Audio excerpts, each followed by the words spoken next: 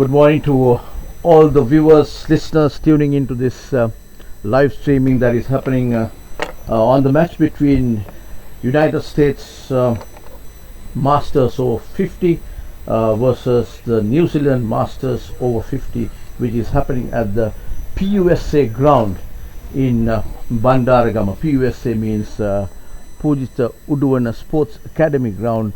This is about a 1 hour's drive off Colombo to southeast, and the two captains are going on to do the toss now, and we'll give you a little update on that one when that happens. Beautiful setting here. This is one of the largest grounds in Sri Lanka. Incidentally, the second largest ground in this country. This is still in the development stage.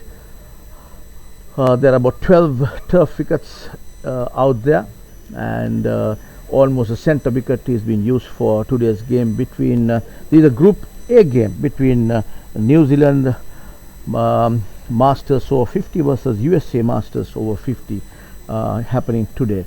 And if I may just go through the teams. New Zealand, Adil Somani is the skipper, Andrew Ho, Andrew Nuttall, Colin Owens, Craig Foster, Damien Grant, Darren Sears, Lee Bokowski, Mason Robinson, Richard Petrie, Robbie Frew, and Simon Murphy. That's the lineup for the New Zealanders. And where the USA team is concerned, we have Fazal Alam, the vice captain, Gani Ganeshan, Himanshu Patadi, Moshin Khan, Munappa Uttaya, Navin Piris, Parak Ananta, the wicketkeeper, Paresh Deshmukh, Raj Badade, Sajid Fernando, Sanjay Pandya, and Sanjeev Veerasinghe, the skipper. So that's a lineup for the USA. So a tough contest is expected today. The two umpires for this game is J.R.W. Vistapulle and Chris Johnson. Those are the two umpires. And whilst we are talking now, the toss is in place. We still do not know who has won the toss and what the scenarios will bring that in a little while. But the umpires are taking a look at the coin and they're shaking hands now. Just in a little while we will know the outcome of the toss. There's a signal, but we are not sure until the two captains are walking back towards the pavilion now, and they are clad in blazer. This is fantastic to see all these veteran Masters players over 50s nicely clad in their respective kind of uniforms representing their logos and countries and so on. It's a beautiful sight here. Ground is a beautiful one, and so we are all set to give you live updates and live streaming happening from this PUSA ground here in Bandaragama. So this match is especially important for the USA because they lost the match playing against Sri Lanka yesterday, and on the flip side there was Sajid Fernando, a Sri Lankan who is residing in USA, who is playing for USA team, who got a half century yesterday, and also the skipper of USA, Sanjeev Veerasinghe, also got to just 10 runs short of a half century. So that's something good for this side, and we know for a fact that Sajid Fernando has been a fantastic player while in Sri Lanka, and also after migrating to USA. He's a skipper of this USA side, and he's got two back-to-back centuries under his belt playing in New Zealand during the 2024 season. And of course there's also the other batter from USA, that is Fazal Alam, the vice captain, who who has the highest average out of all these batters representing the USA Masters Over-50 team, who is toured here Sri Lanka for this international Masters Cricket Over-50s World Cup happening in Colombo. So there is a Group A game, and in the Group A there is England, New Zealand, USA, Zimbabwe, Sri Lanka, UAE and Namibia, whereas in Group B there is South Africa, Pakistan, Australia, West Indies, India, Wales and Canada. So this is a Group A match between New Zealand and USA, and where New Zealanders are concerned, they beat the UAE team a match played yesterday, and it was Robbie Frew who went on to make 45 runs, and Andrew Ho, who made 37, saw the USA team through. In that game they had to make only 143 to win, because that was what the UAE managed to score with the tight bowling of the USA team. They were bowled out within 38 overs. It's a 45 over game. So the New Zealanders were able to reach that 153 score that was there to win against the UAE within 27.4 overs. So we are waiting for the teams to come out to for the national anthems to be sung before the game gets underway. I just had a look at the wicket this morning. It's a hard surface. In fact, we saw how the ball moved early on in the innings yesterday. It was different wicket though, but this wicket too is something similar to what we saw yesterday.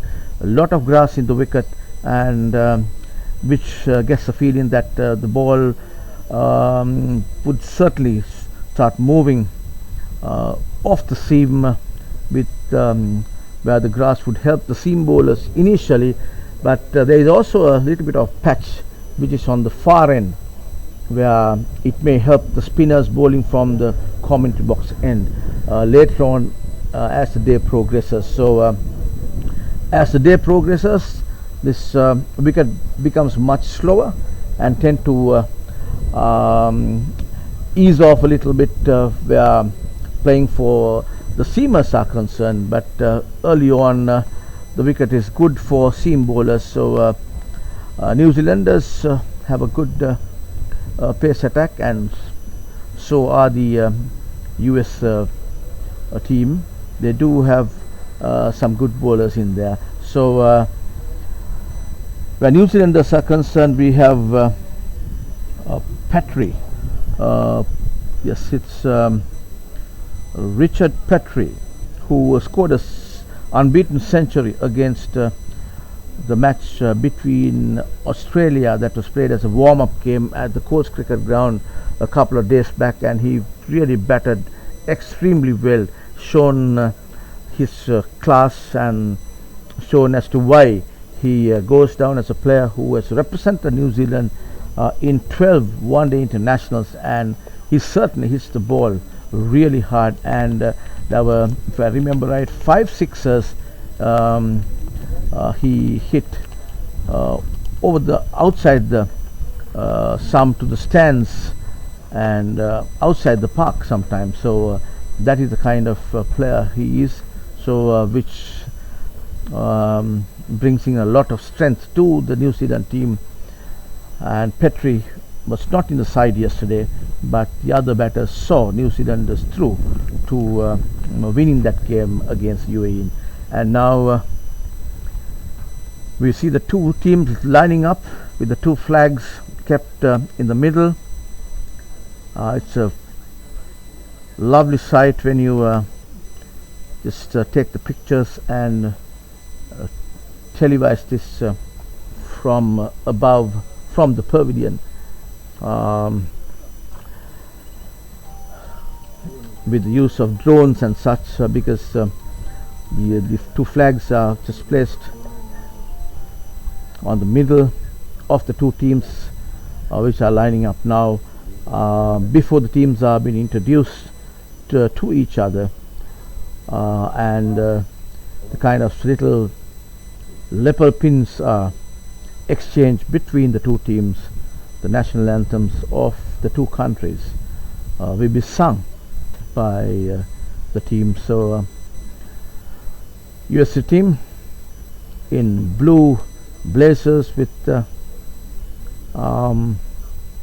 kind of a border going around their jacket, that's white and red, really colorful scenario here, and black caps over 50s in their black trousers, black caps, and the whitish grayish t-shirts. They're all waiting.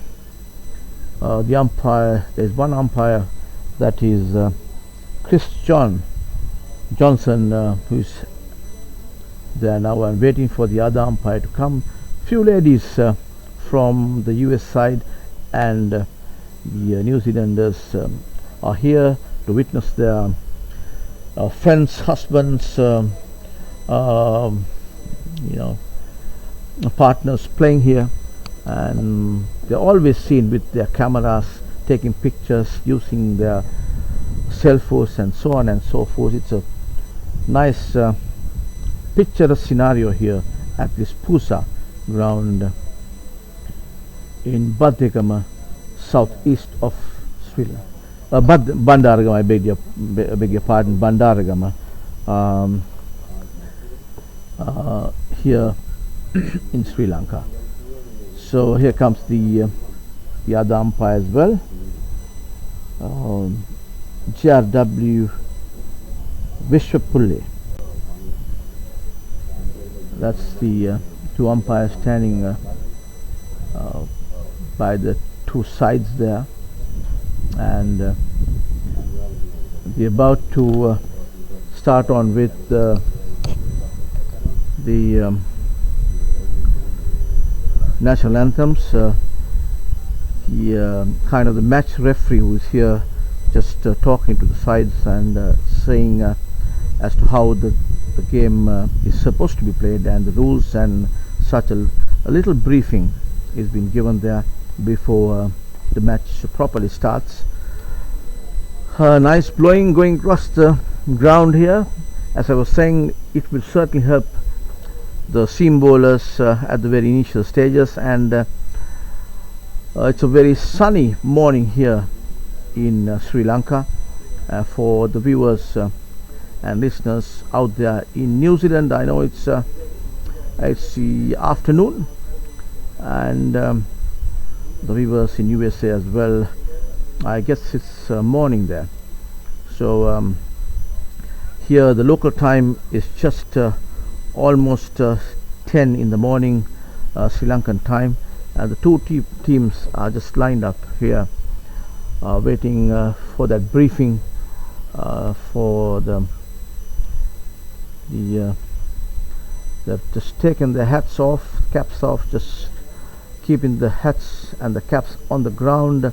Some of the New Zealanders just kept the caps nicely, and as we speak we hear the national anthem of New Zealand being sung.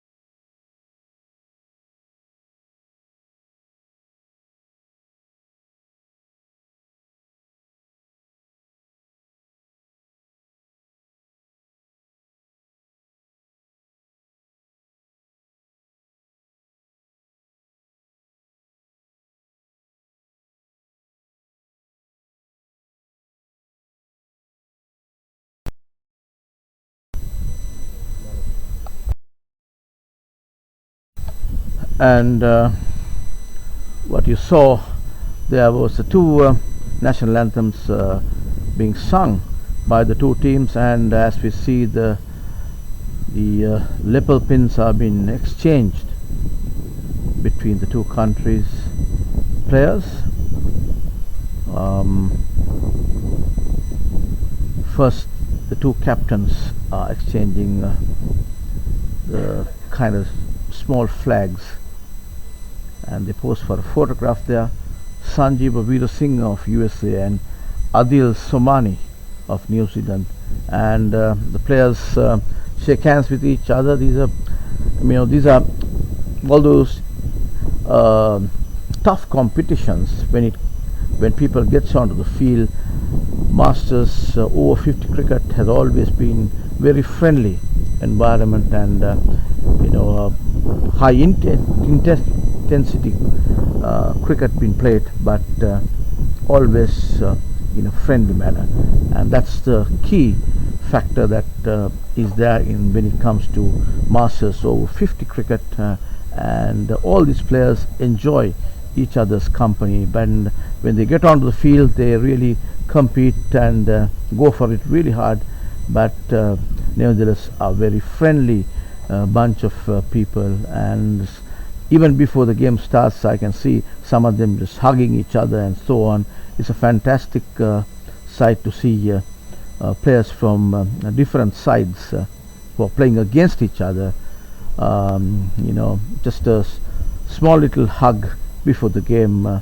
They're all over 50 years of age, and it's but having said that, these guys are quite fit for their age, and some of them are either represented their country, or mostly first class players, and list A players are the people who play the Masters over 50 cricket all over the world. And obviously you get few players who have played test cricket and represented their countries in one-day internationals and T20s, obviously playing representing their little teams. So before the game starts, we go for a short break, and when the umpires get onto the field, we'll be back.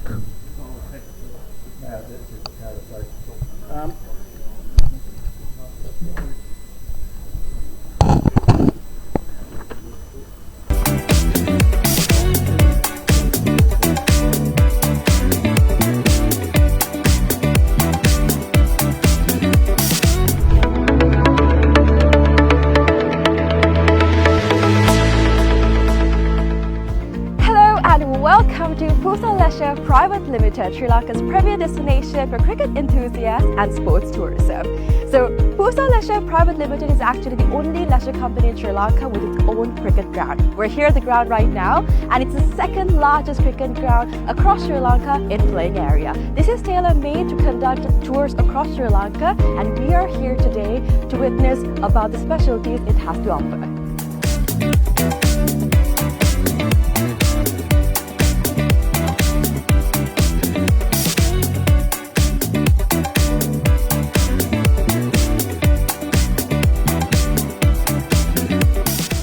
It's only natural for you to ask, what's so special about this ground? Well, let me list out a few reasons as to why it's special to cricket, right? So this is situated in a 30-acre land, meaning you have plenty of space to walk about, have a look, and relax yourself. Second of all, this land is situated by so much of vegetation that the amount of wind that comes into this land is quite limited. So as you see, whenever we watch a cricket match, we've seen plenty of occasions where certain calls on cricket are interfered because of the wind. Now that issue will be limited in this ground due to the vegetation that surrounds this place, which is beneficial for anybody who comes to play cricket. Third of all, the lighting is just perfect, right? So it's well lit throughout the day, and the amount of sunlight that you get into this land is much more compared to any other cricket ground around, again because of the location it's situated in. And another specialty about this cricket ground is its grass, right? So usually whenever you go to any other cricket ground, the grass is quite smaller compared to the grass that you would be seeing in this special cricket ground.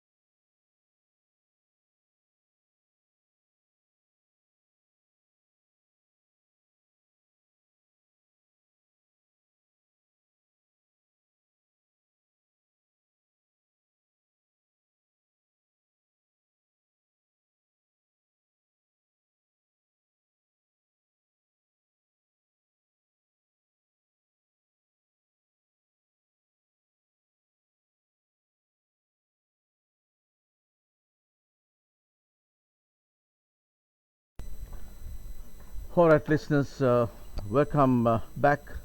And the game between New Zealand and USA is about to commence now. The scenario here is the New Zealanders won the toss and decided to bat first, is what I got to know.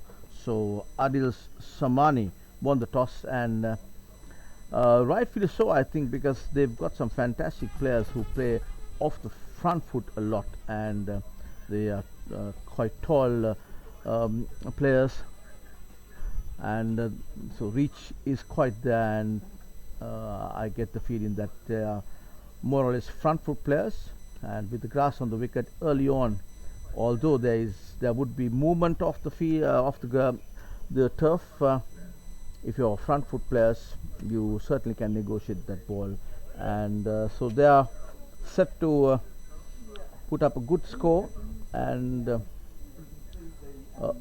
looking at putting up a threatening score to the USA batters, and they've got a depth of batting here, and I can see the Centurion who got 100 runs against the Australians, Perry, just doing some batting drill there before he gets onto the middle.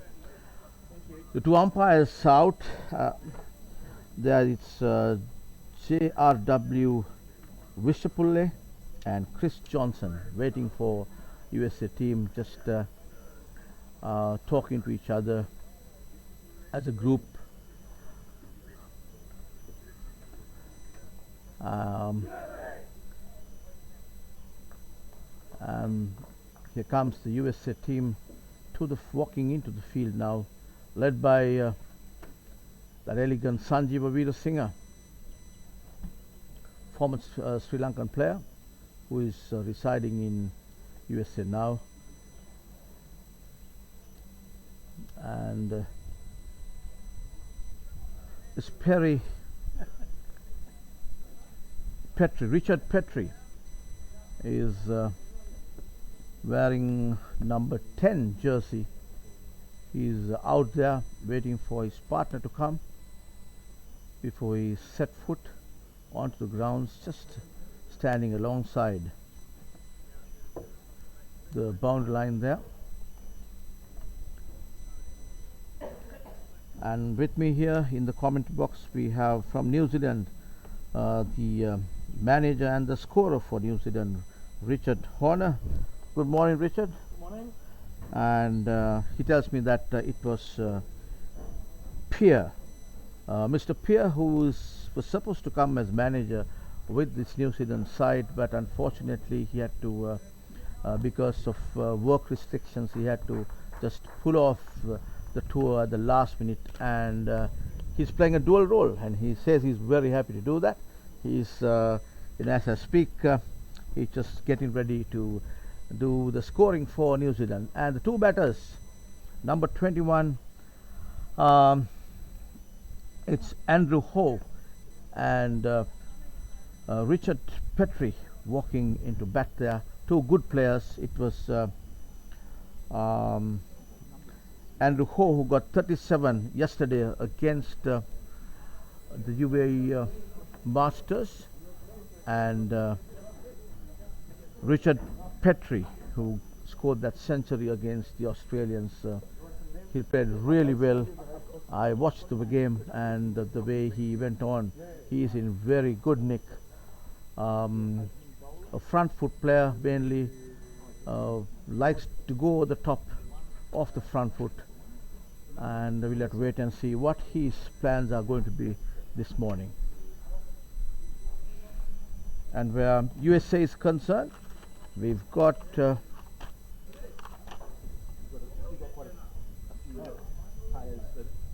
Munappa Mutaya is the bowler, coming from the commentary box end.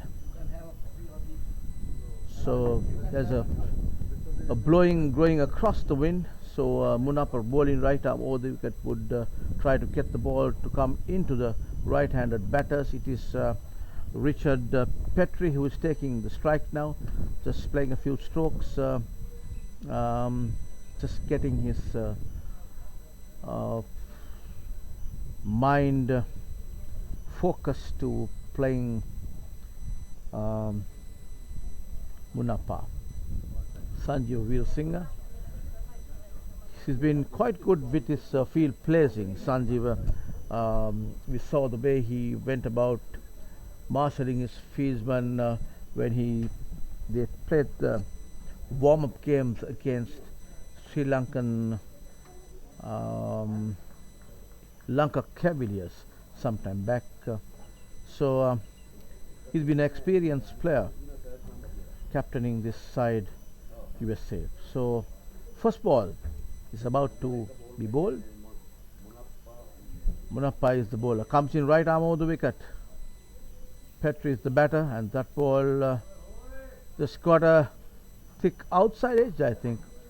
Ball just kind of surprisingly to the batter. He was not sure how that ball hit his bat, but the ball trickled down to the gully fieldsman area, just a little away from the gully. And in the meantime, the batters take their first run off the first ball of this New Zealand innings, and it brings the left-handed Andrew Ho on strike, waiting for Munappa. Skipper marshalling his field. He's got a one slip a gully, a third man, a cover, extra cover, mid-off on the offside. Comes in, bowls right arm over the wicket. And that ball put away, shortish delivery, no waiting, no mucking around by that's Andrew Ho. Just pulls it from just outside the off stump, I would say, but the ball was too short and got the punishment that it should get, because that was not a good ball at all by Munappa. 4 runs to the total, and total moves to 5. We are in the first over, just 2 deliveries. Munappa still trying to get his line and length. Obviously, first over, Munappa comes in from the commentary box, and again on the back foot, Andrew just pulls it towards the square leg boundary. Ball runs down to the boundary. Another 4 to the total, beautifully executed. Munappa is now marshalling his fieldsman and wants another person down in the deep there. These are first 15 overs. You're allowed to have 3 fielders outside the circle, and already I can see another fieldsman coming into the deep mid-wicket position for Andrew Ho. He's bowler is no swing.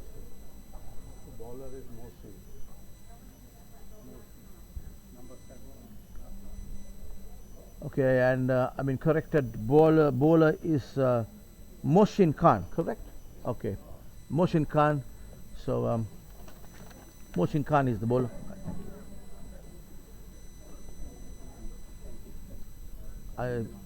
For a moment I thought it was Munappa who was bowling, but it's Moshin Khan. Moshin Khan. Because some of the jerseys, it's very difficult to kind of see. 7 could be seen as number 1. So number 7 jersey is worn by Moshin Khan. Right arm over the wicket, pitched up, a little low pitch, but just the batter runs it down to the mid-off area for a quick single. So these 2 batters already, it appears to me that they have seen the ball pretty well. Moshin coming right arm over the wicket to Richard Petri,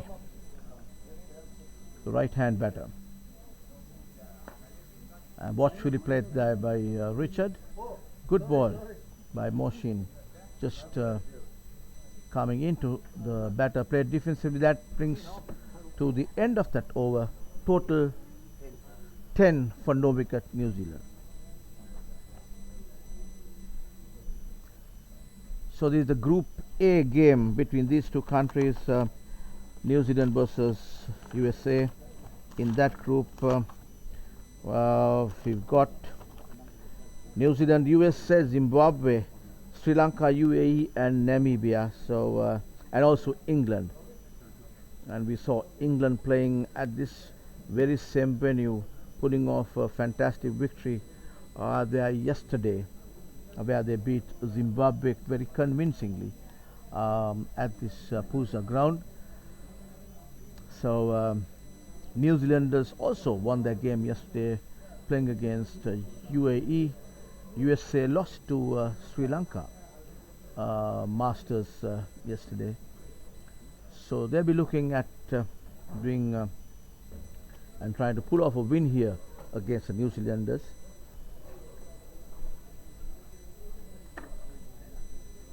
Sanjay Pandya is the bowler who's coming from the far end, bowling to Andrew Ho. Andrew Ho, the left-hand batter, who is in form because he's got 37 against the UAE yesterday, chasing a total of 153. Relatively low target, which is chased down easily, and that ball from Sanjay Pandya, very well bowled there, but a little bit of a ball runs it down to the mid-on for, and the batters crossed over a single, which brings the hard hitter, the guy who played for New Zealand for 12 one-day internationals, brings him on strike, the right-handed Richard Petrie.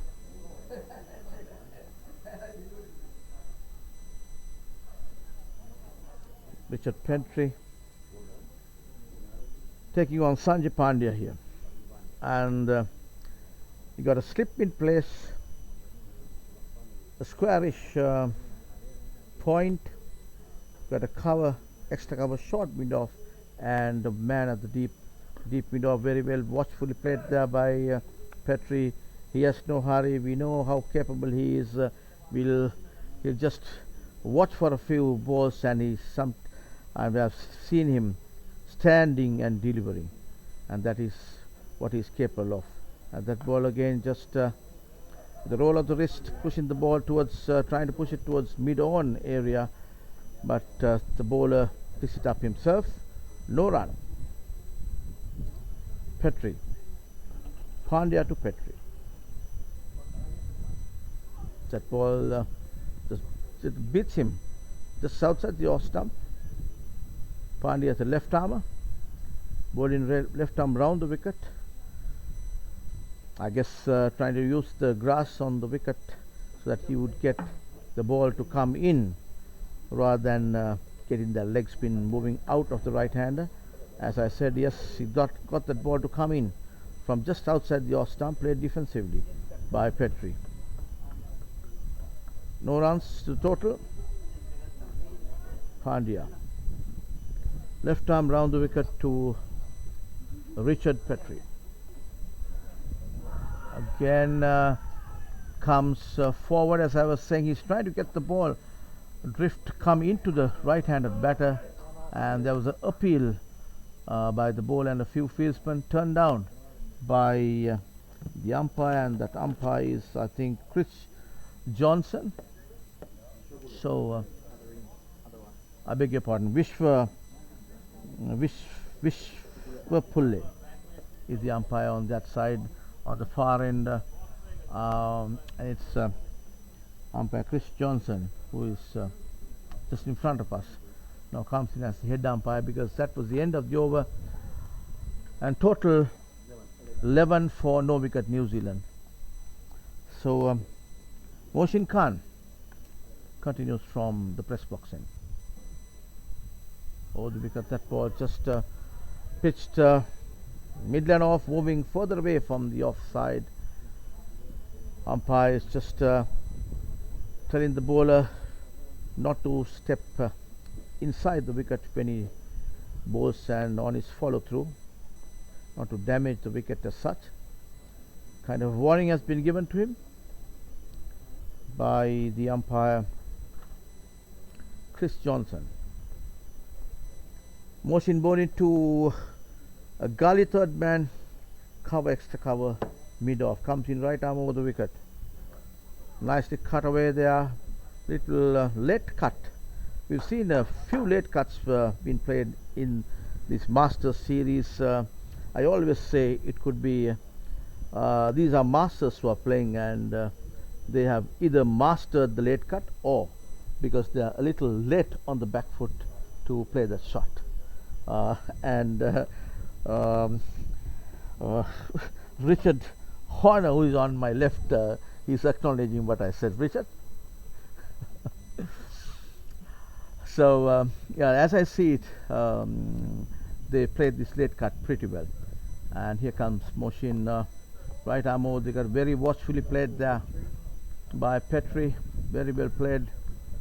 He has no hurry, and we know how capable he is.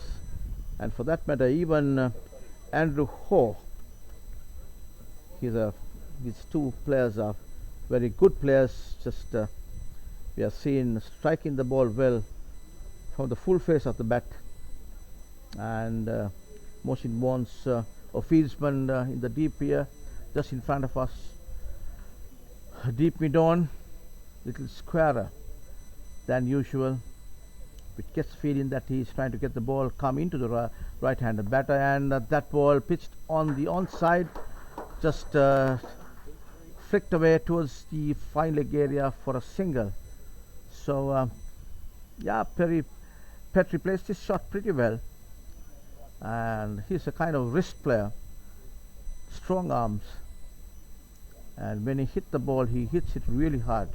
I can just imagine the feeling of the fieldsman there when a person like Petri hits the ball, when the ball travels at you at about, say, 200 kilometers per hour. That ball, Andrew on the back foot, just tried to steer it down towards the extra cover area, went directly to the extra cover fieldsman, no run. And Sanjeev Veerasinghe getting a fieldsman toward the deep square leg area. So they've taken the fine leg out and positioning at the deep square leg area. You've got a deep mid wicket and a deep third man. And again, beautifully executed by Andrew Ho there, the left-handed. Although there was a deep mid wicket fieldsman, he just nicely placed it between the deep mid wicket and the square leg. 4 runs to the total, and the total moves to 17 for no loss. New Zealand cruising well here. Elected to bat first in this kind of a surface which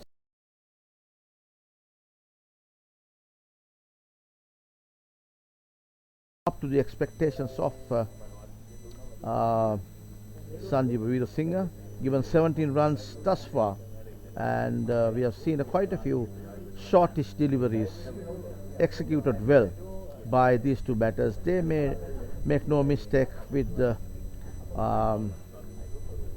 anything short, any loose delivery, runs it down to the boundary, and we have a fast outfield here, so you send the ball past the infield here. There's the probability of the ball running down to the boundary. And we have Pandya, Sanjay Pandya, left arm, round the wicket, bowling a beautifully timed shot there. A little punch, ball raced down to the deep mid-off area. Fieldsman picks up, ball comes in, and the batters crossed over for a single there. 18 to the total, which brings Andrew Ho on strike, the left-handed, waiting for Sanjay Pandya. There's change in the field, getting a gully, yep, not a gully, just a squarish short third man there.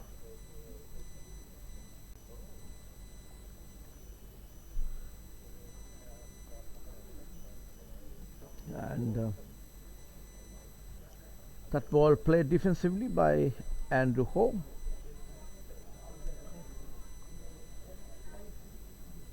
Watchfully played there. The bowler marshalling his deep mid wicket, got him a little finer towards him, and that ball pitched short pitch delivery. Batter on the back foot pushes it to deep mid on, and takes a single. 19 to the total there. Brings Richard Petrie on strike, facing Sanjay Pandya. Very watchfully played defensively. As I was saying, I can see the ball. He's trying to get the ball come into the right-handed batter. Left armer bowling right arm round the wicket. He's using the bowling crease well. Bowling little outside of the crease, where he get the ball to drift into the right-handed batter. And that was shortish delivery on the back foot punch towards extra cover, and the fieldsman picks up. As the throw comes in, batter's crossed over for a single. 20 is the score now. It brings Andrew on strike. So this left hand right hand combination keeps the fieldsmen always on their toes, because each time a run is taken, you need to change your position, and there is an appeal for an LBW, but I get the feeling that the ball pitched on the leg stump there, turned down by the umpire, and that comes to the end of that over. 20 on the board for New Zealand, no wickets down. We are on the, I guess, the 5th over. 5 overs gone, 4 overs gone. We are on the 5th over of this New Zealand innings.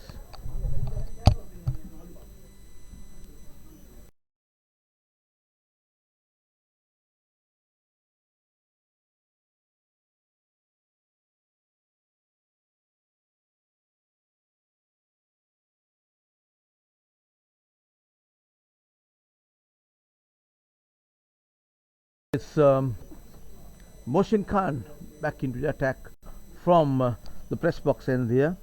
Mohsin bowling to the right-handed Richard Petrie.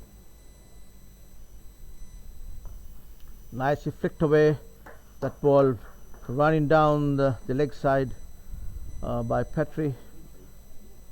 Runs the ball down to fine leg, single to the total. These two batters are just getting the scoreboard ticking all the time, rotating the strike. As I was saying, it keeps the fieldsmen on their feet, because every time a left-hand, right-hand combination in the middle, it's quite difficult for the fielders, because you got to change all the time, and even the skipper has to be mindful of that. Again, dot ball there. Again, the umpire is kind of warning the bowler there, saying not to step in front of the wicket after he bowls, because there's a tendency of damage in the wicket with the bowler's boots, and this is the second kind of warning that the umpire has given. That ball outside the off stump, the slashed way towards the third man area, and very well fielded there by the fieldsman there. 2 runs to the total, and that's off the bat of Andrew Ho, the left-handed. Mohsin, he's been a little rattle, I get the feeling, because he's been warned a couple of times by the umpire, so he's finding it a little difficult to get his rhythm, because he knows for a fact that he can't move towards the left hand side after he bowls, and there's a little bit of a hesitation and the mix up there in the middle.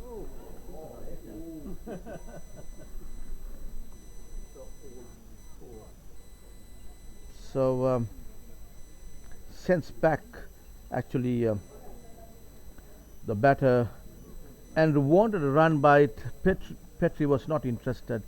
When he said no, and was halfway down the track, and he had to get back pretty soon. Mohsin comes in, Right arm over the wicket again, pitched outside the off stump, firmly hit, but the ball runs to the extra cover, direct to the field. A 1 run to the total, and which brings Petrie on strike. Petrie has 12 one internationals under his belt. He's been a fantastic player for New Zealand and played quite a bit of first class cricket and for New Zealand. Obviously, so when you say 12 first one internationals for his country, it speaks volumes of his capability. And here comes Mohsin Khan, right arm over the wicket to the right-hander there, and and Mohsin is not happy, turned down by the umpire.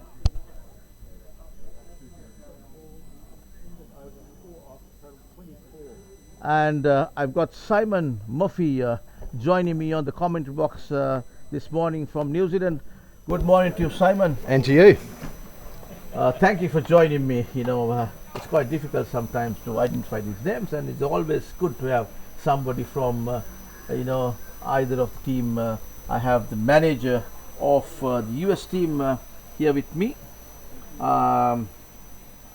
So also with me. So for which I'm really grateful to you, sir, because it gives me a good feeling, because when I have two people besides me, so that I don't have to worry about looking at the jerseys and trying to figure out who is batting and who is bowling. So how have your tour been so far? Oh, it's amazing. Amazing Simon? country. Yeah, fantastic country. So we've had a bit of a look around. Obviously had a good sort of a warm-up win against Australia. And then obviously yesterday we had a good win against the UAE. So different sort of kettle of fish today though, good USA side. So we're going to have to be at our best to get over the top. So how far in the tour you have been in Sri Lanka so far? How many weeks? About a week roughly, just under. Okay. Yeah. So you have enjoyed the warm conditions here, or how do you? Yeah, it's warm. It's very hot. So we're just adjusting, but sort of every day that goes by we get a little bit better at it, and just around the hydration and whatnot. But yeah, stunning country. The ground today is just amazing. Yeah, I think this is the second biggest, largest ground in this country, and just trying to get into international arena. It's just still in the teething stages, so lots of development needs to be done, and it's a privately owned ground by a person by the name of Puduvara. And as we speak, there's an appeal by that's Sanjay Pandya, is the bowler, a left-arm bowler coming from the far end there, turned down by the umpire, and he's bowling to Andrew Ho, the left-handed Pandya, left-armer bowling left arm round the wicket to the left hand, and that ball beautifully bowled there, just beats the batter completely. And he was kind of clueless of what happened there, but no damage done.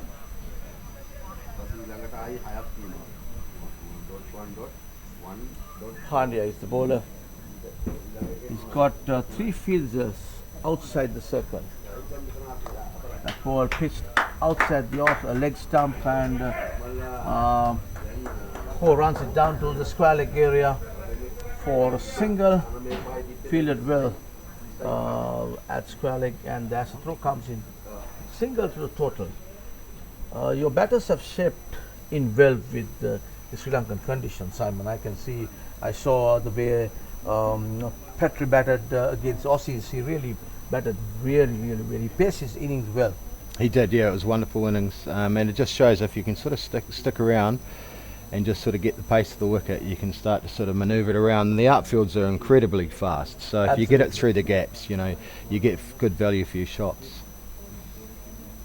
That ball pitched up delivery, just on the block hole, played defensively, just a little push towards short mid-off, no run to the total. And yes, Simon, you're right, because even right now I can see that Petrie, that is exactly what he's doing. He sees no hurry, just playing the ball to its merit, and any loose ball he tries to get it to the rope. Yeah, he certainly takes toll of any loose ball, and he can sort of manage the innings from here. With the outfield being so fast, you can always catch up with run rate if you sort of get behind a little bit. So, but yeah, stay positive, look for those bad balls, and just like that, just really good running, good calling, and put pressure on the field. That's right. Yeah. Even the Aussies game I saw is exactly how we did him. We just rotating the strike. I just cannot remember the guy who was supporting him that day, but the two batters were just rotating the strike initially and then change gear at the latter stages of the game where he was unbeaten. Yes. With 117, I guess. So that comes to the end of Sanjay Pandya's over. How many overs gone? 6 overs, 26 is the total. We see a change of bowling. Sajid Fernando is the bowler who is a half centurion yesterday at the match between Sri Lankan Over-50 Masters. So he's a kind of all-rounder playing for USA. Shaping up well. He batted well also, I think, against a match against India, the warm-up game where he was unbeaten again. I think he got 17 runs that day. So that's how, leading up to the World Cup, the warm-up games have given the players to get accustomed to the scenarios and the pitches here. Yeah, and the conditions and the heat and whatnot. You just sort of got to try and understand how we hydrate and how we build innings, and also in the field, just little things like how many overs you bowl, and we're tending to stay lighter on the bowling loads. You might feel as though you can do that fourth or fifth, but we tend to say no, let's swap it around and save that energy and come back for another spell later in the innings. Yeah, you're right. I mean, you can go with a strategy and a game plan because you know the conditions. And as we speak, Sajid Fernando dropped a little short, just played on the back foot towards the deep extra cover, and the batters crossed over for a single, which brings Andrew Ho, the left-handed, on strike. He's facing the off-spinner operating from the press box in. Sajid Fernando, orthodox off-spin, right arm round the wicket. And it's a dead ball, signaled by the umpire. The batter was not ready. Bowler, oh yes, that's right. Bowler dropped his hanky. Yeah. So most of the fieldsmen I can see having hankies because there's a lot of moisture. I mean, humid Sweat. conditions. Yep. So sweat. Lovely shot. Lovely shot there. Roll of the wrist and runs that ball down to the finding area by Andrew Ho for 4 runs, and that takes a total to 31. Real strength of Horo is just, that he sort of does the lap sweeps and standard sweeps, a big part of his game through the spinners. So if he can sort of keep doing that and tick it over and just wait for those balls, then we can sort of comfortably sit around that sort of 6.5 over rate for the first few. Sajid Fernando, right arm round the wicket. Again, that ball, he makes no mistake there. Just over mid wicket, just one bounce to the fence. 4 runs to the total. Andrew Ho just continuing his form from yesterday's match where he got 37, and he's kind of waiting for the loose ball to come, and he's not afraid to send the ball over the infield.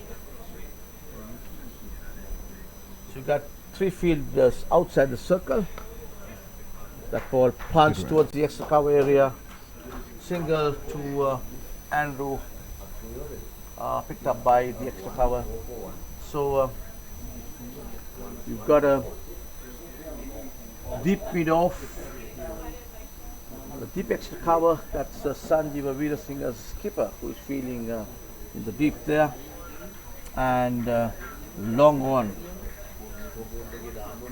So 3 fielders. You allowed 3 fielders outside the circle in the first 15 overs. Sajid Fernando comes in. That ball dropped short, executed beautifully towards the mid wicket area. You cannot afford to bowl that kind of balls to Petrie, and that comes off the full face of the bat of Petrie. 4 runs to the total. Total moves to 40 runs on the board.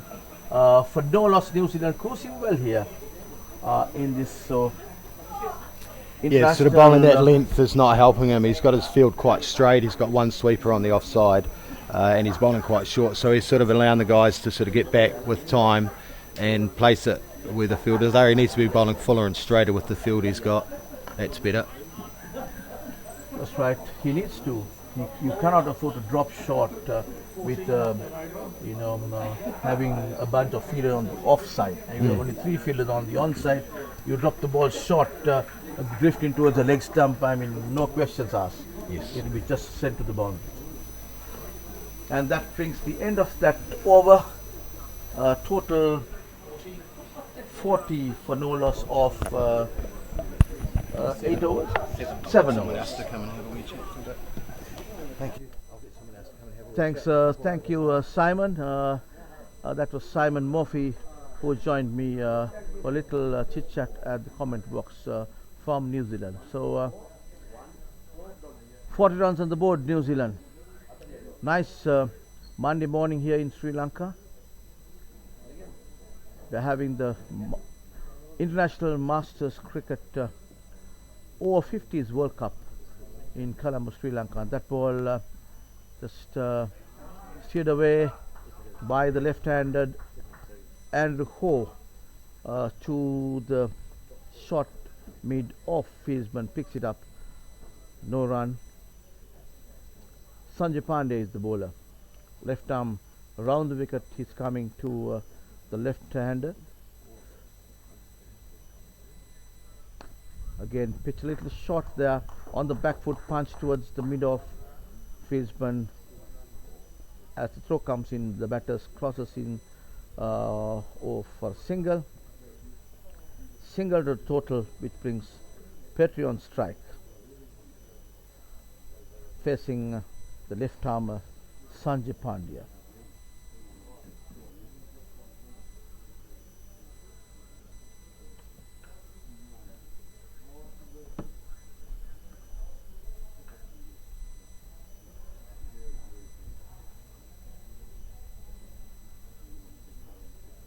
And comes in is Sanjay Pandya, very well bowled there, played defensively by Petrie. His intentions are very clear. He wants to stick on and go on playing a long innings for New Zealand. 45 overs to go in this match. It's a 45 over match, and that ball on the leg stump there, he sends it down to the short square leg area. No damage done, no run to the total.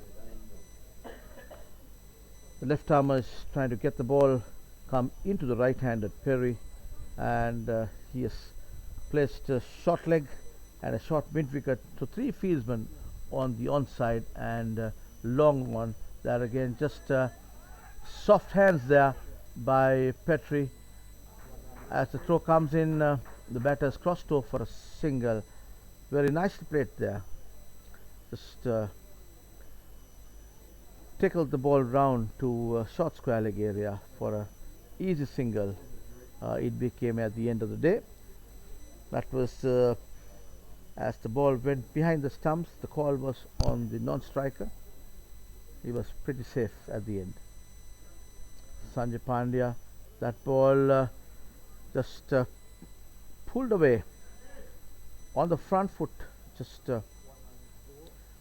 1 run to the total. That brings the end of Sanjay Pandya over. The total 43 of 9 overs, 8 overs. 43 runs on the board of 8 overs, New Zealand.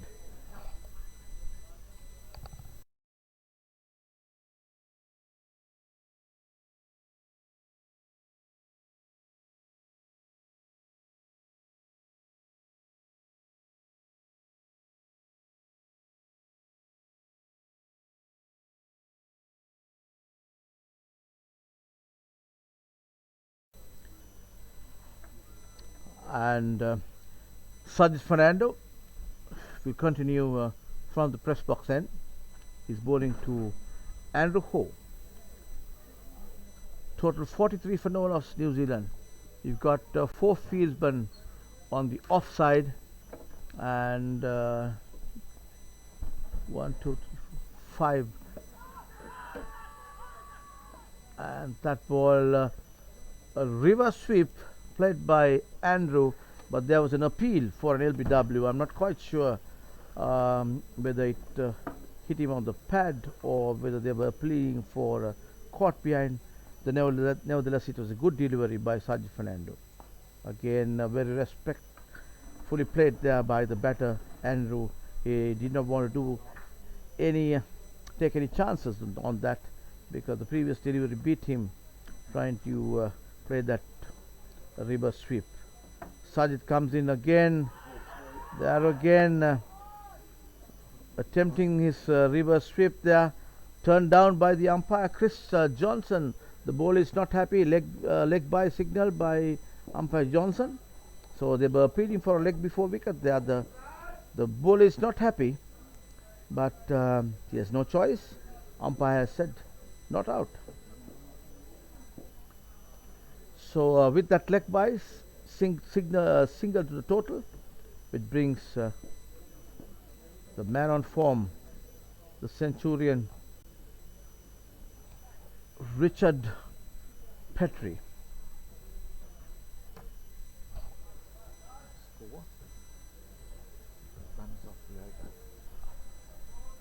One run off the over, and the total is 44 now, New Zealand. Sajid Fernando, orthodox off spin, comes in right arm over the wicket to Perry, and that ball pushed towards the mid-off area. A little bit of football work by the fieldsman there. I think it is fielded by Monty. Monty is the fieldsman, says Matthew Wagish, the manager and the mentor for the US team, who is besides me. Thank you for that, Matthew. And the next ball, just a little bit of fumble there, a little misfield. The ball runs down to the mid-wicket area for a single. Total moves to 46, New Zealand, for no wicket. It brings Petrie on strike, facing Sajid Fernando, bowling from the press box end. Very well played defensively. Good bowling there by Sajid Fernando. Dot ball. 3 off that over. That brings to the end of Sajid Fernando's over. 3 runs came off that over, 3 singles, and it is Andrew Ho who will be facing now. We are on the 10th over of his New Zealand innings, and good conditions for cricket here. Just a nice blowing going across the ground, picturesque venue, lot of greenery around. The ground is just about a 1 hour's drive from Colombo, where the test and the one-day venues of Sri Lanka is mainly Colombo.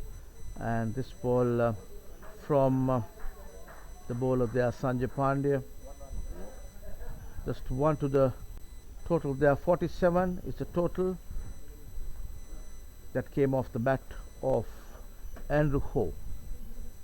47 for no loss. New Zealand batting well here. I don't see any threat whatsoever from the US bowlers, except some of the balls bowled by Sanjay Pandya, and also a few deliveries by Sajid Fernando, for which Andrew went on to play the reverse sweep, missed a couple of times. There were 2 appeals turned down. Sanjay, left arm round the wicket, coming from the far end to left-handed Andrew Ho. Dot ball again. 2 runs so far in this over. 48 is the total. That ball nicely put away towards square leg area, but directly to the fieldsman there. That's 1 run to the total. And as the throw comes in, feeded by Munappa.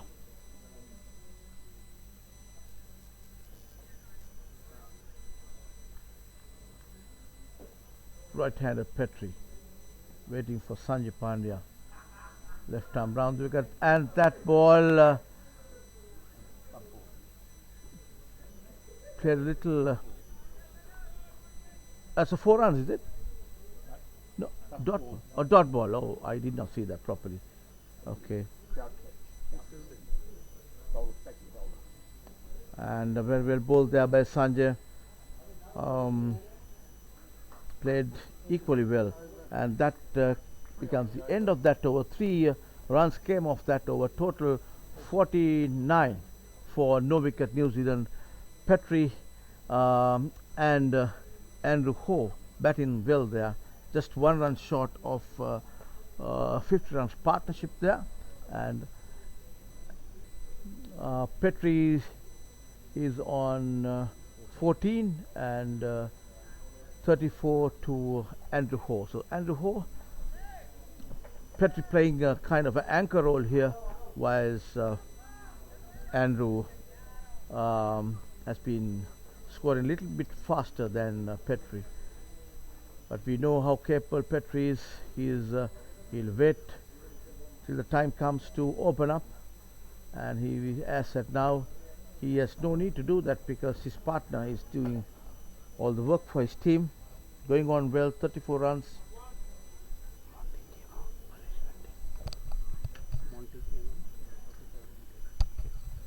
And Monty, the fielder who was at long on, has come out of the field, and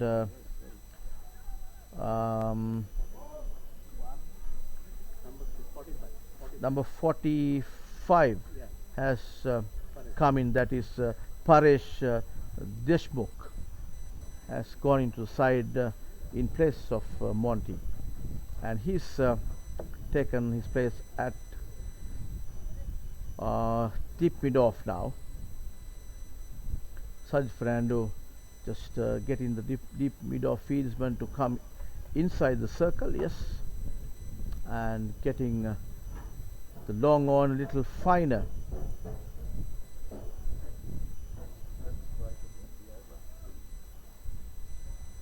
Sajit, right arm over the wicket to Petri. That's just off the wrist, pushed it towards long on for a single. Gets 1 to the total. That's 50 coming up. 50 runs on the board for New Zealand, coming in the 11th over of this New Zealand innings. So they're kind of pacing these innings, looking at a big score at the end to pose a threat to the US batters when they come to bat. So far, no damage done where the New Zealanders are concerned. They're going pretty well here. Saj Fernando, right arm round the wicket to Ho, where he tickles the ball down to the fine leg area. Short fine leg comes in, picks up 1 run to the total, and 3 runs so far in this over, which brings the right-handed Petri on strike. Strong onside field for Petri. Nicely waited for it and just roll the wrist towards angling the bat and just roll the ball to go towards the square leg area, and the ball went down directly to the fieldsman. No damage done, no run.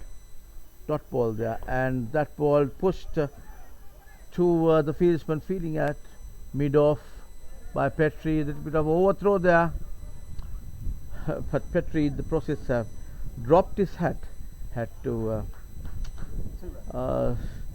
pick the hat up too, and ran 2 runs. 2 runs the total.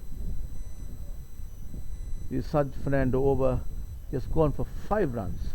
So more or less the scoreboard had been ticking and hovering around 5-6 runs per over since the very beginning of this inning. Saj Fernando comes in and very watchfully played there by Petrie. He has no hurry, and with that, Drinks comes into the field.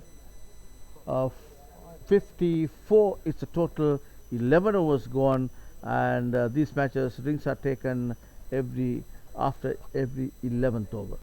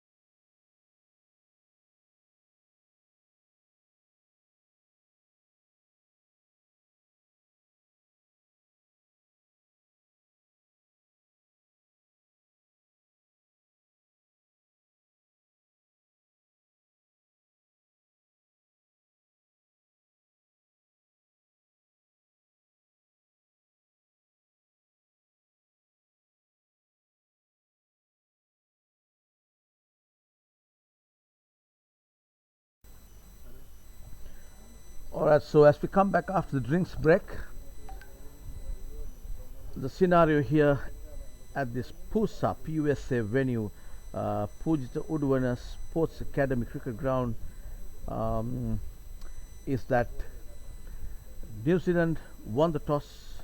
This is a match against New Zealand Masters Over-50 versus US Masters Over-50. New Zealand won the game, won the match, won the toss this morning, and elected to bat first. And now 54 for no loss, and we are on the 12th over of this New Zealand innings. And Sanjay Pandya is continuing from the far end, left arm round the wicket. First ball played nicely by Petrie, runs the ball down to square leg area for a single, gets one to the total. 55 is the total now, and which brings Petrie. It was Andrew Ho who played that ball. Petrie is the batter now, right-handed batter, cuts it firmly, directly goes to the covers hands, but there was a little bit of a misfield there. The batters crossed over for a quick single there with that misfield, adding one to the total, which brings Andrew Ho on strike. Andrew Ho is batting on 37 and 18 to Richard Petrie.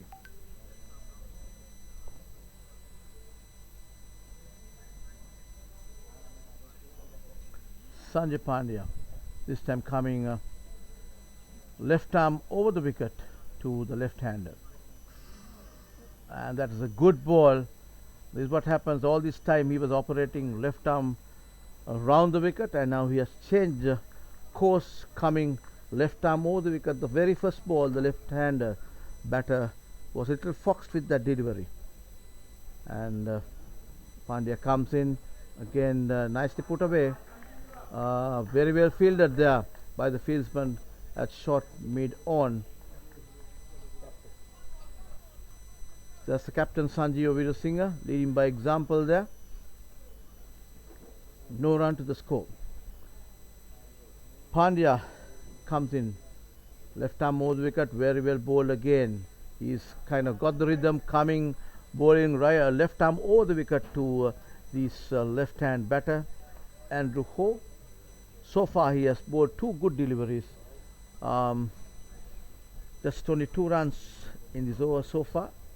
Again, that ball, little over-pitch delivery, nicely put away in the gap to the deep mid-off area. The mid-off was standing finer towards the umpire, and the left-handed batter Andrew Ho just picks the gap up and sends the ball running down to the boundary. 4 runs to the total. Total moves to 60 for no loss. New Zealand cruising well here, and with that comes the end of another Pandya over. Until that ball, Pandya was bowling well, and that ball little over pitched, and the batter made no mistake, sent the ball down to the boundary for 4. 60 total for New Zealand. Still the 2 openers are in the middle, batting very well, I would say, and the way they are putting the foundation for New Zealand, we could expect quite a big score at the end of the day if they just move bat on. And my friend Richard Horner saying touch wood, Nalin, we are certainly cruising well, and we are expecting to get to the mark that you just mentioned. And as you say, they had no luck with that. The first wicket gone. Petrie, one of the dangerous batters for New Zealand, caught at slip by the bowling of Sajid Fernando. Beautifully bowled there, just short of length, off spinner. Petrie caught at slip for 18. So Petrie has to walk back to the pavilion. First wicket for New Zealand. Those are down for 60. New Zealand 60 for 1. First wicket falls for New Zealand, and Petrie has to walk back to the pavilion. Number 35 is the batter who is coming in. Is Robbie Frew. Robbie Frew is the batter. He's the man, again another man in form. He got 45 runs yesterday playing against UAE. A kind of applause, round of applause for Petrie. Much was expected of him, but sadly he was not able to go that far, and he was out, caught at slip off the bowling of Sajid Fernando for 18. So USA takes the first breakthrough and taking the wicket of Petrie for 18. 60 runs on the board for 1 wicket. New Zealand. Sajid Fernando bowling well here, orthodox off spin. He's bowling to a slip, a point, deep extra cover, shortish mid off, and another mid off, little finer, just inside the circle, and you got the deep extra cover just outside the circle, and you get a long on and a deep mid wicket. Those are the 3 fieldsmen outside the circle, and that ball over pitch delivery by Sajid Fernando, and he moves to 41. That is Andrew Ho. 41, and got Robbie Frew on strike. I beg your pardon. Yes, that's Andrew Ho on strike. That was Robbie who took the single. And again, a cheeky single, little bit of misfield there by the fieldsman. So, and umpire, something I think something happened there. The batter went directly to the umpire, and umpire was on the ground for a moment. He's all right. These things happen in cricket, so he was kind of rolling down for a moment, but no damage done there. That was umpire Chris Johnson. So this is Sajid Fernando operating from the press box end, bowling. So new batter Frew played defensively. They are right-handed batter, just came in place of Richard Petrie, who was out for 18 a little while ago off the bowling of Sajid Fernando. That ball just nicely put away, runs the ball down to the fine leg boundary. 4 runs to the total, beautifully played there by Robbie Frew. He's just no time wasted there. He's off the mark of the first delivery, and now a nice looking boundary to his credit. Takes the total to 66 for 1 wicket. New Zealand of how many overs? 18 overs. 13, I beg your pardon. 13 overs. 13 overs.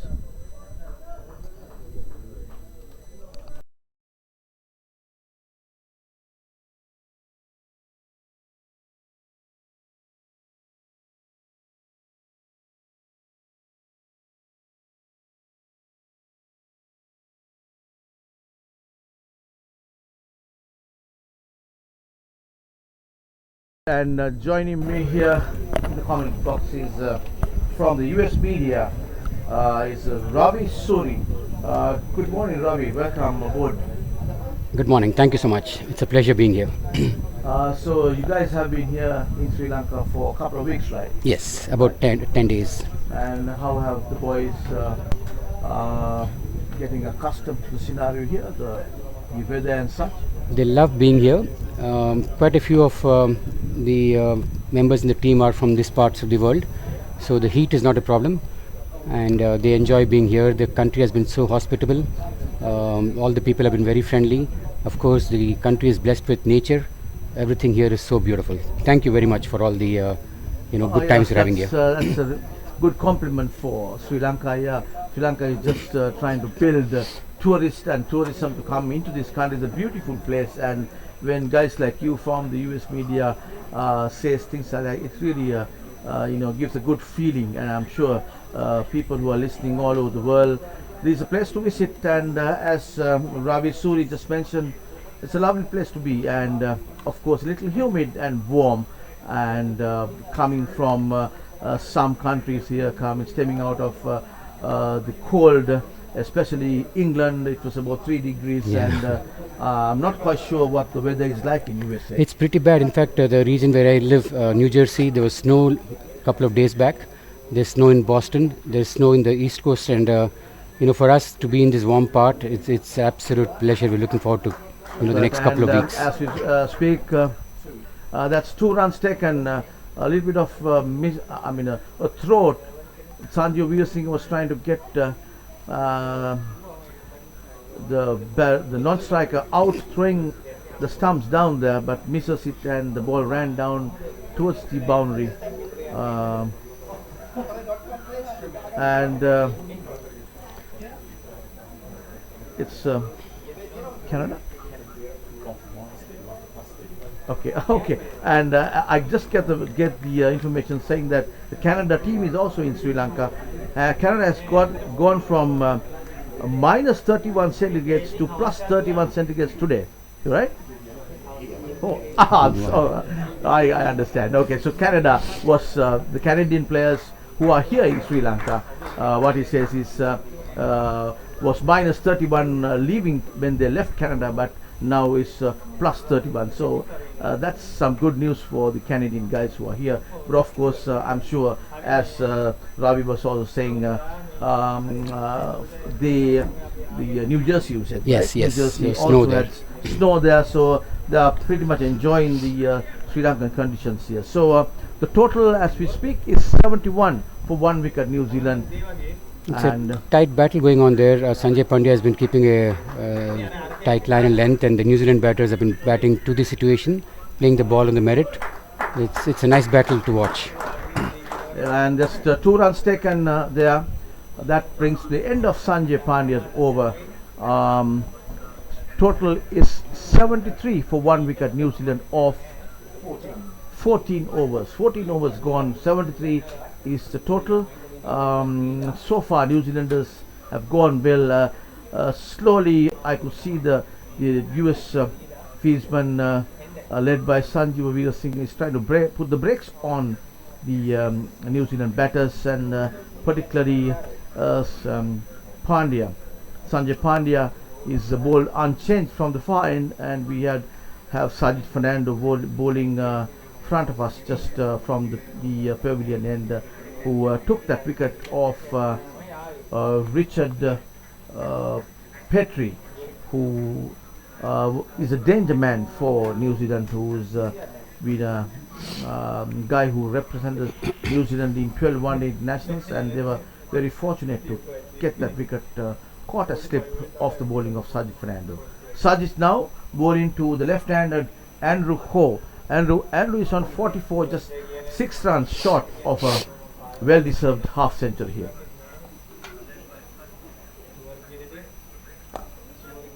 Andrew seems well set now. That's a misfield again at short cover. I think it was Raj Padadre who misfielded, and they get a single. Andrew is looking very, very ominous as far as US team is concerned. He has been pulling the ball well, sweeping very well. He seems to be in real good rhythm right now. That's right, you're right. He seems to be in very good rhythm, and he's just continuing his form.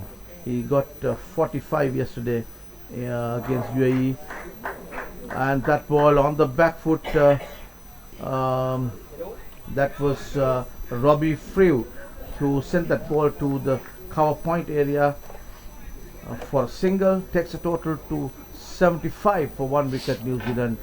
Elected to bat first after winning the toss this morning in this PUSA Pujita Udvan Sports Academy ground in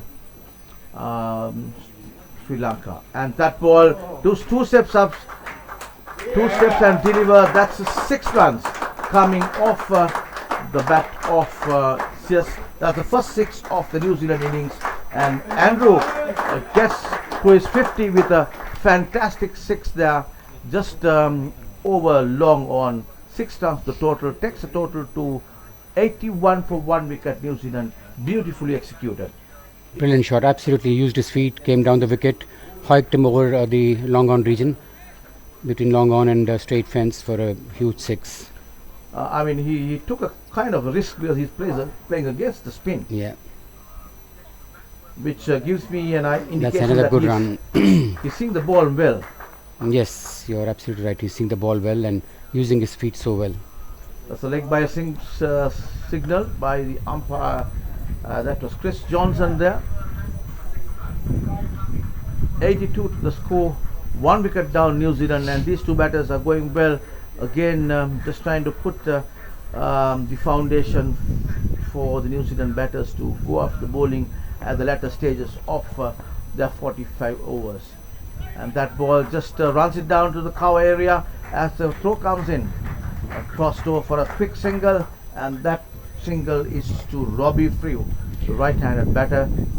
And Robbie is on 12 now, while 51 is Andrew Ho, left-handed Andrew Ho.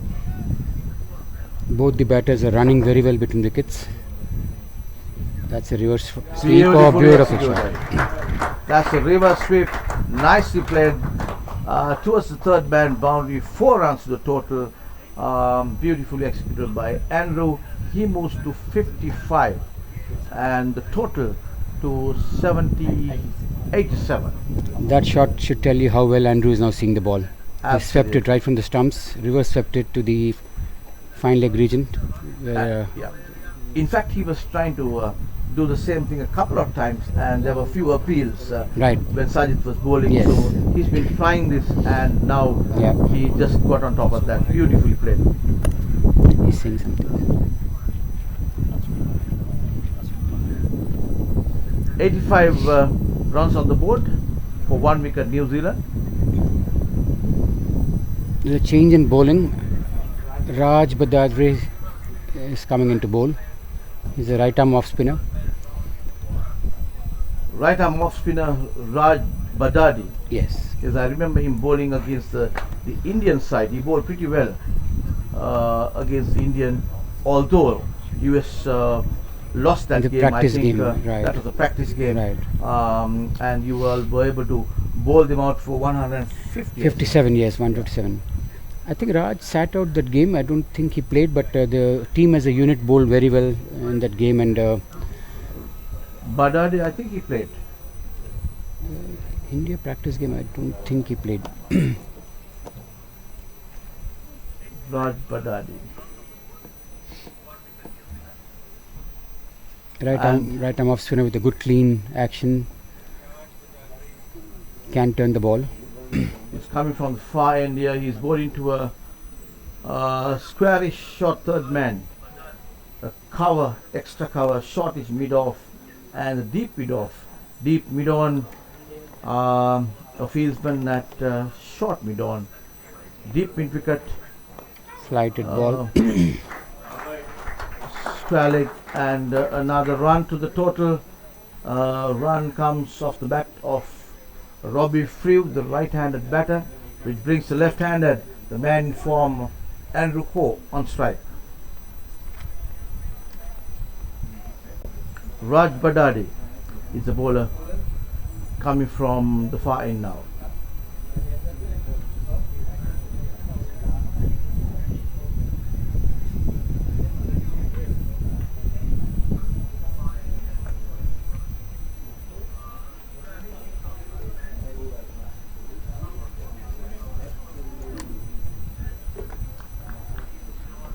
And this is Andrew Ho, the left-hander, facing Raj Badadi. That ball, pitched up delivery, off spinner, pitched on midland leg, drifting towards the off stump with the roll of the wrist. Andrew plays it down, runs the ball down to short mid off, picked up by Sanju Veerasinghe, the skipper of USA. Badadi marshalling his field, trying to get another, getting the deep mid off a little squarer for Andrew. That ball outside the leg stump, but Andrew was going for a big one, did not really get hold of that. We'll see whether it is a bye or yes, the leg bye signal by the umpire. 2 leg byes there. So that adds to the total. Total is 90 for 1 wicket. Badadi is the bowler. So Andrew Ho played first class for Ontario, and Rob Frew first class for Canterbury. So these are 2 first class players in the middle batting there, and so they know exactly what they are doing. That ball beautifully played to the deep mid off there. As the ball comes in, batters changes over for a single. So the right hand left hand combination, it's a difficult thing for the fieldsman. Very true, very true. And this pair is looking very ominous in as far as US team is concerned. They are looking so well set, and given their first class experience, it's very important to get a break if the US has to contain the New Zealand team. Oh, that's late cut beautifully for a single. Monty stops the ball.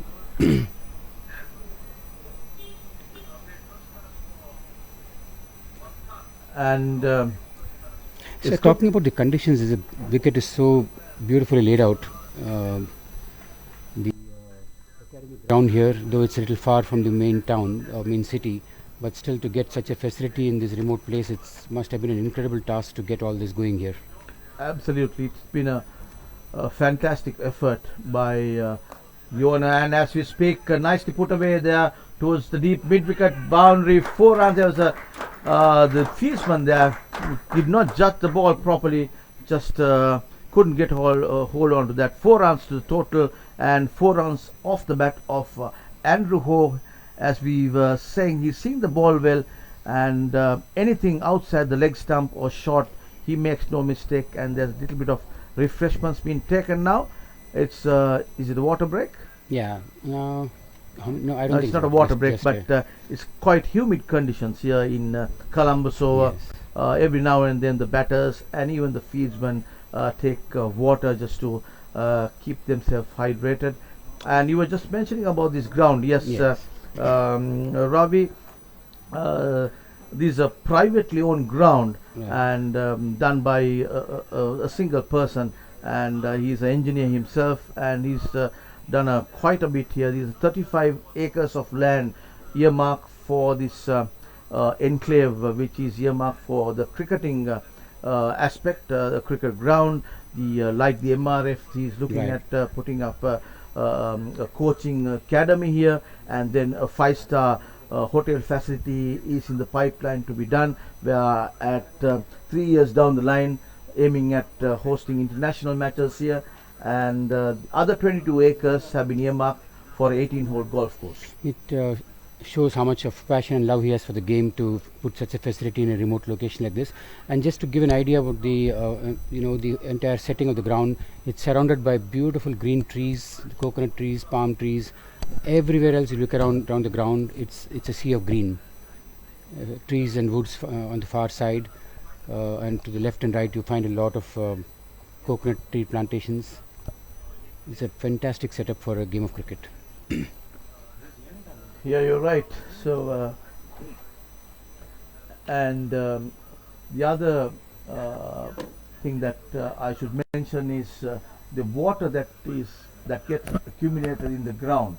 There is a drainage system that takes that water to a kind of a reservoir, which is recycled and used back into the ground. That is amazing. Wow, So, technology at its best. So that is kind of thing that the owners of this place have looked into, just saving water. Amazing. Coming back to the game, Andrew is just not letting any bowler settle down. He's using his feet to get to the pitch of the ball or going back. Even if short of a length, slightly short, he's going back to cut and pull and sweep. He's just displaying every shot in the book and playing an amazing innings. And Sergeant Fernando comes in from the press box, and that's a flighted delivery played defensively by this is Robbie Frew. So Andrew is on 60 now, whilst Robbie is man on strike 14. And that ball on the front foot just lunges forward and sends the ball along the ground to Sergeant Fernando himself. Fernando looks a little tired there, walking back to his mark. Back-to-back games are never easy, and specifically for those who are not used to playing throughout the season. It's not a easy thing to come and play back-to-back games in this heat and humidity. That's right, Ravi. And I just cannot imagine, when you're 50 plus years, Yeah. it's not easy to play 45 overs. And that ball on the back foot, beautifully cut away by Robbie Frew, but equally fielded well by the fieldsman at cover there. So, but just a single to the total. Total moves to 97 for 1 wicket, just 3 runs short of that 100 mark for New Zealand, and beyond the 19th, 17th over. Talking about 50 plus players, every player on this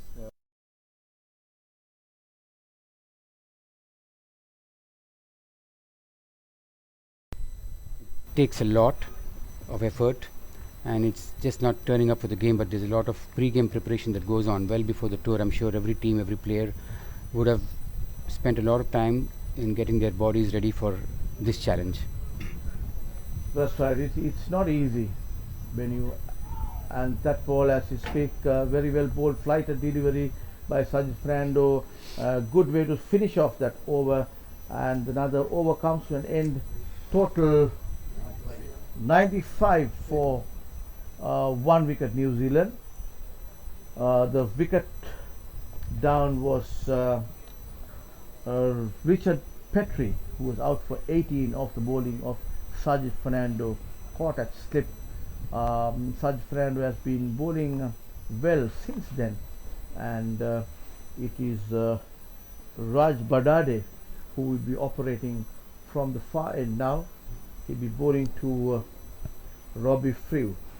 Both these batters are getting so much of their rich experience to play, first class experience to play. There's not one rash shot, there's nothing out of the way they're doing. At the same time, they're getting about 4 or 5 runs easily per over. Just shows their class and their experience.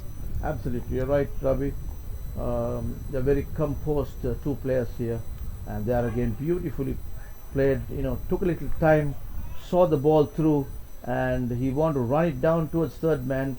Really couldn't angle the bat that he would have wanted to, but nevertheless, ball went down to the point area. No damage done. Total remains at 95, and the flighted delivery again. The batter was not very sure to go on the front foot or the back foot lately. Decided to get back, hurry back on the back foot, play it defensively. Nora. That was very well bowled, a variation of pace, change in pace, and had the batsman in two minds.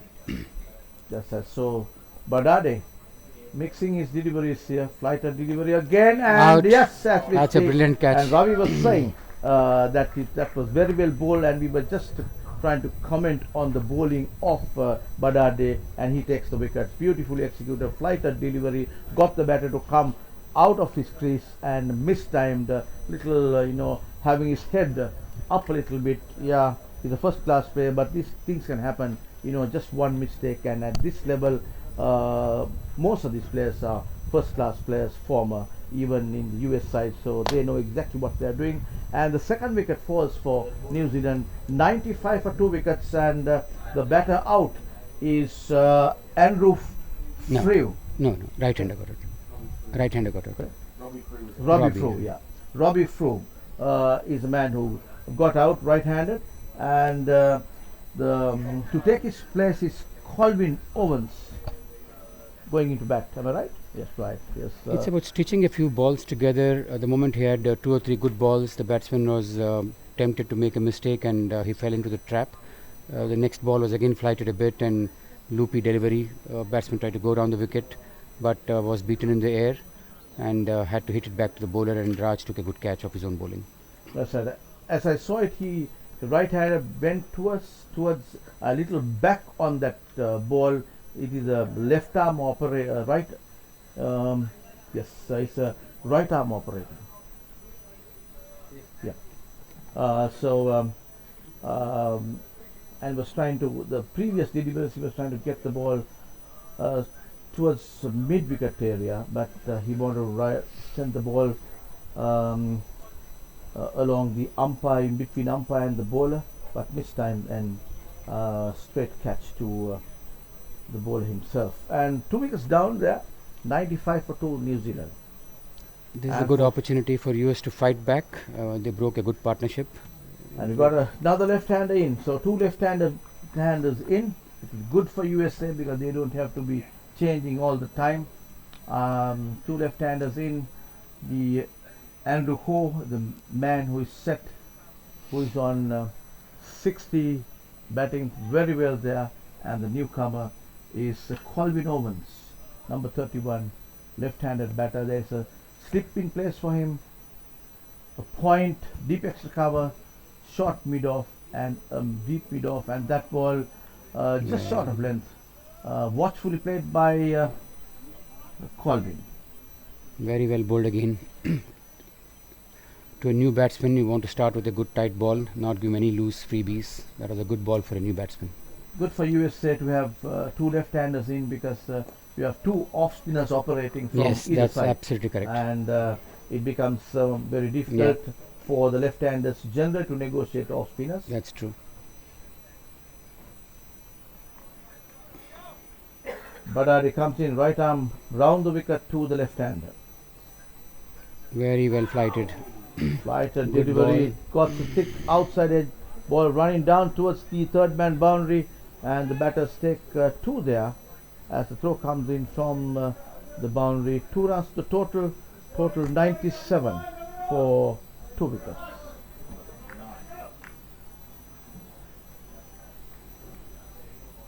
.99 for 2 wickets.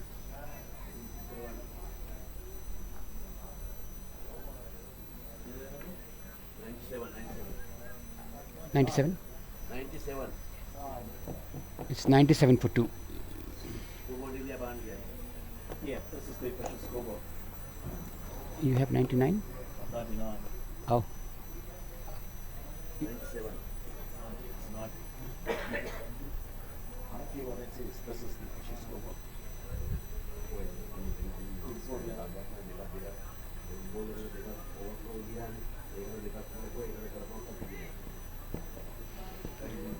There's a change in bowling as we see. Himanshu, who has been bowling pretty well in the past few games. He bowled very well against India in the practice game. Himanshu is coming in. Himanshu Patadia. Left arm orthodox Himanshu Patadia. Himanshu Patadia. Left arm orthodox. In fine rhythm, he's been taking wickets consistently for the past few games. Let's see what he can bring to the table today. Himanshu Patadia, left arm bowler, Yes. coming from the press box end, bowling to the left-handed man on form there, Andrew Ho. And that ball nicely put away towards the extra cover, but fielded well equally by the fieldsman. There no run to the total.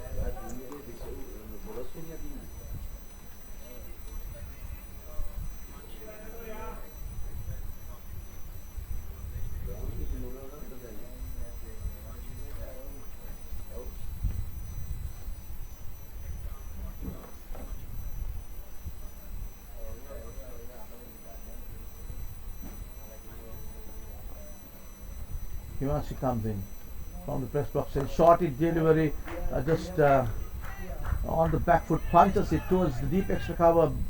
The batter wanted 2, but sent back by I guess it's the batter was Andrew Ho, and wanted 2 runs there, but sent back by Colvin Owens, who is taking the guard now to face the left armer, Himanshu Patadia. Comes in left arm over the wicket to the left-handed.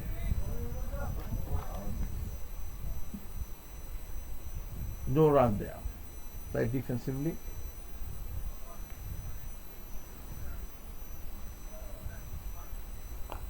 On the back foot, just sends the ball down to Sanjeeva Veerasinghe, who is feeling at cover, and easy single there to the total. It brings Andrew Ho on strike, number 21. You must be having very good eyes to differentiate between the 2 batsmen. They look so similar. Yeah, it's tough, Ravi. But Both are left-handers, they look similar. yeah. But you have Yeah, good trained both are eyes. left-handers. Yeah, you have good trained eyes, I can say. That ball 2 steps up, coming down the track there. I see no threat, a left-hander coming down the track for a left armer, because I can see him trying to get the ball come into the left-handed batter, but unless he bowls the wrong one. True. So The arm ball might be the only one that can trouble if he comes down the wicket that way. that ball cut away firmly towards the deep extra cover area. Fielded. But it's the misfield there by the fieldsman there. He got to the ball, had to run quite a distance from being little square of the wicket, but nevertheless there was a misfield there, and the ball trickled down to the boundary. 4 runs to the total, and 100 up there. Total 106 for 2 wickets New Zealand. After 19 overs gone, 106 New Zealand for 2 wickets.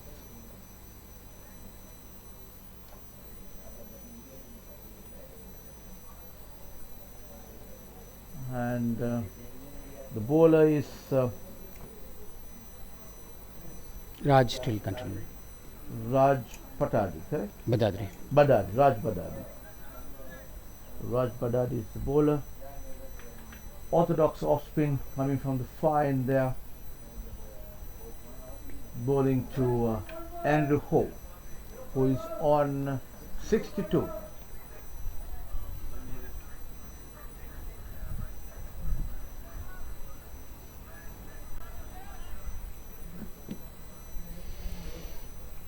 This will be the key wicket for both teams. If Andrew sticks there, they're going to get a big score. If US can get Andrew early, they can restrict them. Yep. Oh, that's close. That's out. And given out. That's a big wicket. That's Big a very wicket. big wicket. That is Andrew Ho, who was going pretty well. He was on 62, given LBW off the bowling of Raj Badadi. Beautifully bowled. He went on the back foot and hit below the knee roll, plumb LBW, given by umpire JRW Vishwakule. That is the first error sort of from Andrew, because he went to reverse sweep a ball, and Raj has the tendency to turn the ball a bit, and he's bowling a bit slower in the air. When he bowls that slow, reverse sweeping can be very dangerous. That's right, and that's a round of applause for the batter coming into walking back to the pavilion after that half century. Nice paid innings by Andrew Ho there. 62 off his bat to the New Zealand total. 106 for 3 wickets now, New Zealand. Raj has been bowling a tight, good spell. His main weapon has been change of pace, which is using it very effectively. And they're keeping the batsman guessing with regards to whether to play forward or back, or, that's very, very important for a spinner.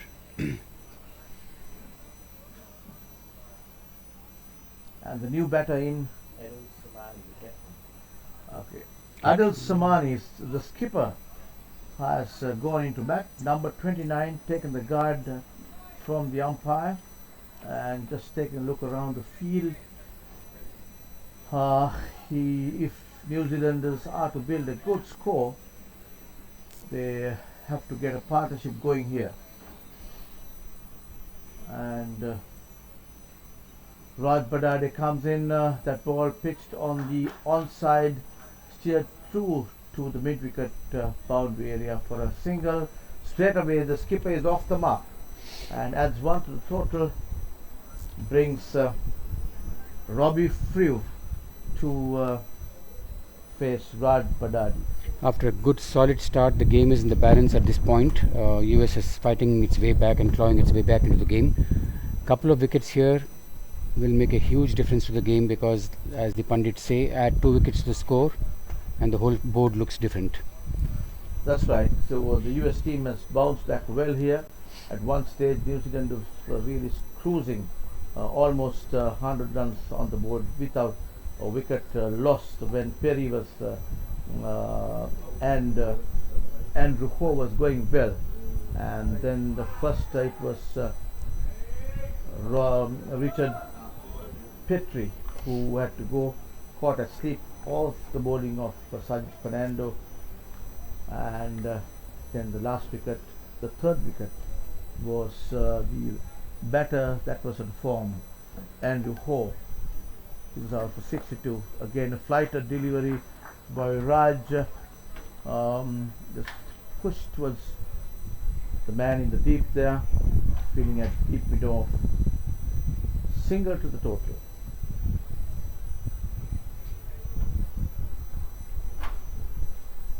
Just 1 run from the over. This is the most 2 critical runs phase of the game. It's for both teams. This is where they have to buckle down and fight back. Again That ball pitched on the offside, moving towards spinning a little bit on the onside. Adil Sumani just steers it down to the square leg area. No damage done. The nice blowing going across the ground, and Raj comes in. Was shortish delivery, but very well fielded there by Sanjeeva. Sanjeeva with a single. But nevertheless, the batter has crossed over for a single. That counts end of another Raj over.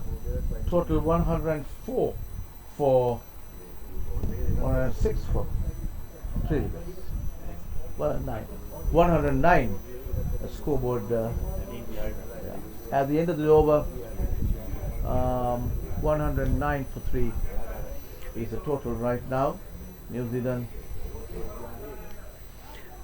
There is a lovely breeze that's picked up and it's helping the spinners, particularly Raj, given the pace at which he's bowling. He's able to float the ball a bit in the air and get it to drift in. It's a beautiful wind that's helping his bowling, going from left to right. And the bowler is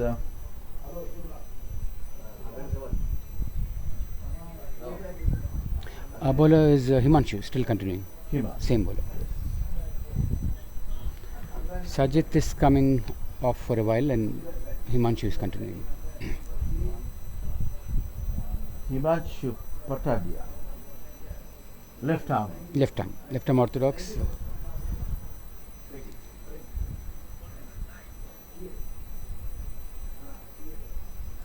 A battle of attrition going on right now. It's both the teams clawing their way into the game. US has fought back with 3 wickets.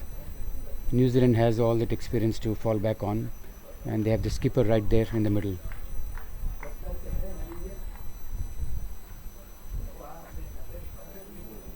A ball pitched up delivery by Himanshu, very well bowled. So the US team needs a few balls bowled like that, few overs for that matter. 2 dot balls, and that ball pushed to the extra cover area for a quick single by Adil Samani, the skipper of New Zealand, and gets 1 to the total.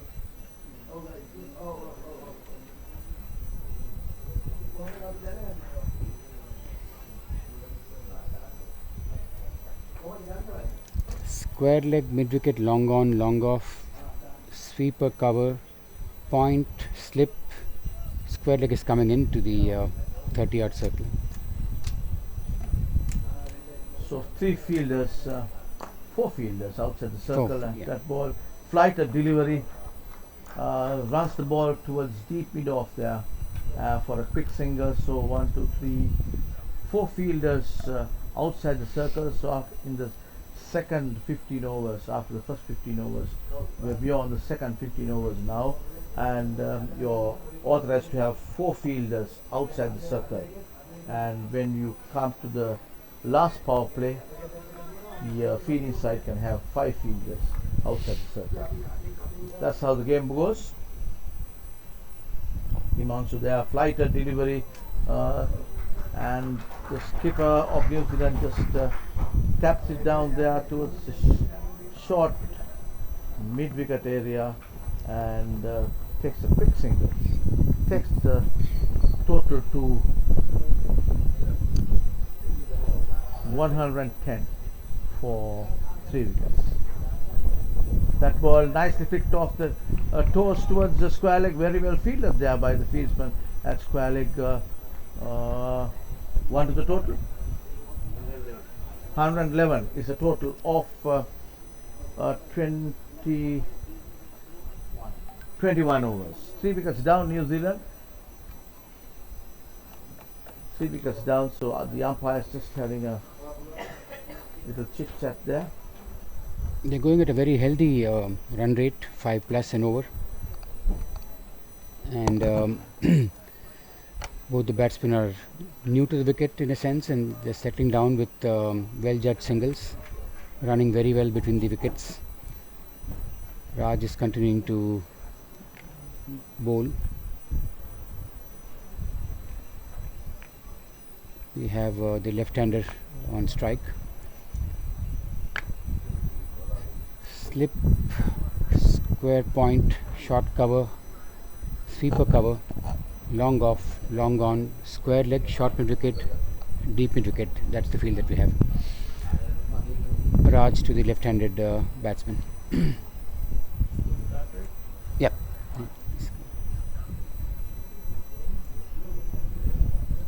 Flighted ball outside the leg stump, a wide ball. Batsman Wide tries to fielder, sweep, this doesn't succeed. This is Raj Badari, the bowler. He's bowling off spin orthodox from the far end there. Right arm round the wicket to the left-handed batter, and that ball taken on the front foot, driven down towards the deep extra cover area for a quick single, and brings Adil Samani, the New Zealand skipper, on strike here.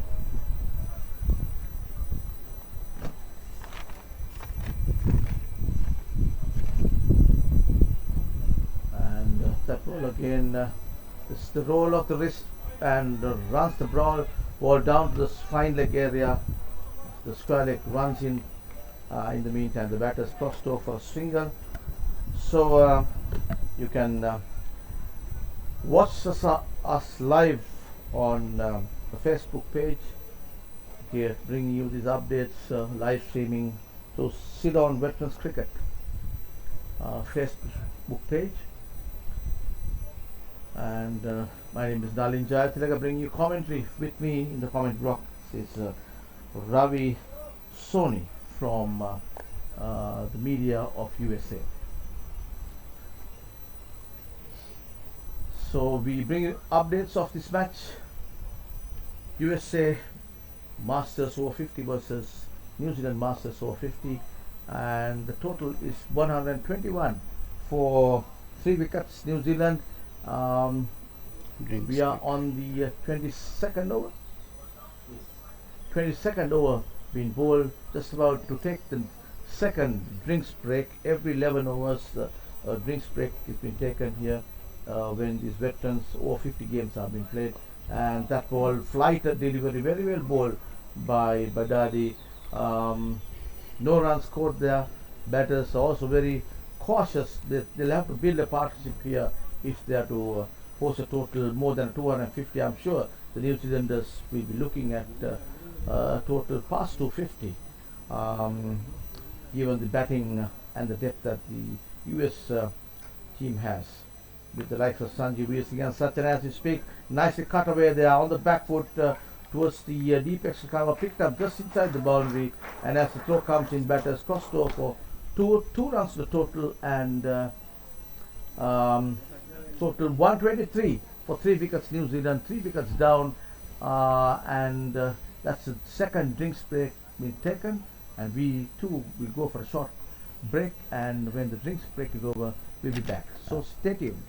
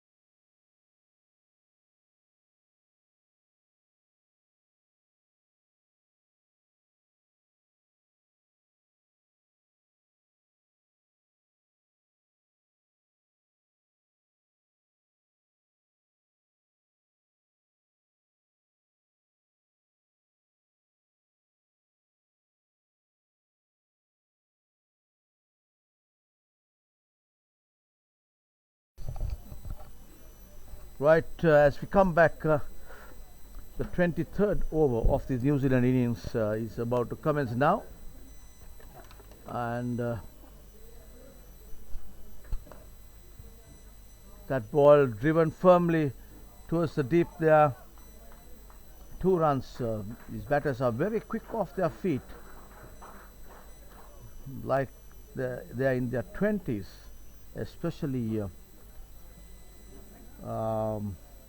Colin Owens sprinting from the north for the taking that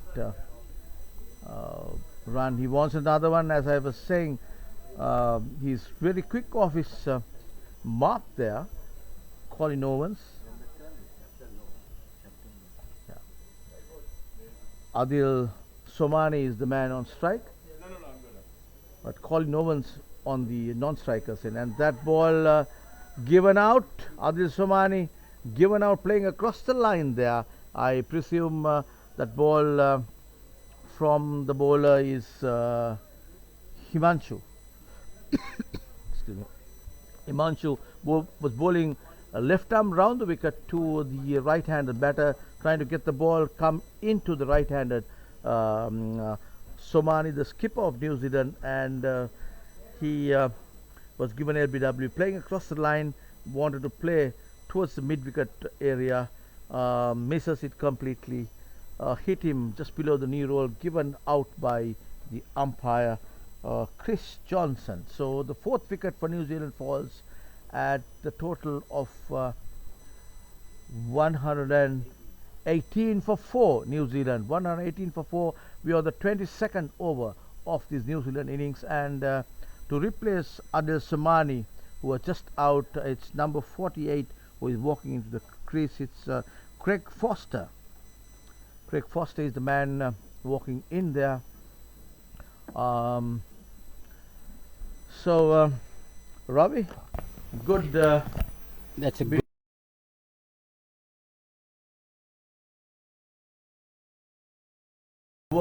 By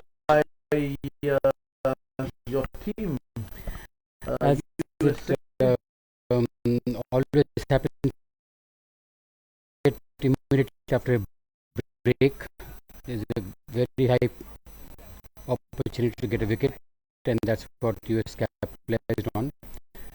This happens in cricket. You see it very often. Immediately after break, batsmen have to be a little more cautious and careful before they settle back in. But I think the skipper tried to sweep.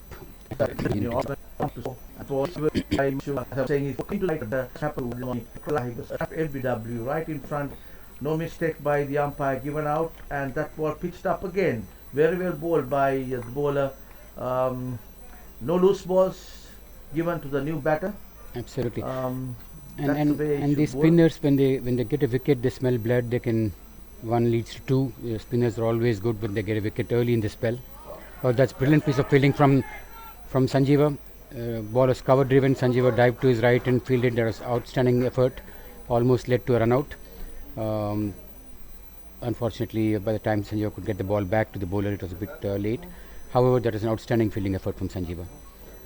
That's the end of the over. It's 119 for 4. 4 wickets down. 4 wickets down. And the total 119 for 4 wickets New Zealand. So the new the batter on strike is Craig Foster. Craig Foster. Incidentally, today is Craig Foster's birthday, 50th birthday.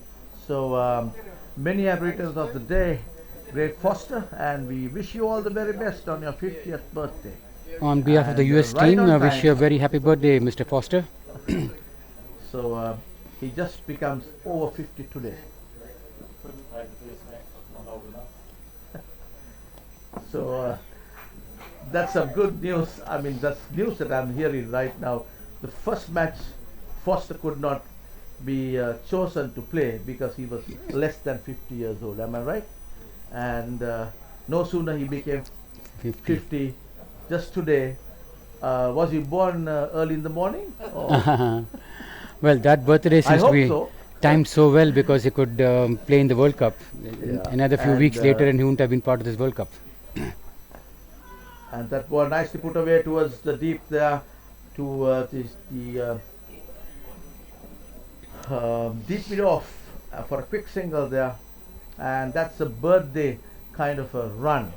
As we announce his birthday, he is really pumped up. Pumped up. I'm just trying to figure out whether he's wearing any earphones there, and whether he could hear us. But he's kind of flexing his muscles. Very after he nice. heard that. And that must be the youngest 50 in the entire World Cup tournament. He has just turned 50, so he must be the youngest 50. Youngest 50, so there'll be lots of beers and such at the end of the game, I'm sure. And I hope the commentators also will be nice.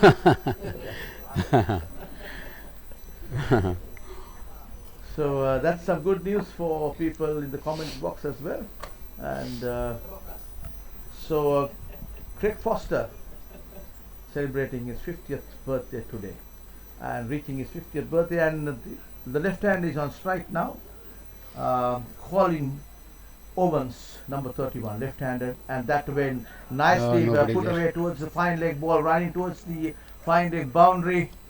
There's a fieldsman chasing, and luckily for him, the ball stops a few feet before the boundary, and that's a good chase.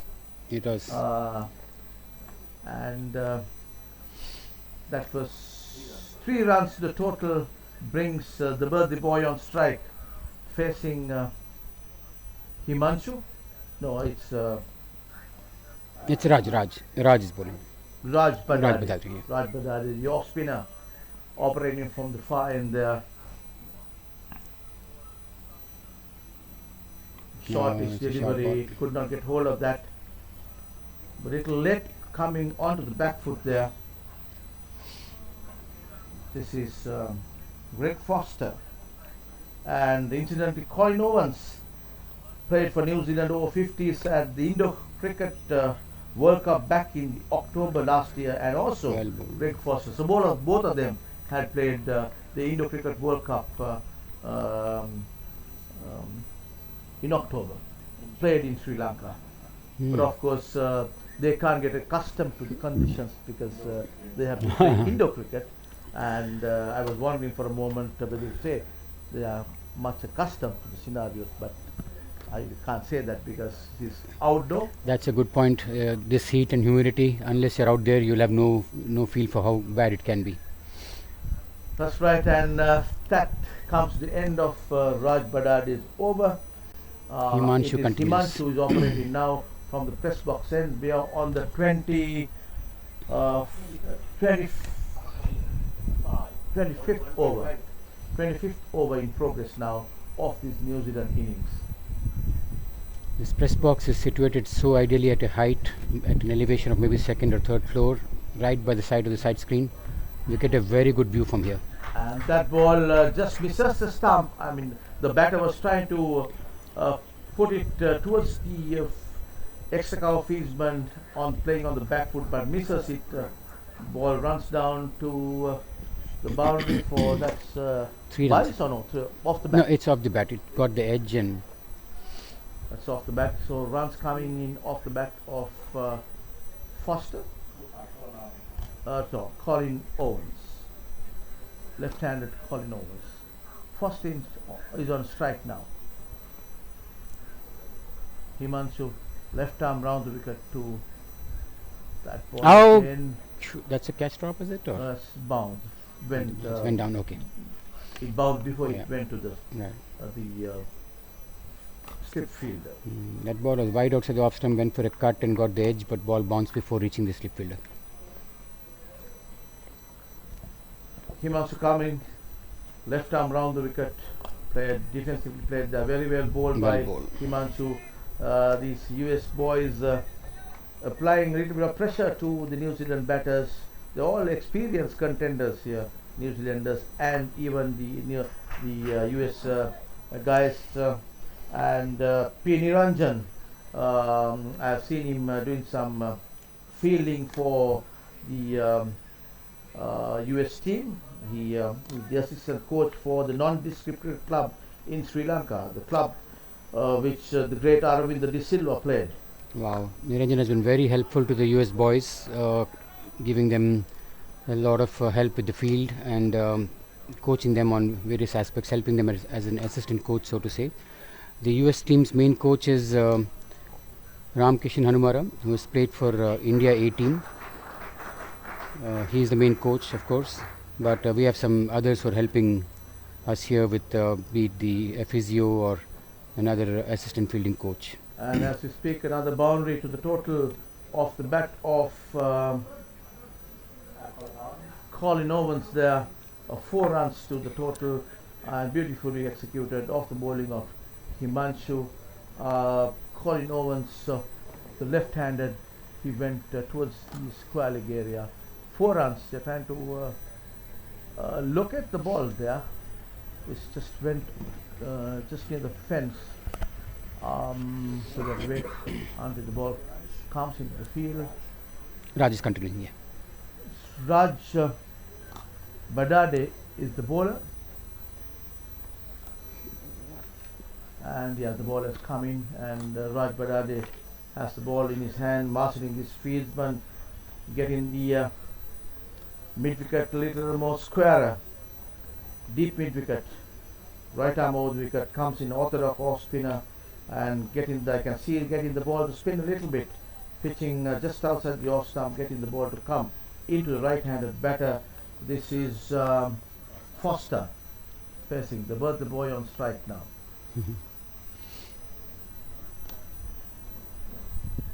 Well flighted ball, pitched on the middle stump, going down the leg, flick to mid wicket for a single.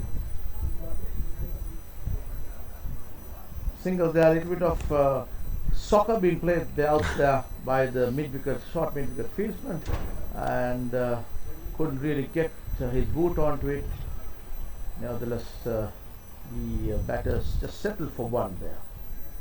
1 to the total, and it brings the left-handed, hard-hitting Owens on strike.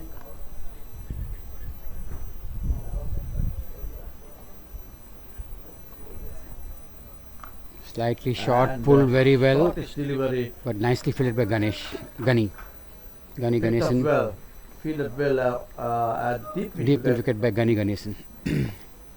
That's not so good bowling by Raj Badade, because you're only 4 fieldsmen in on the Yeah, that onside. is short you ball. can't afford to bowl short on Yes. the onside. Makes up with a better ball. Absolutely. That's Bowler's the way to back drive go. back to the bowler, and Raj fields that well. Last ball to go of this Raj over.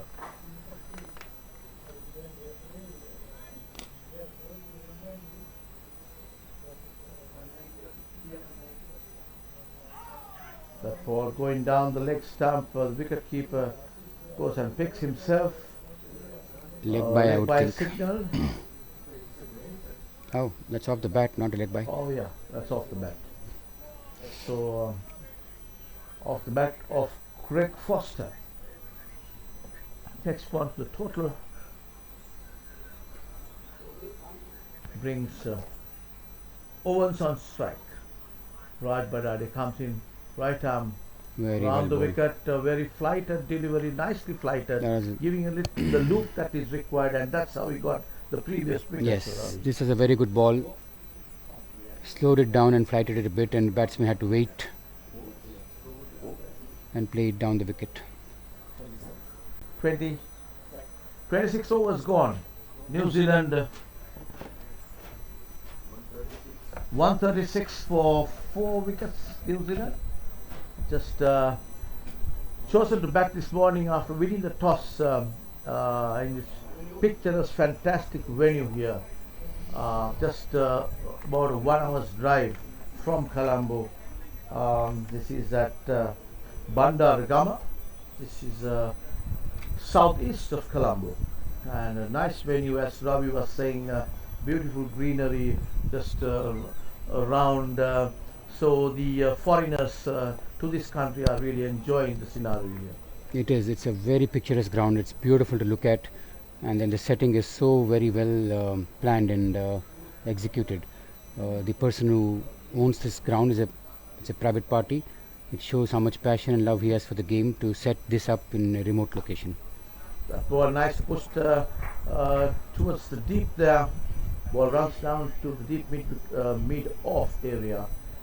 Whilst the ball is sent to the bowler's hand, batters crossed over for a single, one to the total, and which brings the left-handed Colin Owens on strike. And this Himanshu bowling to a deep square leg, a deepish mid-wicket, short mid-on, and a deep mid-on. So 3 men fielding outside the circle on the onside, which gives an indication that he is bowling to his legs. And left armer, he'll be trying to get the ball move out. There you are, that ball pitched outside your stump, still moving away, and cuts it firmly. Direct goes to the extra cover fieldsman hand. He picks it up just inside the circle, no run.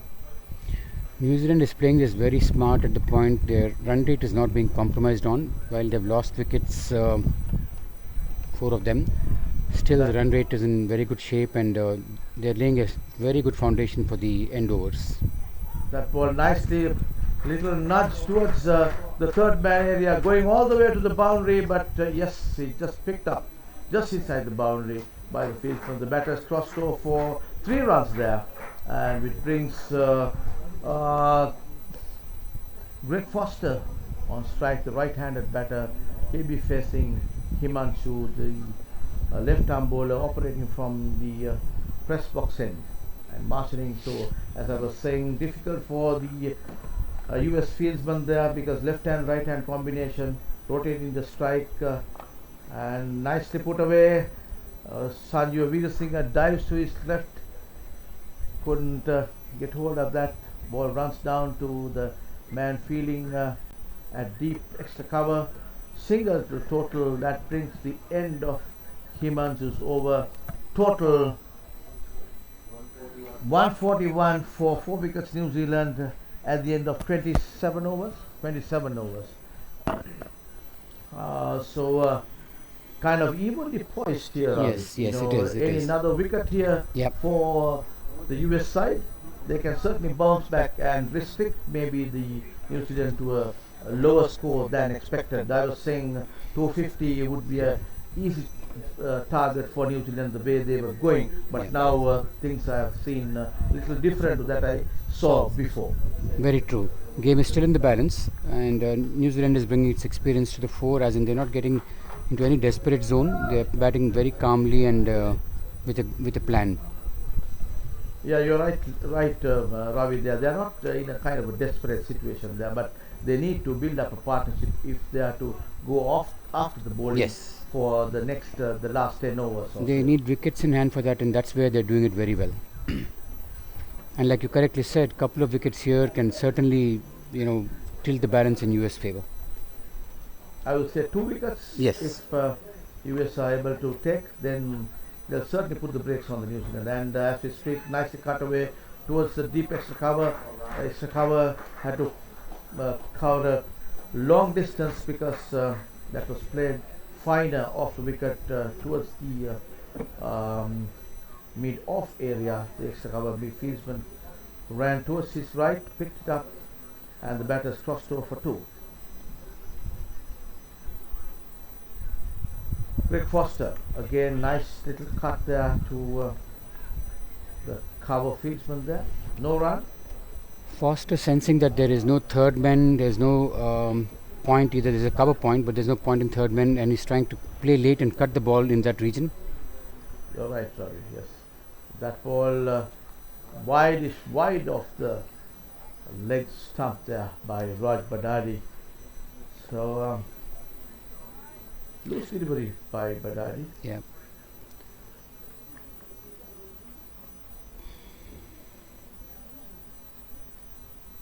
Oh, that's a good delivery there. Just trying to play on the up there. Greg Foster almost the ball went to Sanju Veerasinghe's hand, just dropped a few yards shorter, but that is why Sanju was feeling close in, because Well there you bowled. are, again the ball goes in there. Good bit of thinking by Sanju Veerasinghe. So I notice a very smart set of field there. You have a short mid wicket, short mid on, and a square leg. That means Raj is bowling to the leg in middle and trying to make the batsman flick in the air. If there's a top edge, that will go to one of these fielders, and Very that's a true, there very you good are. line. As you said, Almost a Ravi, mistake, yeah. just almost got the wicket Yes, that there. good, So, good thinking by the that's very skipper. good, And good bit of thinking by the skipper of USA, Yes. Sanju Veerasinghe. And I have seen from the very word go in this tournament, even from looking at some of the warm-up games, Sanjiva's field placements has been really good, and he reads the game well. He's an experienced guy. I knew him when he was playing a lot of cricket in Sri Lanka, and before he migrated to New Zealand. So he's bringing whatever the wealth of experience that he has into this game. I can no see. question about it. He and Sajid, who also played a lot of his cricket here, his youth cricket here in Colombo particularly, they both have a lot of knowledge and experience of these conditions, and they are completely bringing that to the fore and guiding the team. The new bowler is Gani Ganesan, Gani Ganeshan. who is replacing Himanshu. Himanshu is replaced by Gani Ganeshan here. I guess he's a right arm off. Right arm off spinner. Right arm Gani Ganesan is a batsman who can bowl. He's a bit of both. He's primarily a batsman who can bowl. Again, I think good thinking by USA to bring a off spinner in, because they don't want number 31, that is Colin Owens, to get set. Left-handers, we have seen New Zealand does have a few left-handers. I have seen him bat, and he's quite very strong. When he gets going, he can hit the ball really hard, and that is what Sanju must be thinking right now. Yes. You need to have off spinner putting the brakes on the left hand. Absolutely agree with you. So we have a point, covers, mid off, short mid on. Good start by Gani. Very good start, and Veerasinghe very quick, Very quick. running to his offside, picks it up, no run, dot ball.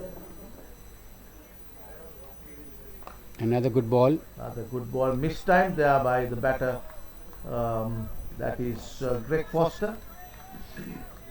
It's a good start to Gani. Hopefully he can build from here. I'm talking as a US commentator, so I should be more neutral than saying, oh, that's very well bowled. Very well bowled. Big and, stumping took the appeal. bells off in a flash. Flash, The yeah. keeping is fantastic by the US wicket keeper there. Wow, that was really good bit of work there by Parak Ananta. Parak Ananta is the former US captain. He has been the wicketkeeper of the US team ever since MC USA was formed. And he's the founder of MC USA actually. Very An good. outstanding keeper. He, at 15 years of age, he played for Hyderabad under-19 team. He's always been a talented person. As a keeper, he's a flash keeper. And in the prior World Cup in Cape Town 2 years back, when the best 14 were picked from all the countries, a world team was made. Parak was named as a wicketkeeper and captain of the team. Okay, yeah, it's quite evident the way he keeps wicket. I saw him keeping wickets at the Indian match warm-up game as well. He was very fast. He just whipped the bails off in a flash. Yep. So which gives an indication that he's been a fantastic keeper during his days, and he's continued to be that. That ball just flicked off the wrist towards, runs the ball down to the fine leg area. Batter sticks 2 there because there was no fine leg. 2 runs to total. That's the end of that over. 29 overs gone total. 147 New Zealand, 147 for 4 wickets here. So trying to consolidate and build up their innings. Another almost 16 overs to go. Yep. Good first over from Gani Ganesan. Good move by Sanjeeva to get him in just to have some variation. Gani can give you 3-4 overs, and as a skipper it's a good idea to always use your resources. That's right, and we have the off spin operating from the fine. Yeah, Raj continues to bowl from there.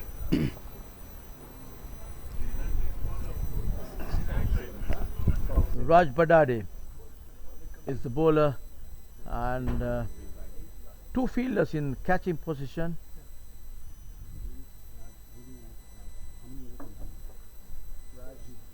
Comes in right arm round the wicket to the left hand, and that ball just way down the leg stump there. Raj is bowling his 8th over. So far it's 7 overs for 30 runs and 2 wickets. That's a pretty decent spell. He has kept a lid on the scoring, which was at one stage more than 5 runs an over. Raj is going at about 4, which is and 2 wickets to the count to put a rain in on the New Zealand batsman. Raj comes in bowling to the left-handed in-form batter, and that ball flicked off the toes, but the ball goes directly to the short fieldsman there. Monty is at Monty. short mid wicket. Short mid-on. Again, nicely put away by the batter. That's Colin Owens, left-handed, pushes it to deep mid-on. As the ball comes into the bowler's hand, the batter's crossed over for a single, adds 1 to the total, and which brings Greg Foster on strike, number 48. Greg Foster, and Raj bowling to 4 men on the offside. Oh, that's out. Plum. That's We a can very see big from wicket. Yep. the commentary box saying that it needs to be given out. So end of the story for the birthday boy for the moment, but I know the party will start in the evening. But bad luck for him. He couldn't go as expected, so he had to walk back to the pavilion. Trapped LBW off the bowling of Badadi. He was struggling when Badadi was bowling the last over as well, and nevertheless 5 wickets down for New Zealand. 148 is the total. 5 wickets down. We are on the 30th over. Beautiful bit of bowling by Badadi. So the Aussies are slowly but surely trying to put the brakes on the New Zealanders. Ravi? Yes, You're happy? I'm very happy. The USA team is fighting hard. Given the start that New Zealand had, I was a bit worried whether we're looking at a huge score, maybe 280 or so. But good fight back. I think Raj has done his contribution really well in terms of getting 3 wickets and also not going for too many runs. At the same time, Himanshu always has been a great support. Got 1 critical wicket, and Gunny came in with a good tight over. Overall, I think US team has done pretty well. Most importantly, given that this was a back-to-back game, it was a challenge to come and play in these conditions, heat and humidity. But US has stood up very well so far. Very good. Yeah, that's absolutely right, Ravi. So that's the wicket, 5th wicket down for New Zealand, and we have Mason Robinson, number 12, walking in place of the wicket of Greg Foster, who was just out for 13. He has to leave the ground for 13 runs, and 5 wickets down. And Ravi, another 1 more wicket for the US. You guys are certainly. I think the left-handed batsman is a critical wicket for both teams. New Zealand will do well to have him, and the US will do well to get rid of him. In his set, and like you said, he's a big hitter. He can clear the ropes here. Get him, and then probably US will be in good breathing space. That is right. Yes. So Sanjeeva Veerasinghe is also pumped up now. He knows he can do something here. 5 of the New Zealand top batters are back in the pavilion for 148 in the score now, up on the scoreboard. So he's marshalling his men, trying to be really spot on with his field placement, and he knows exactly what he's doing. And the former captain of US team, the wicketkeeper Parak Ananta, is also supporting Sanjeeva in his field placement, I can see. And the bowler also marshals his deep mid wicket, gets him a little across from where he is, which is also an indication that he's going to spin the ball towards the right-handed batter Mason Robinson. Roque is taking strike now, facing Raj Badadi. Very well bowled. Again, very well bowled, but little down the leg stump there. Let's wait and see whether it's a leg by or yes, it's a leg by, signaled by the umpire. So two leg byes there. Robinson is the batter, and Raj Badade is the bowler, who got that wicket of the last wicket of Greg Foster. Um, Mason Robinson playing in his fourth World Cup here. World Cup in the sense International Masters Cricket Over-50 World Cup, which is held in Sri Lanka. So this is the fourth of this type of games for Mason Robinson. Fourth World Cup tournament. That's an amazing record. That is a testimony to his fitness and his ability to, play at a high level. Fourth World Cup is something he should be very proud of, and that's a lot of a statement about his fitness. The first had been in Sydney, Australia, down under, in 2018. That's a long way. So that just gives me an indication how old he is. But nevertheless, he looks pretty fit to me, and I wish I could be there playing like him. Yes, this entire concept of Masters cricket is unique, and it's extremely getting popular by the day. Other day I was with Sterling, the person who is the founder of IMC Masters Cricket, and he was telling me that at this point 14 countries have obviously signed up and are part of IMC, and there are several other countries lined up to be getting into IMC mold very soon. Right, that's quite encouraging actually to see 14 countries excuse me, having so many over 50 players from all over the world. And the best part of playing in this format is it not only allows you to continue playing and pursuing a game and a sport that you love, but it keeps you fit. It helps you to lead a healthier lifestyle in terms of your fitness, mental health. Keep following your passion, keep playing as long as you can. And more than that, look at the competition at this age, at this level. All the players are out there giving their best, and it shows some players are so fit. In fact, it's amazing to see the fitness levels to be doing as well as they are in this heat. That's right, Ravi. You're right, and we have Gani Ganesan is continuing. Gani Ganesan is continuing, and we have number 12. That is the new batter in Mason Robinson, facing Gani Ganesan for the first time. Yes, in this game, yes. Your eyes are so good from this distance, you could get that number 12. You were wanting to play there. I'm sure with your eyes you can still play. Oh, I take it as a compliment. Thank you, Ravi. And here comes Ganeshan. Oh, misses. Good edge. Delivery there. Now the batter was not very sure to go whether to go on the front foot or the back foot. Lately he decided to play it on the back foot, but still his front foot was just at the right place, the place that he moved it initially, and that ball again wraps him on his pad, I think. A good spell is going on between both the bowlers, and this could lead to a wicket. So it has got inside edge, and he's off the mark there, Robinson. US is really clawing its way back in the game, because if you notice, there haven't been too many boundaries in the last 10 overs. It's more of singles and doubles, and that's always a good way to keep a lid on the scoring rate when you don't give boundaries, when you're not leaking boundaries. So yeah, for the moment it's number 31 who is striking the ball well. That is Colin Owens, as we were discussing, that is left-handed. He's seeing the ball well. He's got 31 to his credit. So naturally now he's seeing the ball well, just about 19 short of a half century, and that ball beautifully cut away by the right-handed batter there, and ball runs down to the extra cover boundary. 4 runs to the man who's playing his 4th International Masters World Cup here in Sri Lanka. Like they say, commentators curse. I just said no boundaries for a while, and there goes one.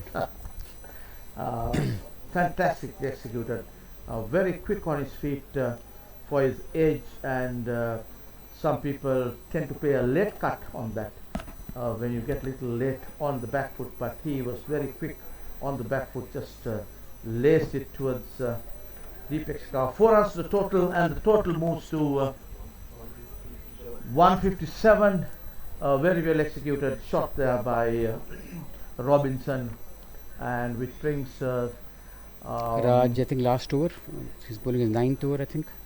Yeah. What you say is right about that shot, sir. That was an absolutely well executed shot. He rocked back on his back foot, sensing the ball was slightly short, and then hit it past point and timed it so well. It was a crisp, maybe one of the shots of the day. Absolutely. So brilliantly executed and loosely verified by the bowler. And this is Raj Badade operating from the far end there, bowling to the left-hander. So off spinner coming right arm round the wicket. This is Raj's last over and Owens at the wicket. If he can get Owens out, the game can change. If Owens sees this over through, he'll be really well set for the final overs. Raj bowling right arm round the wicket to the left-handed Colin Owens. I would have loved and liked to see Raj bowling right arm over the wicket to the left-handed batter, with off spinner operating over the wicket. General left-handed find it a little difficult to play, but maybe he has a different plan.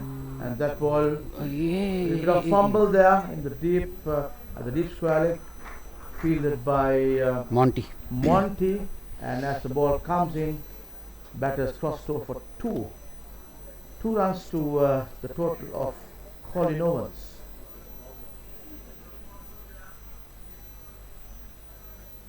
So Raj comes in, right arm round the wicket, again nicely put away towards point by the left-handed Owens for a quick single, which brings Robinson on strike. The right-handed batter Robinson rocking back to his back foot, just magnificently executed that shot towards the extra cover boundary for the previous over. Now waiting till the bowler settles down to receive the ball from Raj Badade, coming in. Right arm over the wicket, again on the front foot, just the roll of the wrist, sends the ball down to short mid-wicket for a quick single. Gets the left hander on strike. The man on form, he's on 34. That's Colin Owens, facing the right arm off the docks, Raj Badade. Onside, short mid-wicket, deep mid-wicket, square leg and deep mid-on. Again, just walking down the track there. Left-hander pushes it to deep mid-off for a single.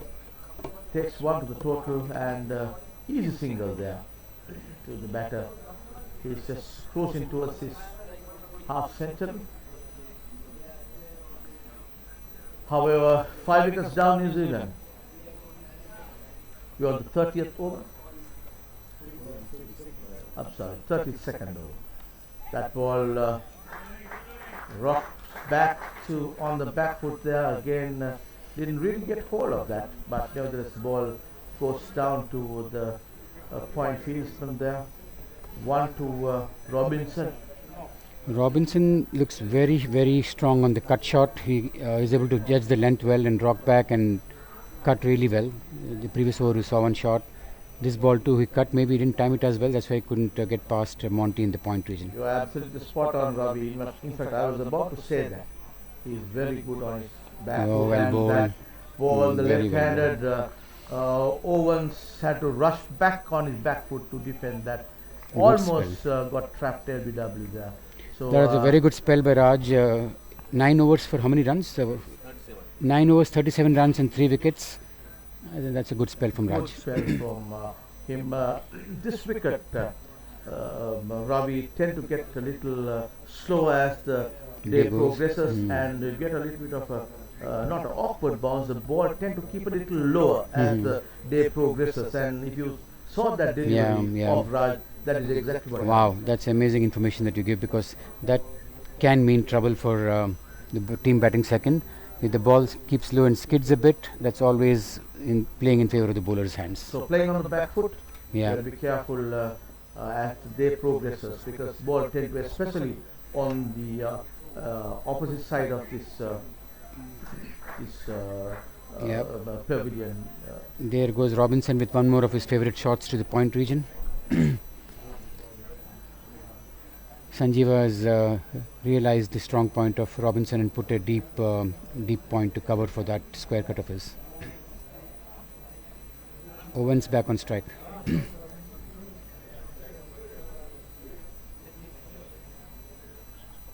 Bowler is Bowler is Gani Ganesan. Gani Ganesan. Gani Ganesan now bowling to the left-handed Colin Owens, who is on 35 now. That ball nicely put away, but obviously dropped First there. bounce, didn't carry. Didn't really carry, and these are difficult catches though. Yeah. But nevertheless, he was able to stop that ball going to the boundary.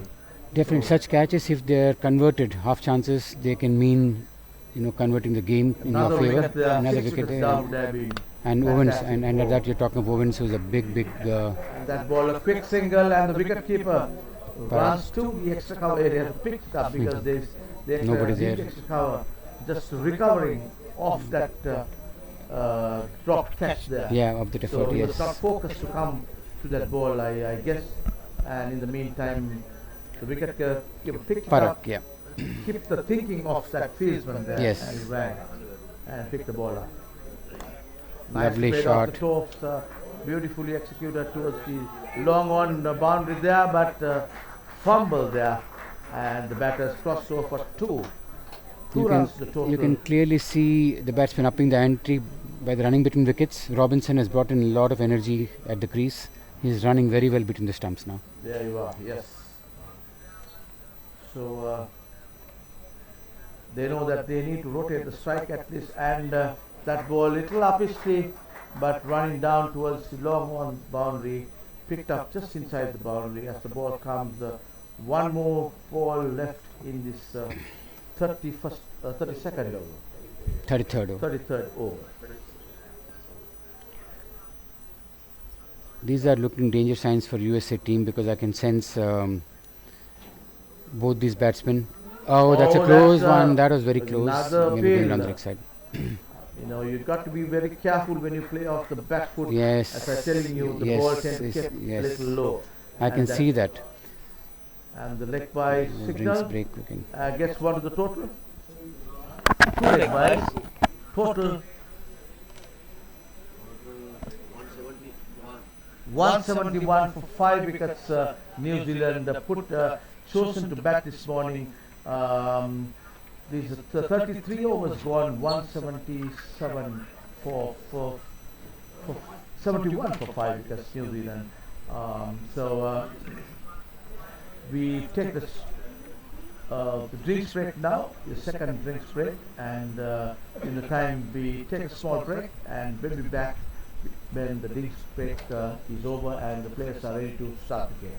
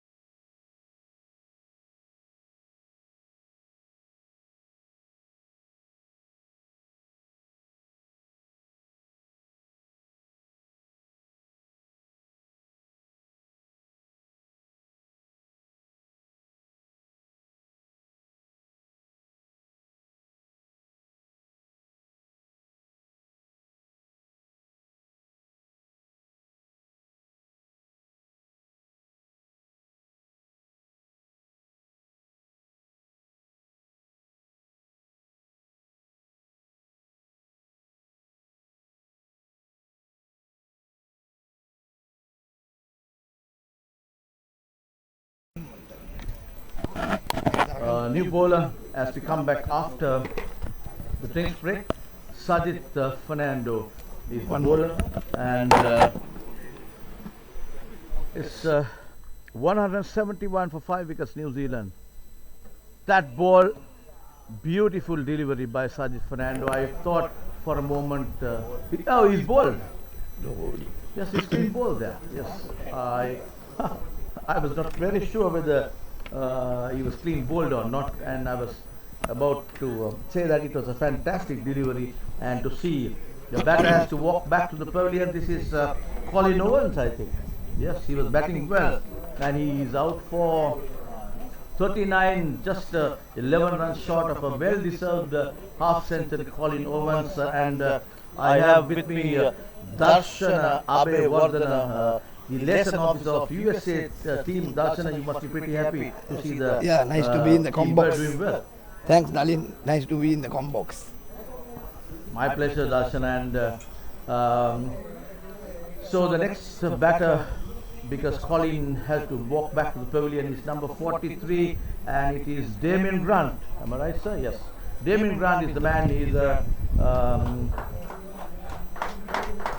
right-hand batter, and a round of applause for Colin Owens, who made just 11 runs short of a well-deserved half century when he walked back to the pavilion. The spectators are kind of glued to their seats, trying to figure out and cheering their team.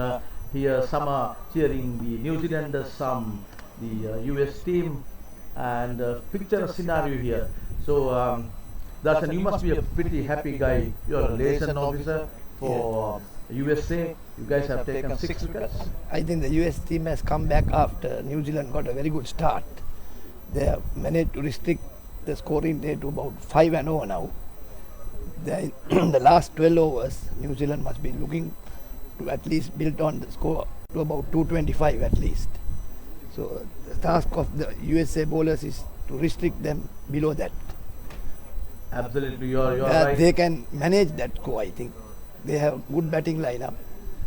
We saw yesterday Sajid Fernando and Sanjeev Veerasinghe building up a very good partnership, and Sajid remained unbeaten on 69. And that was Sajid Fernando again bowling from the fine. That ball drifting towards the leg stump, put away towards deep mid wicket. The batters crossed over for 2 runs to the batter Damien Grant. He's just came in to bat in place of Colin Owens, who had to leave the ground strapped LB down, clean bowled by the bowler Sajid Fernando. Sajid comes in right arm over the wicket. That ball very well bowled and equally played defensively, and bowler fielded the ball himself. And as Darshan was saying, Sajid seemed to be in good nick. He's just scored 69 yesterday, unbeaten. And that ball, not a good ball though, drifting down the leg stump, and the wicketkeeper running, racing down towards the boundary and just picked the ball just inside the line. 3 runs to the total, very well run. These New Zealanders are quite fit, quite agile. In fact, I saw that happening when New Zealanders were playing against the Aussies, where they went on to beat the Australians at the Coles Ground a couple of days back in the warm-up game. So the USA wicket-keeper did some triple running, been an experienced contender for USA, played in so many World Cups before. Again, shortish delivery, cut firmly to the deep extra cover, comes across and fields it. As the throw comes in, batters crossed over for 1 run, and which brings the new batter Damien Grant on strike.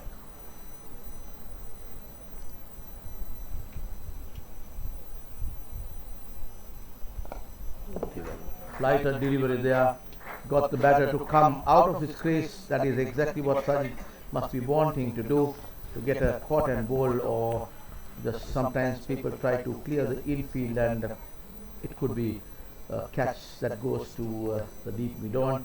and with that ball comes the end of that over. 34. 34 completed. was gone. 178 is the total for 6 wickets. New Zealand chose to bat after winning the toss this morning at this PUSA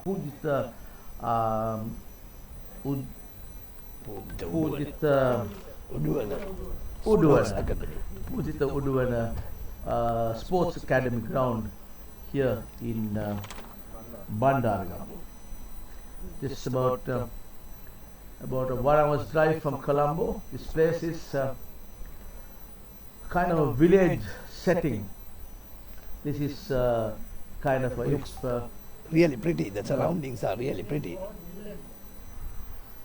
Millenia. Yeah, Yes. Millenia is the place, exactly to be exact, and you get a lot of greenery here, and the owners have big plans of getting this to be something like the MRF, where you have a cricket academy coming and golf course also alongside, and that ball, caught and ball, direct hit. I thought for a moment that it was a ball going towards deep there, but nevertheless That was a sharp catch. Well Sharp taken catch. by the bowler. the On his bowler is follow-through. Gadi. Gani, is it? Gani Ganeshan, yes. Gani Ganeshan was the bowler, very well bowled there, and this is Damien Grant who has to go back to the pavilion. So 7th wicket down for New Zealand here. So they are in a little bit of trouble, I would Yes. say.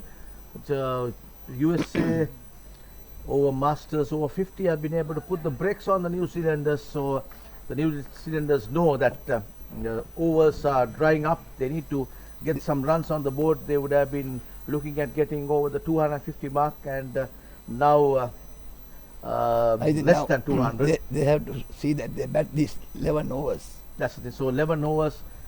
If they do bat Get now, as much as possible. then they may get to the target that they have been looking at, but they need to have the wickets intact for that. So number 41 is coming into bat now. That is Simon Murphy. Simon Murphy coming in place of Damien Grant, who was caught and bowled by Gani Ganeshan. Very well bowled there by Gani. So 7 New Zealand wickets are down, just 3 in to come. We are in the 35th over, right? We are in the 35th over. Yeah. 35th over. Now the 10 overs to go, and USA putting the brakes on this mighty New Zealanders. I have seen how the way that they go after the bowling, and now they'll be in 2 minds because only 3 wickets in hand. This batter taking the guard there, Simon Murphy, just coming in, and he'll be facing Gani Ganeshan from the pavilion end. Gani, orthodox off spinner, bowling right arm over the wicket to the left-handed Simon Murphy. Very well bowled on the block hole there. Very well bowled there by Gani. He's bowling to a good line and length, operating from right arm over the wicket to the left-handed batter. And I think that's the right way to go. New left-hander coming in, choosing to bowl right arm over the wicket. When a wicket is spinning, is the way to go, Darshan. Yeah, correct. I think they are looking to bat the 10 overs that is left after this. And they will be trying to get at least to 225. There you are. That's played up in the air, but misjudged by the fieldsman there. But nevertheless, he was able to stop that going, reaching the boundary rope. I was saying, now you're playing left-hander playing against the spin, bowling right arm over the wicket. It makes the batter so much difficult to play. You agree with me, Mr. Richard Horner? Yes, he's nodding. Yes. Thank you for that. Okay, driven firmly towards the deep mid-off here. Comes in little square and 1 run to the total, which brings Robinson on strike, number 12. And Simon Murphy is the man who got that single. He's on 3 now, and that ball on the back foot. That's a lovely shot. Beautiful Beautiful play. and 4 runs in the total. Beautifully played by Robinson there, and 4 runs to him. He moves to 14 and 4 to the total. That's the end of Gani Ganeshan over. Total 182. 185. 185. 185 for 7 wickets. New Zealand, who chose to bat this morning at this picturesque venue at this PUSA Cricket Academy grounds in Millenia.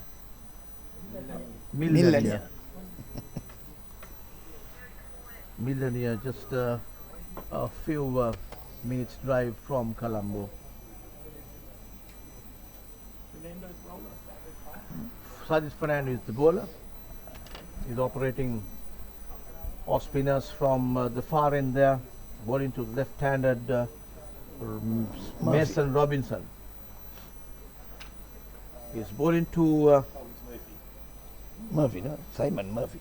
Simon Murphy. Yes, Simon Murphy. I beg your pardon. Simon Murphy is the batter. Robinson on the other side, non-strikers in. Simon takes his guard. The first time he's facing Sajid Fernando, is it? Yeah. Yeah.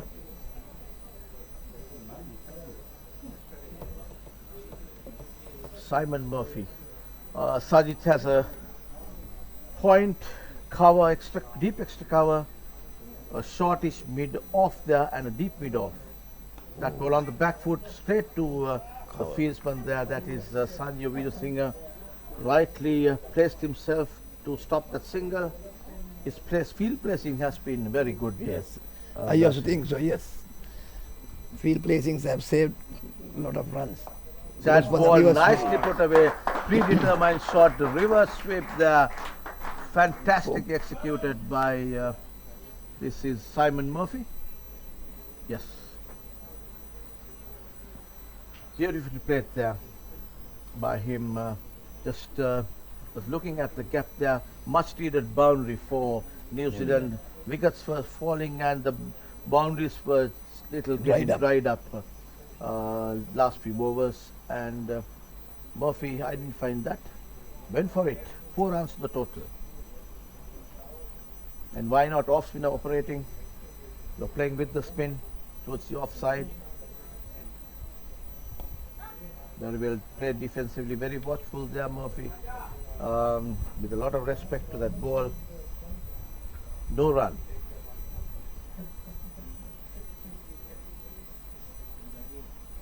Sajid comes in. That ball, there is an appeal by Sajid, just playing across that. Wants to put that ball towards the mid-wicket area, but did not get hold of that. Nevertheless, got a leg by. 1 to the total, which brings Mason to the strike. Mason Robinson on strike. And that ball,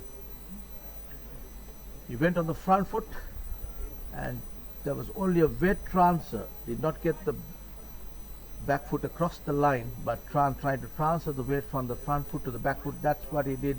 Exactly the same thing he did. Went on the front foot, but decided to come on the back foot. Did not get the leg back, but transferred the weight back and caught it, but did not get hold of the bat that properly. Went right to the fieldsman there. No run. That brings the end of Sajid Fernando over. Total 36 overs gone. Total is 190 for the loss of 7 wickets, New Zealand, and we are on the 36 overs completed. 36 overs gone. So another 9 overs to go. 190 on the board. If they have wickets intact, they can still reach the target of 250, which would be a good total here. Would pose some threat to the people batting next, the USA.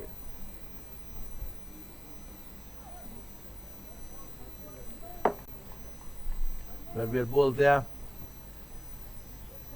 and Simon Robinson trying to, he'll be playing against the spin, playing that, he was trying to play it towards mid-wicket there, again put away towards the square leg area. Square leg comes in, batters crossed over for a single, settles only for a single there, and gets a single to Murphy, who moves to 8, and batter on 14 runs is Mason Robinson, right-handed Mason Robinson, off-spinner. Off-spinner Gani Ganeshan, operating from the pavilion end.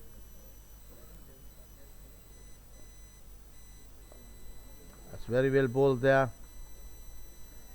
and equally played defensively well played there by the batter. No run. Off spinner bowling to the right hand batter with a close in fielder, and that ball just managed to put the bat at the last moment. That's a kind of predetermined shot. His front foot was in front before the ball was ball left the hand, I suppose. That ball rocks back onto the back foot, cuts it towards deep cover there as the ball comes in, single to the total, and which brings the left-handed Murphy on strike.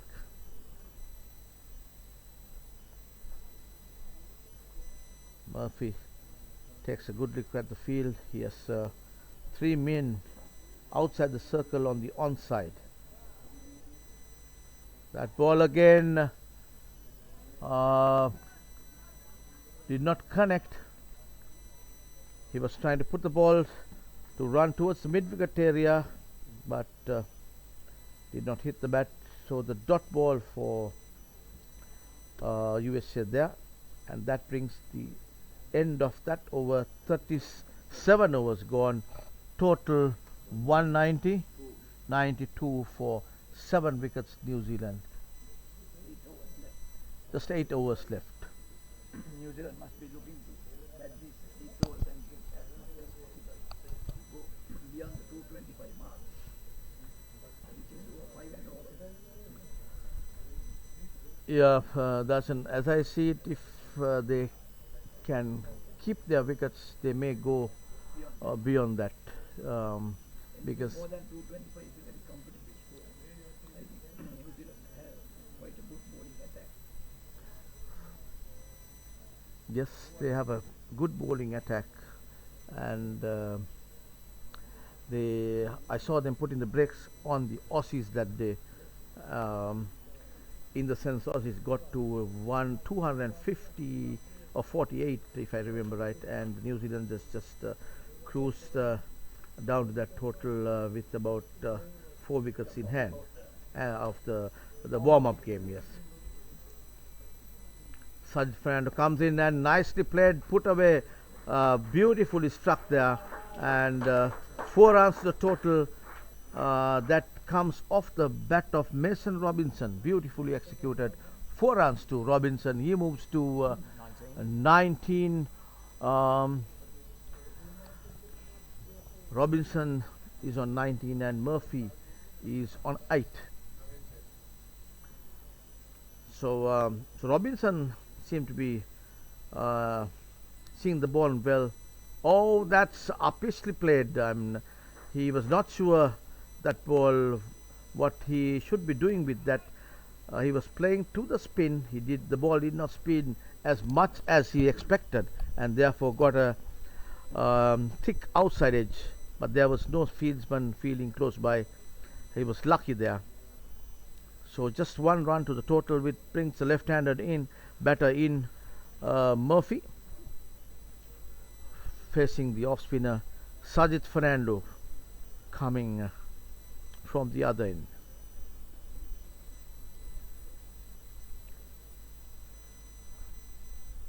That's clean bowled. No sooner he put his leg out towards the leg stump, I was thinking to myself that this is going to be a uppish shot, or there has to be something in that, and therefore my thinking was right. Clean bowled. He did not get hold of that ball.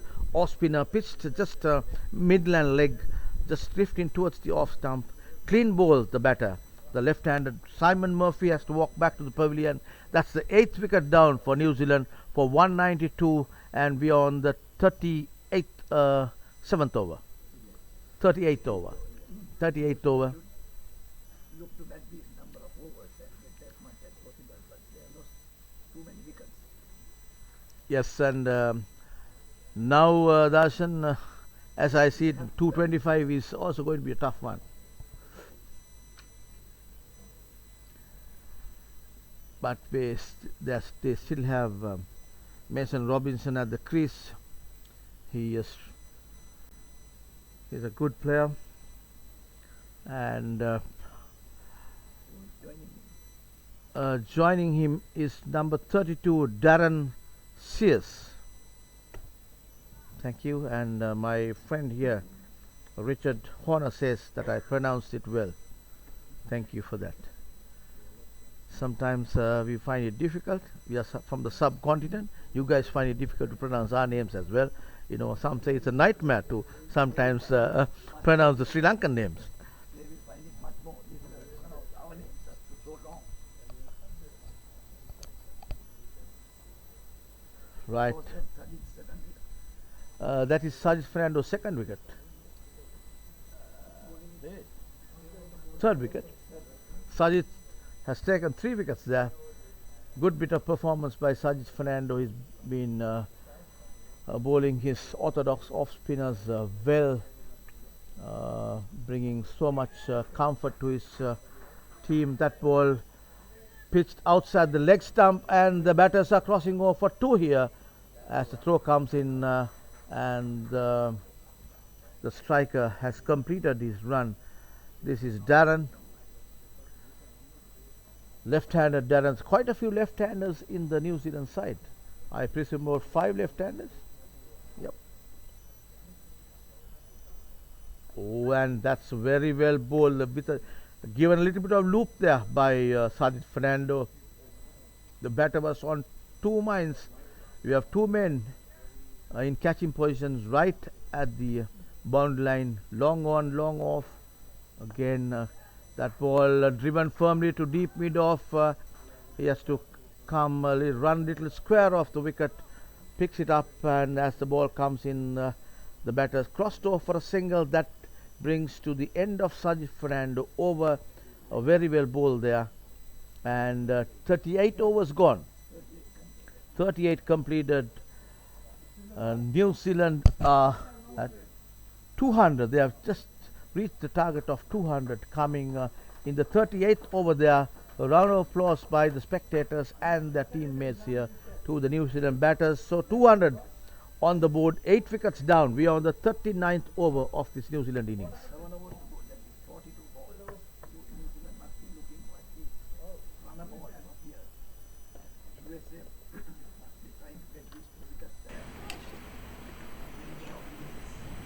Gani Ganeshan marshalling his field.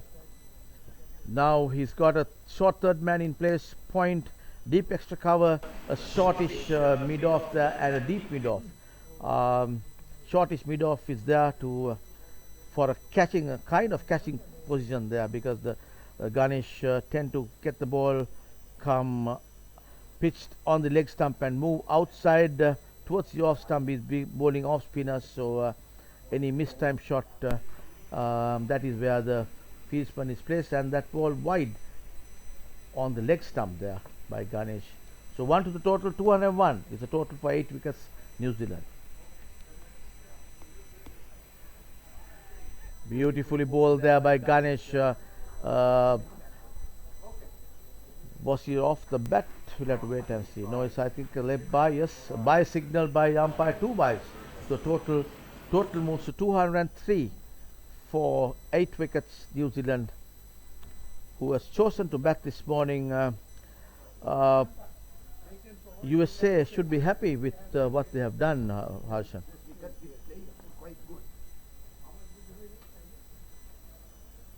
And that is across the line. Yeah, I thought so as well. Umpire finger goes up, playing right across the line there. Another LBW ball, as I've seen, Darshan, to yes, and I was talking to your media guy who was seated with me, Ravi. Now that the ball, the wicket tends to keep a little lower, and so the playing on the back foot has got to be very careful. So the New Zealand batter did not read that well. 203 for 9 wickets. Last man on the block now, and that's number 47 is Lee Borkowski. Thank you for that, Richard. Thank you for hearing me. Lee Borkowski. Okay, Lee Borkowski going on to bat. He's the medium pace bowler, right? Lee Borkowski, yes. And the batter out was Darren Sears was the man who was trapped LBW off the bowling of Ganeshan. So 203 is the total for 9 wickets here. Ganeshan taking that. So New Zealanders won't be happy.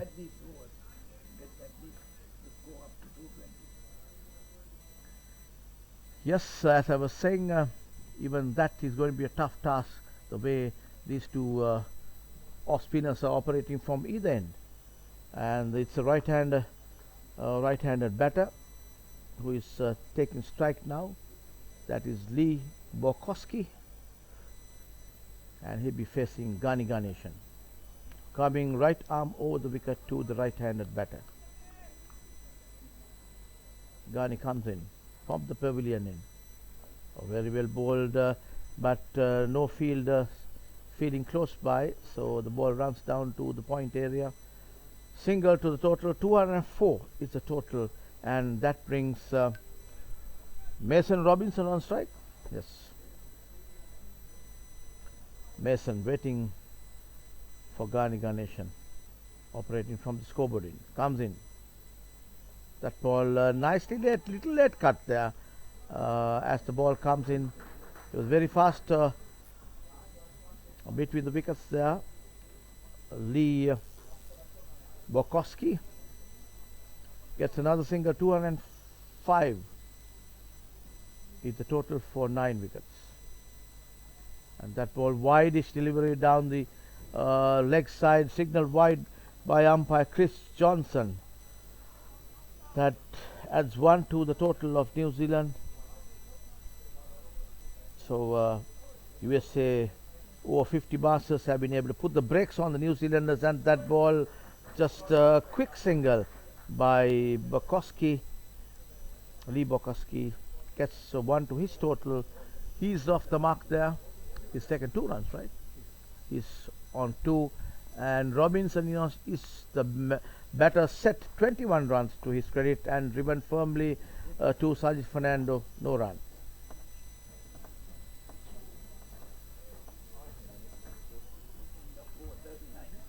End of over 39, total 207 for the loss of 9 wickets. Just last wicket, last pair of the New Zealand batters. So New Zealand in this match between New Zealand and USA, which got off the mark at 10 Sri Lankan local time at this PUSA ground in Millenia, just about a 1 hour's drive from Colombo in the south east of Sri Lanka. New Zealand won the toss and elected to bat first, and they were going on well until about the 80-run mark without no wickets, and then suddenly wicket starts to fall and here they are now 206 for 9 wickets. They were at the very initial stages. I was thinking that they would get to a total over 250, the way that the New Zealand batters were going, especially Perry and Andrew Ho, who was striking the ball well, but the US batters, the US bowlers have been able to put the brakes on the New Zealand batters, taking 9 wickets for 206 runs.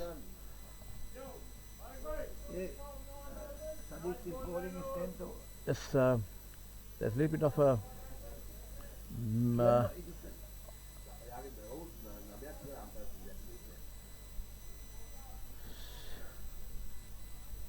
so ball is quota of 9 overs. Each ball is permitted to bowl only 9. And the umpires are having a little bit of discussion. The scorers say that Sajid Fernando has bowled his quota of 9 overs. The umpires are checking there. The way New Zealand inning started, I thought that he would get beyond the 250 mark. Absolutely, that was my prediction as well. 7 and about 9 overs. Oh, yes. Easily they would have gone. US spinners have Yeah. You say that too? brakes on and get wickets at vital stages, which hampered the run rate. Absolutely, because these are, as the day progresses, Ashan, the wicket tend to spin. Best way to bring the run rate down is Yes. get wickets. And that is what the US spinners have been going through. I think the two off spinners have taken 3 wickets each. That is Raj and Sajid. That's right, because mostly we have had left-handers going in. There were about 6 left-handers in the side this time. So rightfully so, good thinking by the skipper Sanjeev Veerasinghe. Quota of 9 overs. So The other bowler, Ghani, is also an orthodox off spinner. yes, that's what I'm saying. So 3 off spinners operate.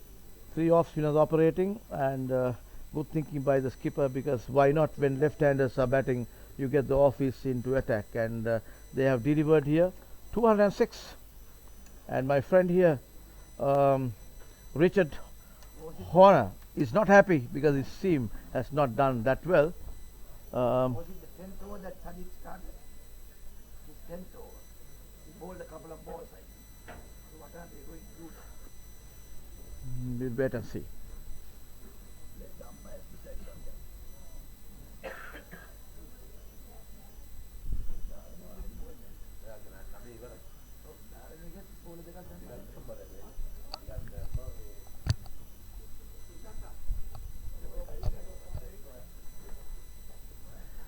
So the game is, the umpires are having a discussion there,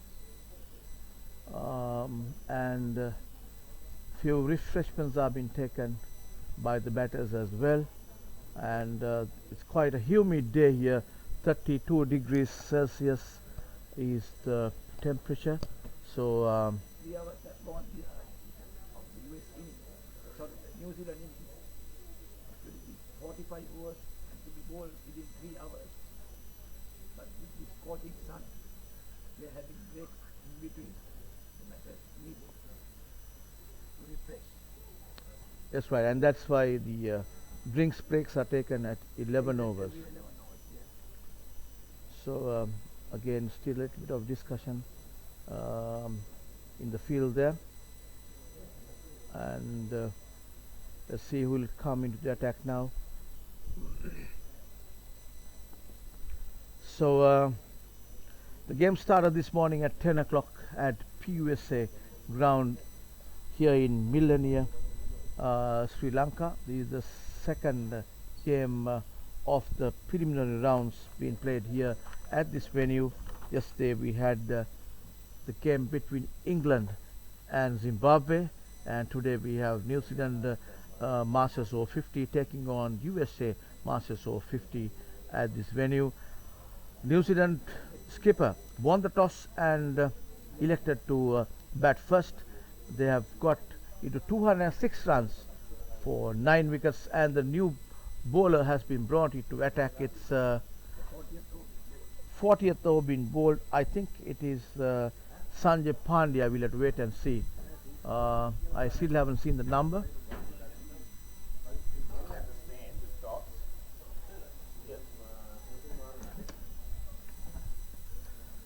to wait and see who the bowler is. Sanjay Pandya. Pandya, yeah, Sanjay Pandya. One dot. Two ball. Sanjay Pandya comes in. No dots. Wow. And that ball, batters crosses over for a quick single. Had the wicket hit, the ball hit, been a direct hit, it would have been a problem for the non-striker there who was running on to the striker's end. Nevertheless, they got one run to the score. 207 for 6. Pandya comes in. Left arm round the wicket again, pushes it to the deep extra cover. 2 runs there. 209 for 9 wickets, New Zealand. Sanjay Pandya is operating from the far end there. He's bowling to a point, deep extra cover, shortish cover there, shortish extra cover, and a deep mid off and a deep mid on. And the bowlers, the field bowling side is authorized to have 5 fielders outside the circle because this has been in the 3rd power play.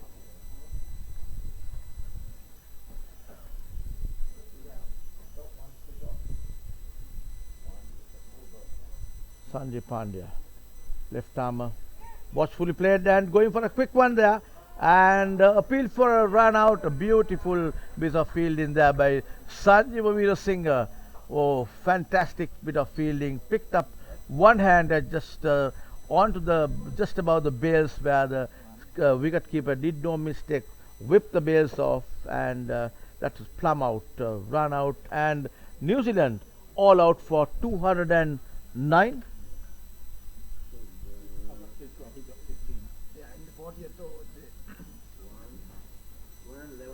211 all out New Zealand in the 40th over. Fantastic bit of fielding there by Sanjay Over-50s, or the skipper of the USA. Fantastic bit of bowling, and all round I think the USA team did pretty well to restrict these people to 206 all out. When they initially came to bat, it was a different story, and we were thinking that they would go past 250 mark, but nevertheless have been able to put the brakes on the New Zealanders. The scenario here, 211 New Zealand all out at this PUSA Stadium cricket academy grounds here in Millenia, where the match between New Zealand and USA took place, and New Zealanders all out for 211 in the 44th over. And just I'll give the update of the score in a while.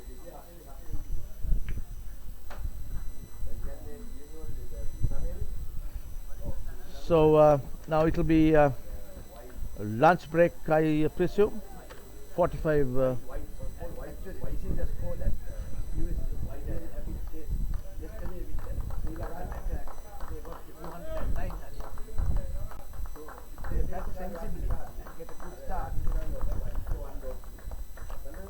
Definitely, you're right, because they have the depth of their batting. We have the likes of Sanjay Over-50s and Sajid Fernandez. There's also Fazal Alam, who I think has the highest average in your when you look at the 2024 season. That's right, yes. Oh yes, I do want to mention that. He's definitely from my school. Thank you for that. So yeah, so these are good cricketers stemming out of some good backgrounds and foundations, as you rightly mentioned. School cricket, these people have played some fantastic cricket in Sri Lanka, where some of the Sri Lankans who are representing US team is concerned, and where New Zealanders are concerned, they have some really experienced cricketers as well. One player in Petrie, who played for New Zealand one days for 12 matches, and there are so many first class players who played for New Zealand, and the total 211 all out New Zealand, and that is the total that will have to be chased down by the USA batters. And we'll go for a short break, and we'll come back again when the game starts after lunch in about another 45 minutes. And so stay tuned to this live streaming that is coming from the PUSA ground in Millennia.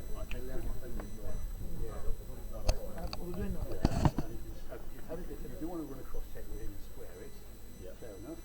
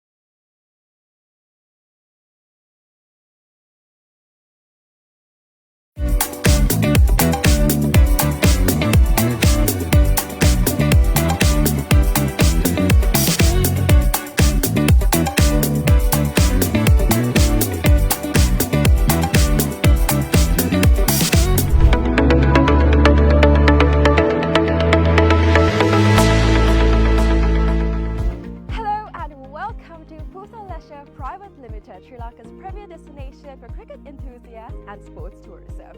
So, PUSA Leisure Private Limited is actually the only leisure company in Sri Lanka with its own cricket ground. We're here at the ground right now, and it's the second largest cricket ground across Sri Lanka in playing area. This is tailor-made to conduct tours across Sri Lanka, and we are here today to witness about the specialties it has to offer.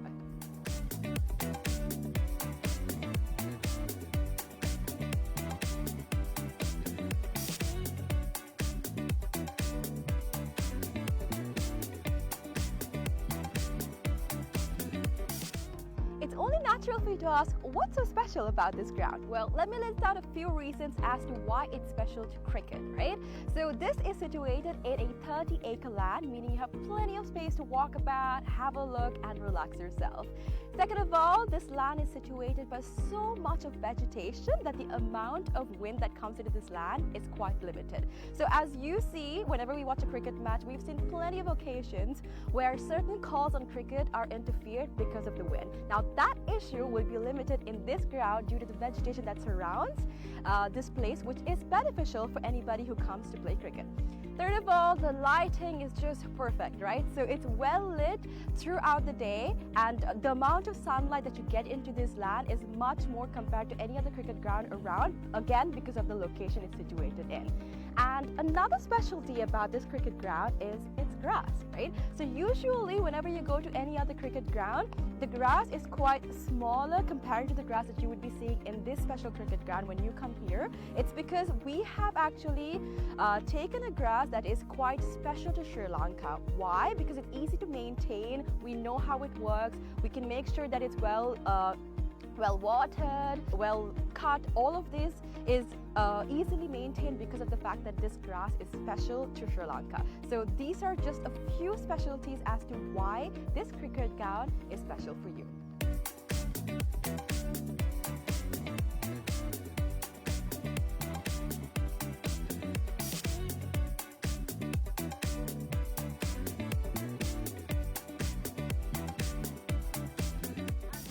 Alright, so let's talk about the pitch a little, right? So I'm here right now, and from the pitch to the ground, we have about 80 meters of a radius, right? And something special about the pitch is that it's elevated, meaning that anybody from anywhere on the ground can see the pitch properly because of its elevation. So even if you stay in that corner of the ground, the pitch very clearly because of the elevation that it has.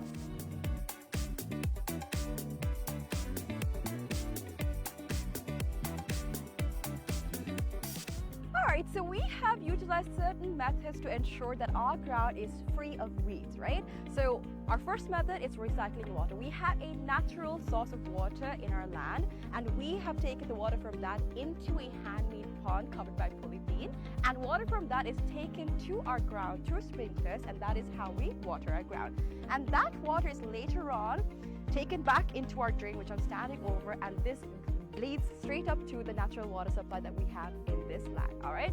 Apart from that, we've also utilized certain methods to ensure that no water from outside is brought to our land, our cricket ground basically. So these methods are basically what we use to ensure that there's no weeds in this grass and that our grass is the same that we have maintained throughout from the start.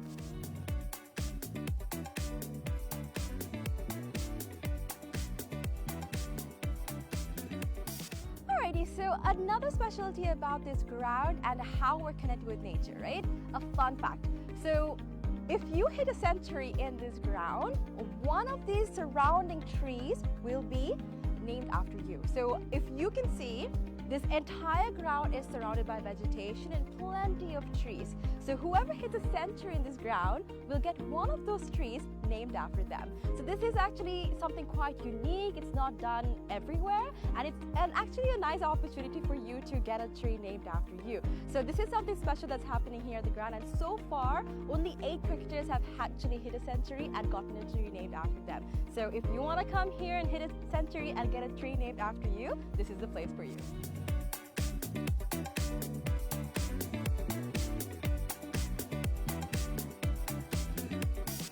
Alright, so you must be wondering what PUSA stands for. PUSA stands for Pujita Udavana Sports Academy. Pujita Udavana is actually the single owner of this cricket ground, and we actually have some exciting news. We will be providing this ground and facilities to the IMC Over-50 cricket tournament, right? So 9 of their matches will be taking place in this ground starting Feb 9th, and people from over 14 countries will be participating in this cricket tournament. So if you want to check out this ground and you would like to see a tournament, make sure you come and visit the PUSA cricket ground.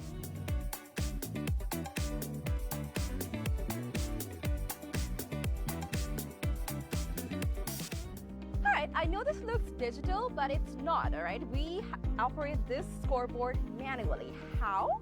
We've used door hinges, and we've painted one side and we have not painted the other side. So using this method, we are able to make the numbers appear on the scoreboard. Usually it takes about 4 people to operate a scoreboard, but using this method, we just need 1 person to do all of the work. So it's a different way, it's environmentally friendly, and you can witness this when you basically visit the PUSA cricket ground.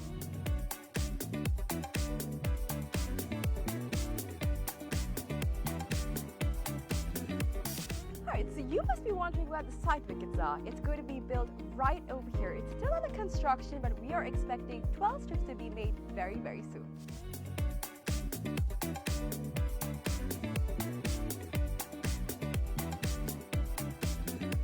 Alright, so now we're about to walk into where our hotel is going to be built. So we've chosen this specific location because it is right in between the golf course and the cricket ground. So in this hotel, we'll be having 2 wings, which is the cricket wing and the golf course wing. So depending on what sport you like the most, you can choose your stay.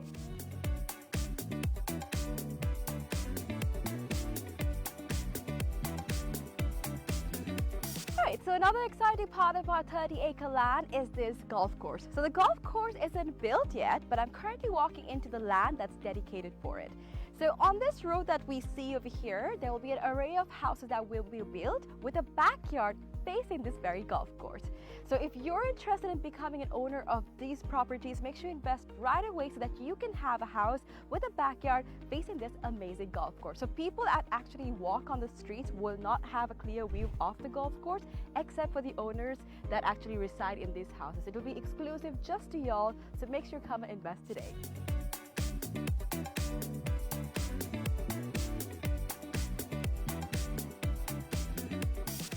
Alright, so this is where the golf course is going to be built, and behind me is one of the waterfronts that is available in this golf course, right? So obviously we know when we play golf that oftentimes we need obstacles to play the game right, and this is actually a natural obstacle that is available within this golf course, and we'll be making plenty more for y'all to have a peace of mind and also play the game really well. And also, another fun fact, which I've already mentioned before, is that all of this will be faced in your backyard. So whatever house that you purchase in this land, your backyard will be facing this entire golf course, these waterfronts, and all of this will be available to you. So if you're interested, make sure you come and visit this golf course and figure out if you want to be an owner of this amazing condo.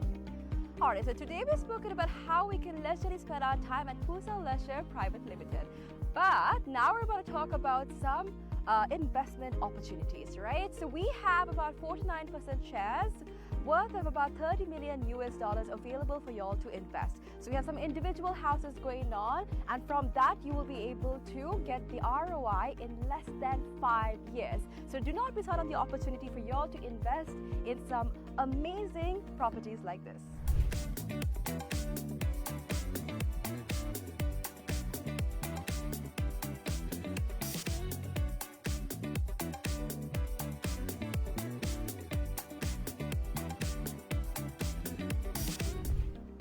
So this is PUSA Leisure Private Limited. Over here we have our very own cricket ground, we have our golf course, we have condos, we have a hotel, we have so much to offer to y'all over here. So make sure you come and visit PUSA Leisure Private Limited and grab an opportunity to invest, have some leisure time, and all that you need over here. Do not forget to come visit us.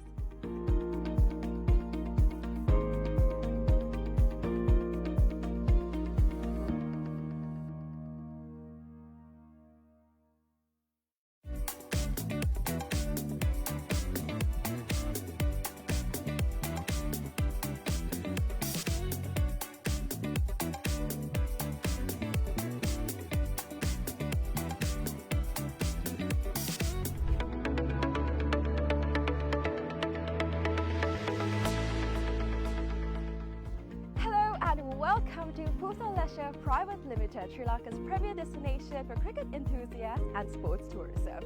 So PUSA Leisure Private Limited is actually the only leisure company in Sri Lanka with its own cricket ground. We're here at the ground right now, and it's the second largest cricket ground across Sri Lanka in playing area. This is tailor-made to conduct tours across Sri Lanka, and we are here today to witness about the specialties it has to offer.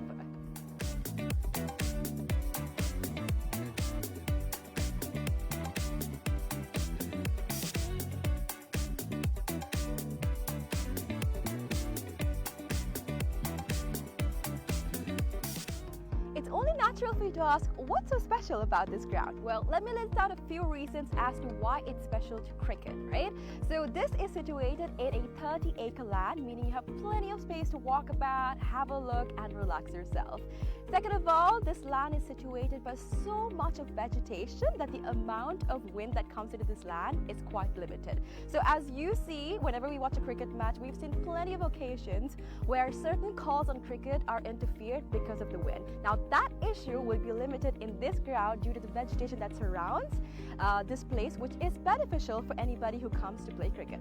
Third of all, the lighting is just perfect, right? So it's well lit throughout the day, and the amount of sunlight that you get into this land is much more compared to any other cricket ground around, again because of the location it's situated in.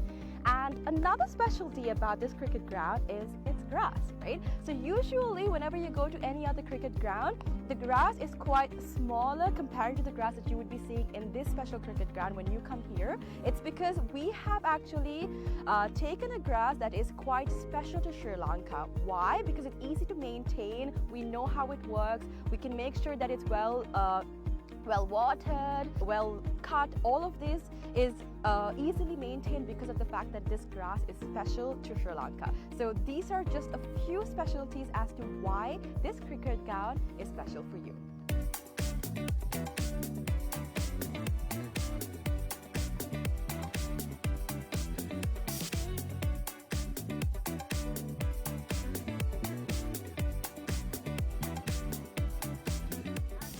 Alright, so let's talk about the pitch a little, right? So I'm here right now, and from the pitch to the ground we have about 80 meters of a radius, right? And something special about the pitch is that it's elevated, meaning that anybody from anywhere on the ground can see the pitch properly because of its elevation. So even if you stay in that corner of the ground, the pitch very clearly because of the elevation that it has.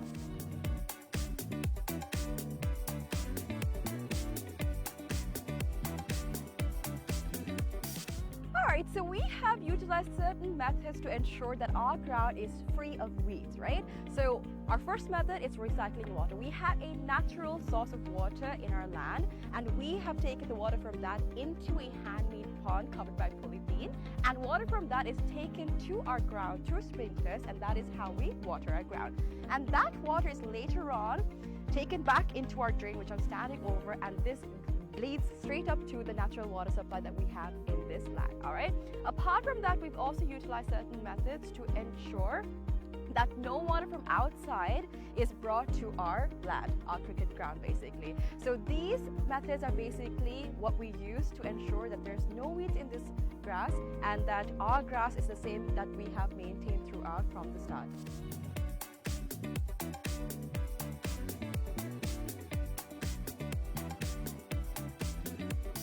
Alrighty, so another specialty about this ground and how we're connected with nature, right? A fun fact. So if you hit a century in this ground, one of these surrounding trees will be named after you. So if you can see, this entire ground is surrounded by vegetation and plenty of trees. So whoever hits a century in this ground will get one of those trees named after them. So this is actually something quite unique. It's not done everywhere, and it's actually a nice opportunity for you to get a tree named after you. So this is something special that's happening here at the ground, and so far only 8 cricketers have actually hit a century and gotten a tree named after them. So if you want to come here and hit a century and get a tree named after you, this is the place for you.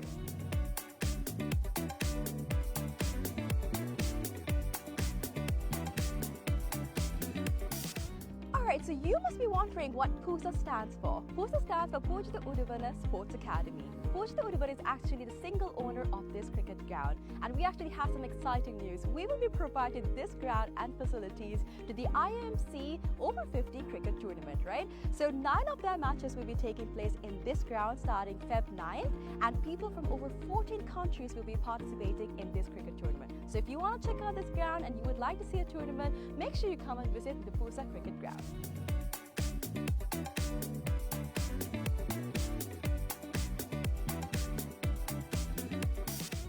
Alright, I know this looks digital, but it's not, alright? We operate this scoreboard manually. How?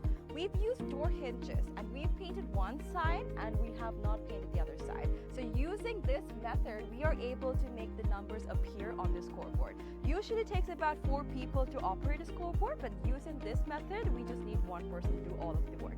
So it's a different way, it's environmentally friendly, and you can witness this when you basically visit the PUSA cricket ground.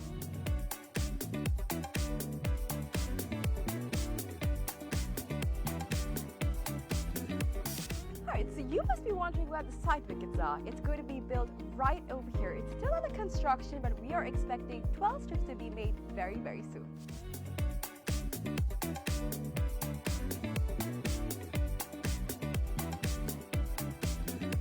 Alright, Alright, so now we're about to walk into where our hotel is going to be built. So we've chosen this specific location because it is right in between the golf course and the cricket ground. So in this hotel, we'll be having two wings, which is the cricket wing and the golf course wing. So depending on what sport you like the most, you can choose your stay.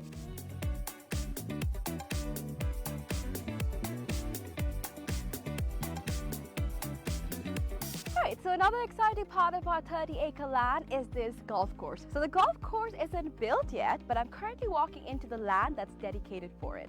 So on this road that we see over here, there will be an array of houses that will be built with a backyard facing this very golf course. So if you're interested in becoming an owner of these properties, make sure you invest right away so that you can have a house with a backyard facing this amazing golf course. So people that actually walk on the streets will not have a clear view of the golf course except for the owners that actually reside in these houses. It will be exclusive just to y'all, so make sure you come and invest today.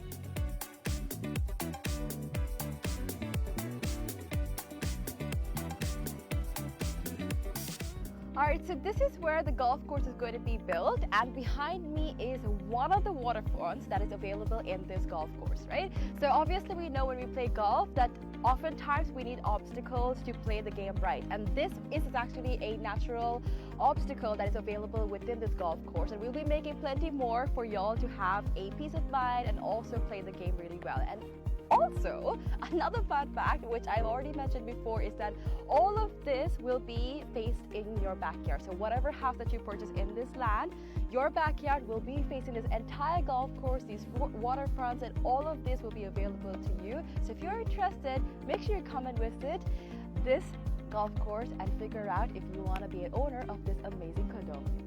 Alright, so today we've spoken about how we can leisurely spend our time at PUSA Leisure Private Limited.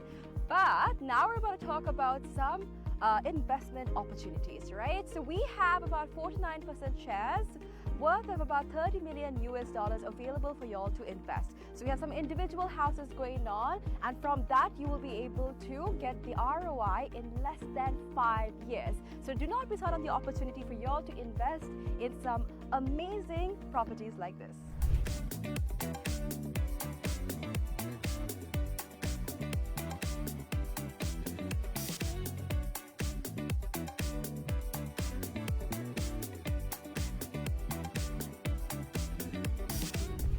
Alright, so this is PUSA Leisure Private Limited. Over here we have our very own cricket ground, we have our golf course, we have condos, we have a hotel, we have so much to offer to y'all over here. So make sure you come and visit PUSA Leisure Private Limited and grab an opportunity to invest, have some leisure time, and all that you need over here. Do not forget to come visit us.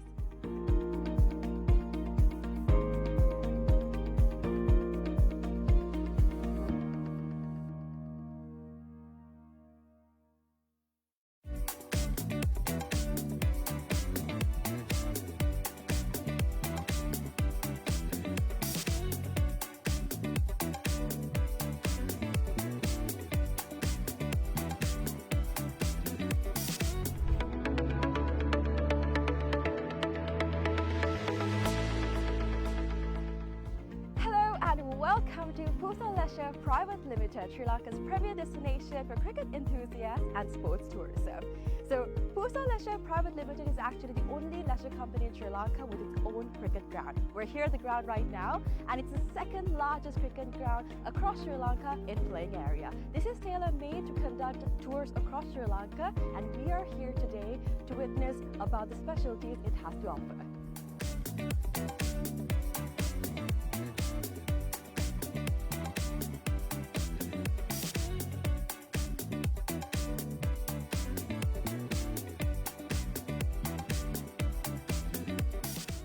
It's only natural for you to ask, what's so special about this ground? Well, let me list out a few reasons as to why it's special to cricket, right? So this is situated in a 30-acre land, meaning you have plenty of space to walk about, have a look, and relax yourself. Second of all, this land is situated by so much of vegetation that the amount of wind that comes into this land is quite limited. So as you see, whenever we watch a cricket match, we've seen plenty of occasions where certain calls on cricket are interfered because of the wind. Now that issue issue will be limited in this ground due to the vegetation that surrounds this place, which is beneficial for anybody who comes to play cricket. Third of all, the lighting is just perfect, right? So it's well lit throughout the day, and the amount of sunlight that you get into this land is much more compared to any other cricket ground around, again because of the location it's situated in.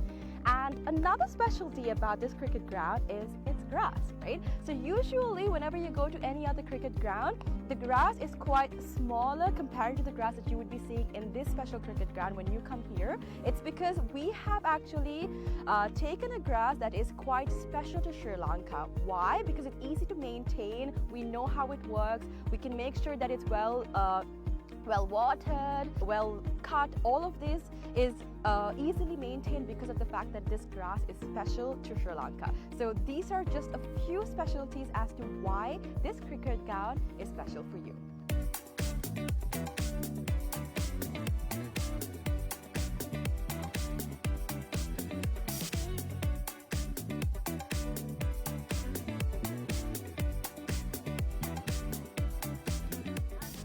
Alright, so let's talk about the pitch a little, right? So I'm here right now, and from the pitch to the ground we have about 80 meters of a radius, right? And something special about the pitch is that it's elevated, meaning that anybody from anywhere on the ground can see the pitch properly because of its elevation. So even if you stay in that corner of the ground, the pitch very clearly because of the elevation that it has.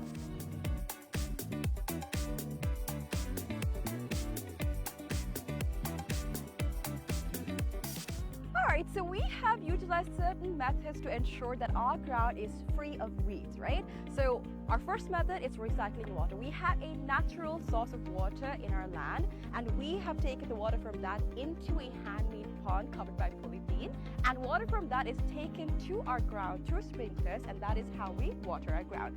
And that water is later on taken back into our drain, which I'm standing over, and this leads straight up to the natural water supply that we have in this land. All right.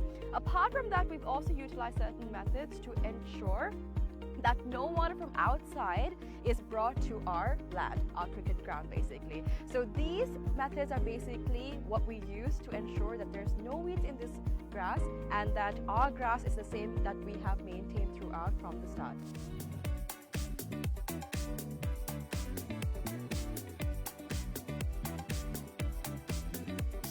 Alrighty, so another specialty about this ground and how we're connected with nature, right?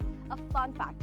So if you hit a century in this ground, one of these surrounding trees will be named after you. So if you can see, this entire ground is surrounded by vegetation and plenty of trees. So whoever hits a century in this ground will get one of those trees named after them. So this is actually something quite unique. It's not done everywhere, and it's actually a nice opportunity for you to get a tree named after you. So this is something special that's happening here at the ground, and so far only 8 cricketers have actually hit a century and gotten a tree named after them. So if you want to come here and hit a century and get a tree named after you, this is the place for you.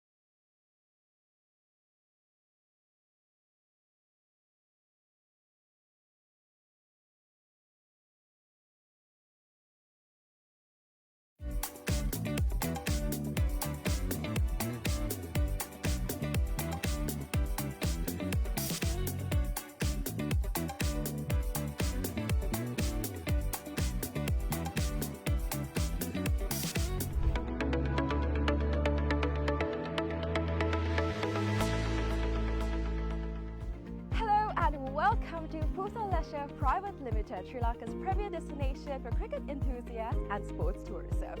So, PUSA Leisure Private Limited is actually the only leisure company in Sri Lanka with its own cricket ground. We're here at the ground right now, and it's the second largest cricket ground across Sri Lanka in playing area. This is tailor-made to conduct tours across Sri Lanka, and we are here today to witness about the specialties it has to offer.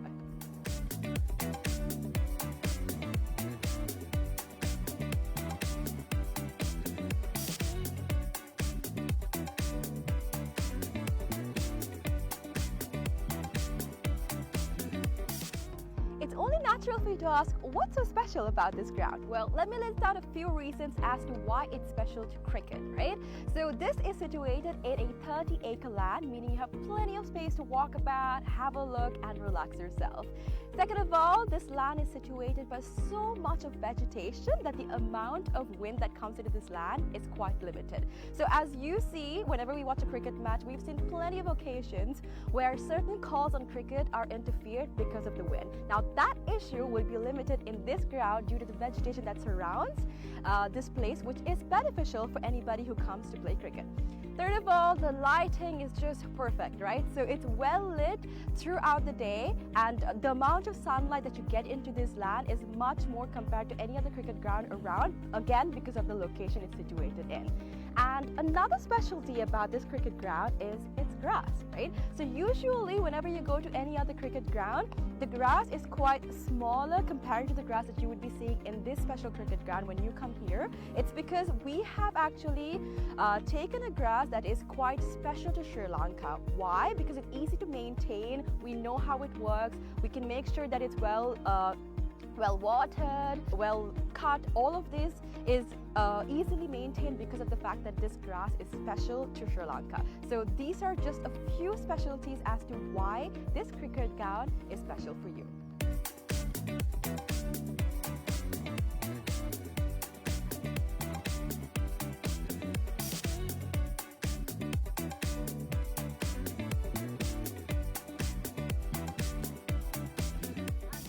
Alright, so let's talk about the pitch a little, right? So I'm here right now, and from the pitch to the ground, we have about 80 meters of a radius, right?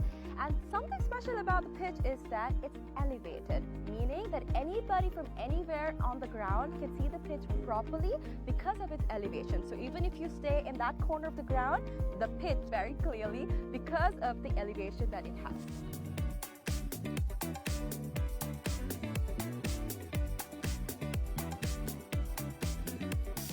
Alright, so we have utilized certain methods to ensure that our ground is free of weeds, right?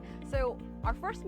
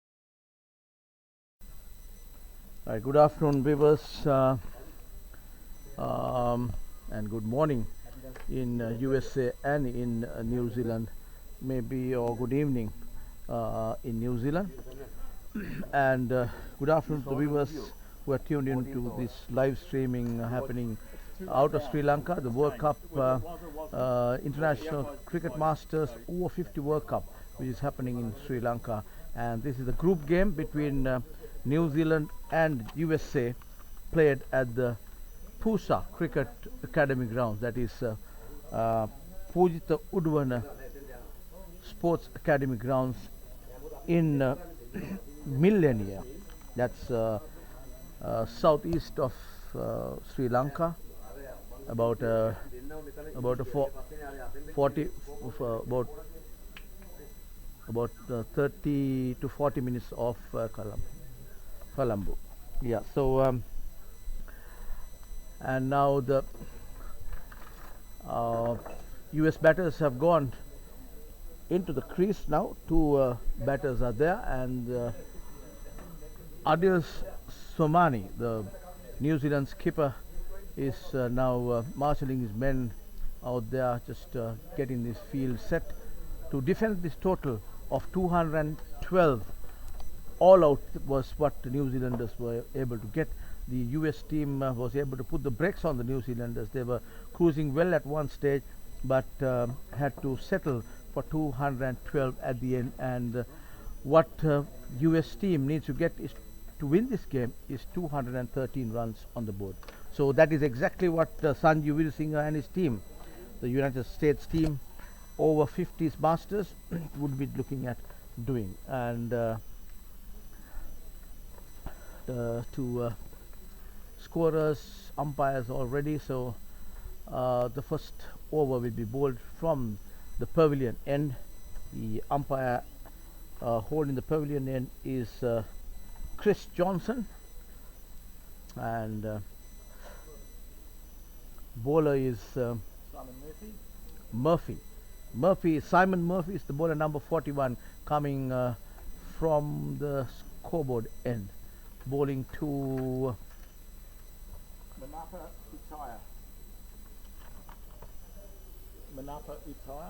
Munappa. Yeah, Mutaya Utaya. Munappa Utaya is the batter, the left-handed batter. We saw him play a good knock against Lanka Cavaliers the other day at the Colombo Coast ground, and this nice breeze going across the ground. It might be good for the pace bowlers early on to have a little bit of wind here, and a little bit of windy conditions here in this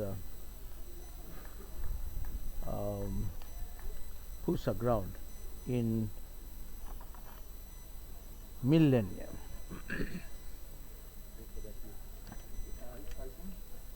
Munappa is the batter, and Simon Murphy comes in right arm over the wicket, racing in from the pavilion end, bowls passing the umpire. That ball wraps him in the pad just below the knee roll, I thought, and turned down by the umpire. Very well bowled by the bowler, probably a little just pitching outside the on the leg stump of moving outside the off stump could be the reason why it was not given out. There are no DRS and such for these games, but nevertheless umpire says no.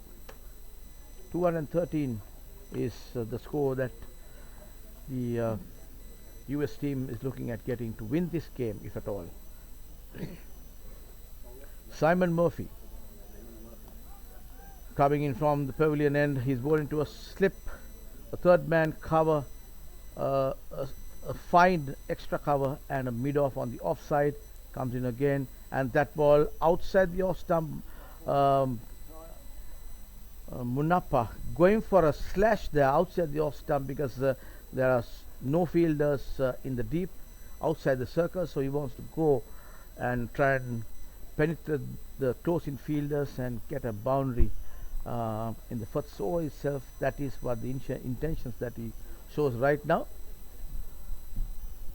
Simon Murphy, right arm over the wicket, passing the umpire, comes in, bowls again. Ball moving outside your stump. Wind is helping the bowler, I would say. He's bowling actually against the wind now. He's bowling against the wind, so which seems to be getting him to swing outside the off stump where the left-handed batter is concerned. Munappa is the batter, left-handed, facing up to, and that's officially played in between towards the extra cover area. The extra cover fieldsman, that is Adil Somani, who picks it up way inside the boundary. The batter has crossed over for 2. So that's first runs coming for USA off the bat of Munappa. Munappa Utaya is the batter.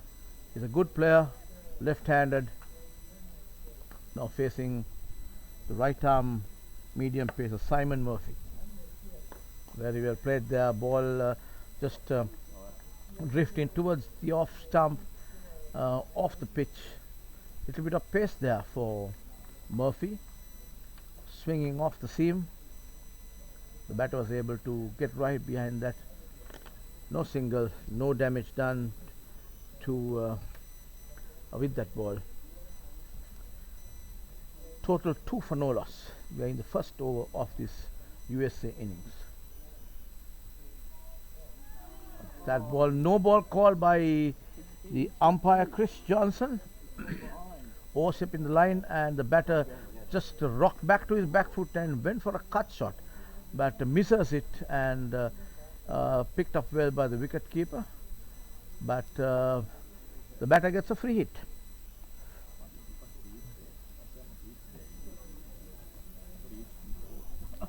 Gets a free hit. Wicket keeper.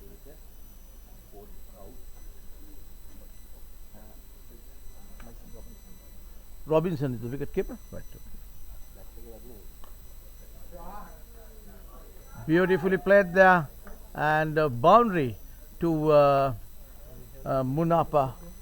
Finely executed there to the mid-wicket boundary. Left-handers love to play that into that region. So not so good news for Simon Murphy there. He got hit for a boundary in the last delivery there. So 4 runs. That's the first boundary of the bat of Munappa for USA. The total moves to 7 runs for no wicket, 1 over gone. Required run rate is about 5 runs per over.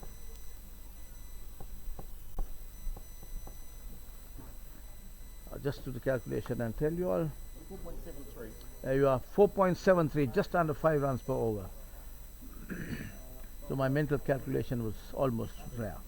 Just a 0.3 behind. Sorry? Lee Bokoski is the bowler. He bowled pretty well in the Indian warm-up game played at the Colombo Coast Ground in Colombo. So we are yet to see how he performs here this afternoon in this game between New Zealand and USA. A Group A battle between these two teams. New Zealand Masters Over-50 versus USA Masters Over-50, played at the PUSA ground in Millenia. And Lee comes in, left arm bowler, and that ball way outside the leg stump, nicely put away, but equally fielded by the fieldsman at the deep. They are coming, rushing in from the fine leg area, and picked up as the throw comes in. The batters crossed over for a single. So that gets 1 to the total. Gets Munappa, the left-hander, who is seemed to be seeing the ball well with that pull shot he played towards mid-wicket, full-bladed shot for a well-executed boundary, and he's taking his guard using the bail, just tapping the line of his crease. What these batters do is just make a hole off the bail and places the bail on the stumps, back on the stumps again, and waiting for Lee Bokowski coming from the far end. He's bowled into a slip. Petri is at second slip. You got a cover, extra cover, and mid off, and a third man fieldsman on the offside. A short is square leg, short mid wicket, and man feeding a deep mid on the onside. That ball on the block hole, very well bowled, equally played well defensively. No risks taken here. Lee comes in, and again ball is played up in the a little uppish towards the deep mid wicket, a square leg area actually. 1 run to the total. Munappa is very strong on the onside, and especially the left-handers, they love to hit anything on midland leg, generally goes to the boundary. That time around Munappa could not time the ball properly and had to settle for a single. Lee is the bowler, left arm over the wicket, comes in to the right-handed batter, and that ball down the leg stump, ball rushing towards the fine leg area, picked up inside the boundary by the fieldsman there, and the batters crossed over for 2 runs.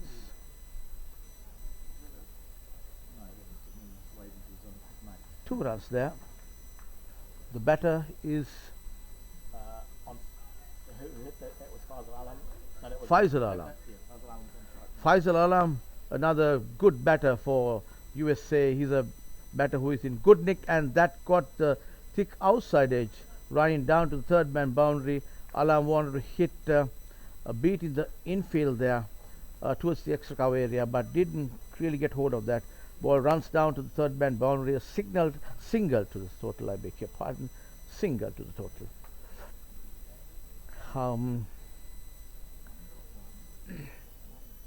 Which brings Munappa on strike.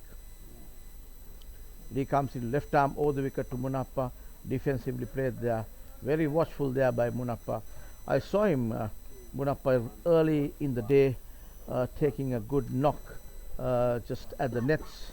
So he's a guy who's very focused and wants to always play well and get some runs on the board for his side.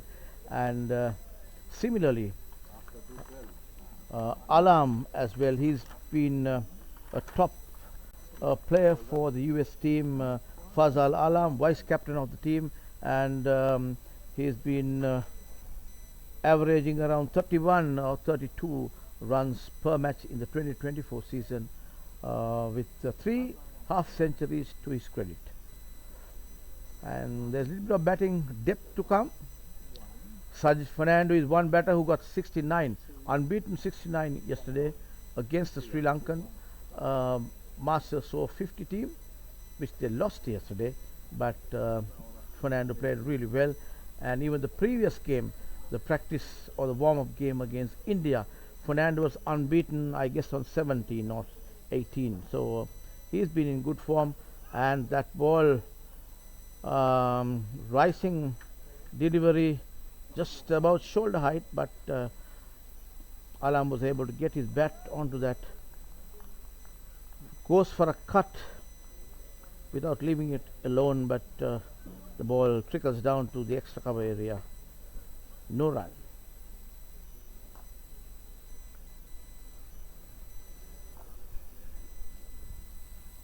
Simon Murphy, that ball pitched on the leg stump. Alam was trying to hit it down towards the mid wicket square leg area, misses it and gets him on his pads. There was an appeal for leg before wicket, turned down by umpire Johnson. Simon Murphy is the bowler, coming right arm over the wicket from the pavilion end to Alam. Oh, that's a good delivery there, just short of length, moving out of the right-handed batter. Batter just kind of go through the shot, little half-hearted though, not very sure what he should have been doing there, but went on the front foot and played the shot after the ball passed him. No run, 12 for no wicket. We are on the third over of this USA innings.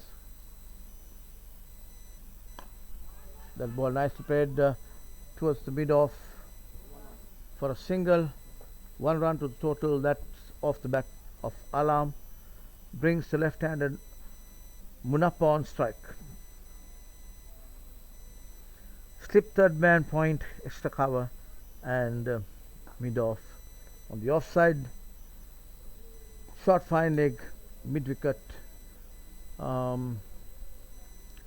deep mid wicket, and a long on the onside.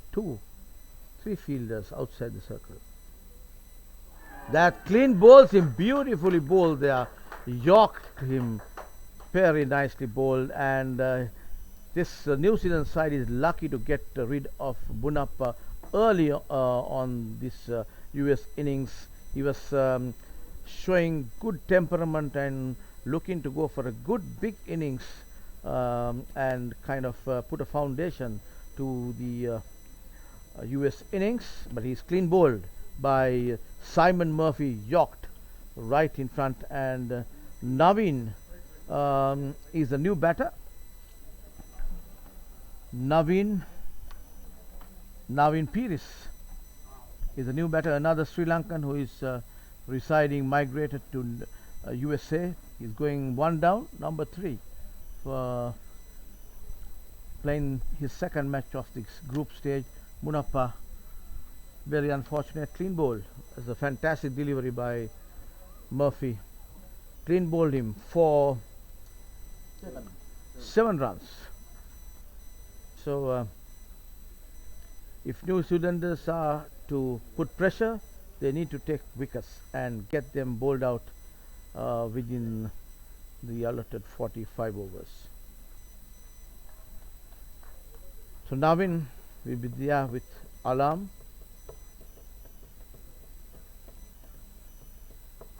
Alam is a batter who is also in good nick, although he was a little unfortunate at the practice game with India that was played at the PUSA Grounds. He did well last week when they played against Lanka Cavaliers, where he cracked a nice 66 and retired, and gave the opportunity for another batter to bat. So he's been in good nick in 2024 and also in 2025. Simon Murphy,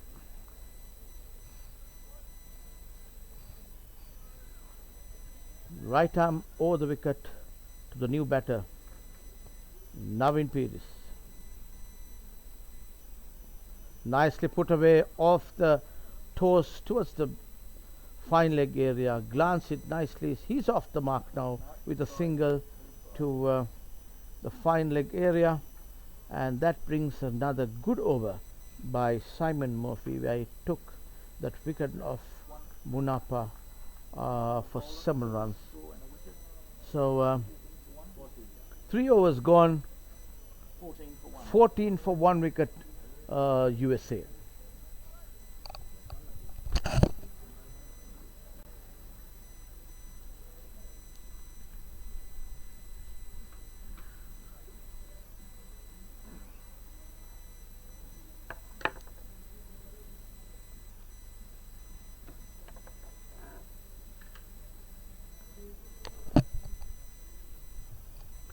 USA 14 for 1 wicket here,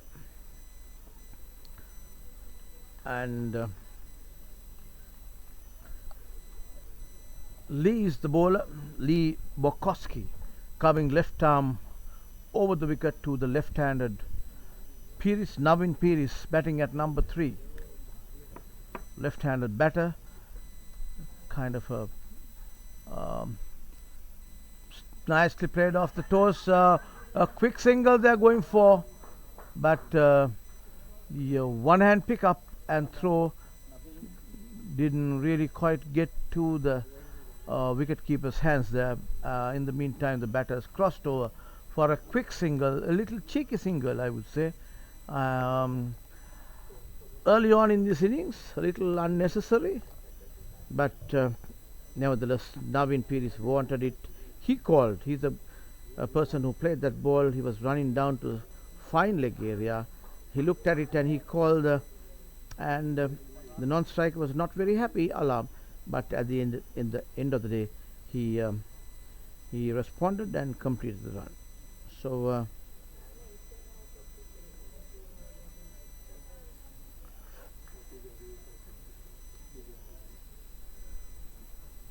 with that single, Navin Pires comes into bat again. Again, very well played on the front foot. A foolish delivery, Yorker length like, and Pires just places it defensively there. No run.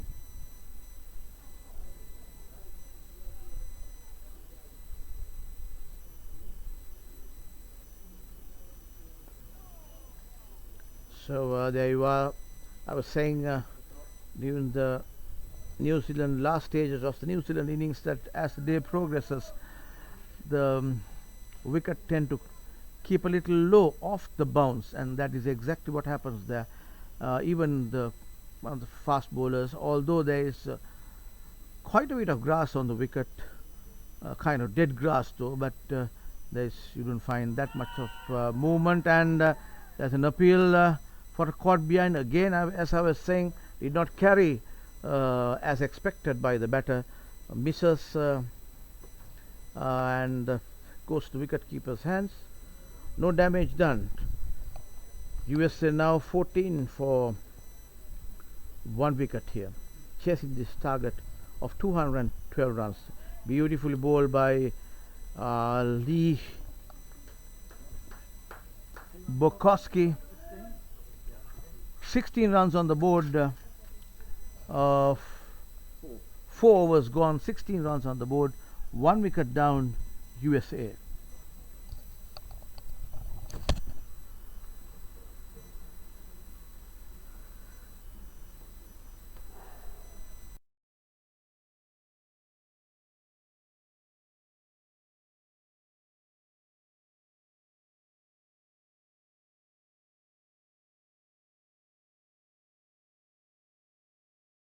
Simon Murphy,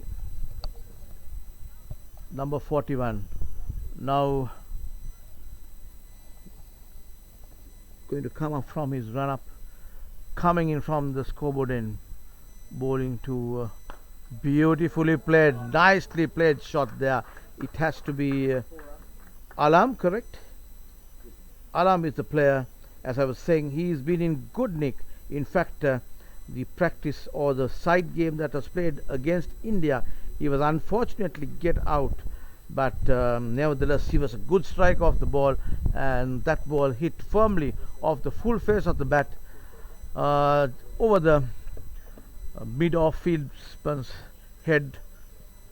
4 runs, and immediately the skipper for New Zealand, Adil Somani, gets a man dropped down at the boundary line on the offside,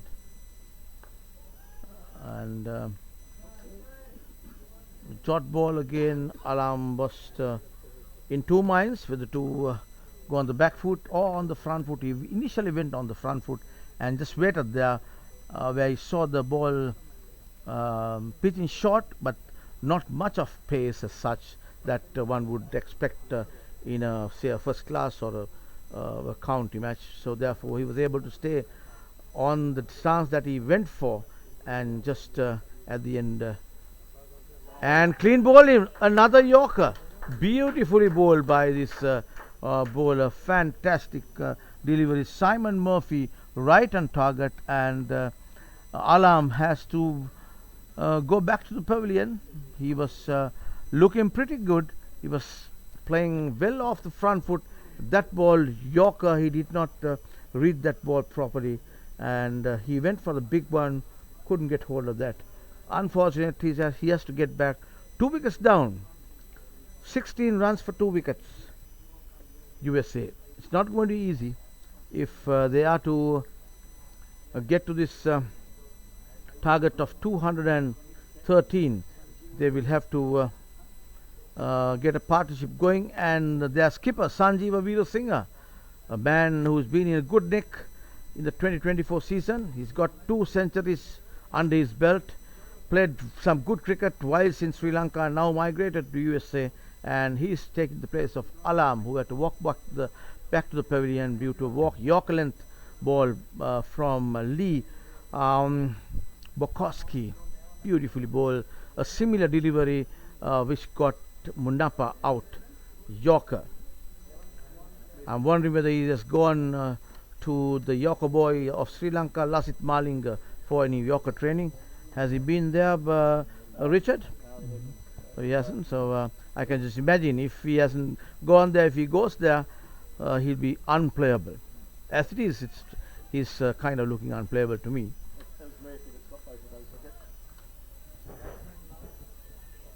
Murphy, fantastic. And for the new batter, Sanjeeva, offside, only one fieldsman in the boundary, a deep point, and all in the, and that ball, short ball there, so he's receiving the new batter, the skipper of USA, with a shortish delivery. He would have liked a little, had he been a little younger, maybe he would have given a bounce at him to start with.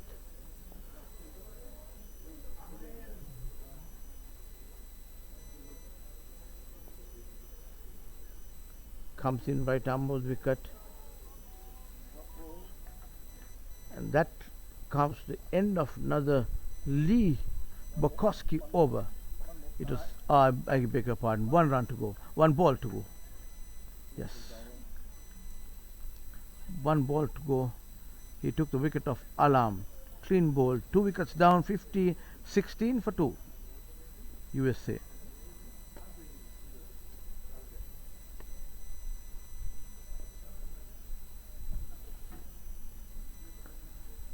And that nicely struck shot there by Sanjeev Singh, but dot ball, it went directly to the fielder there, and that's 5 overs gone, 20 for 2, USA.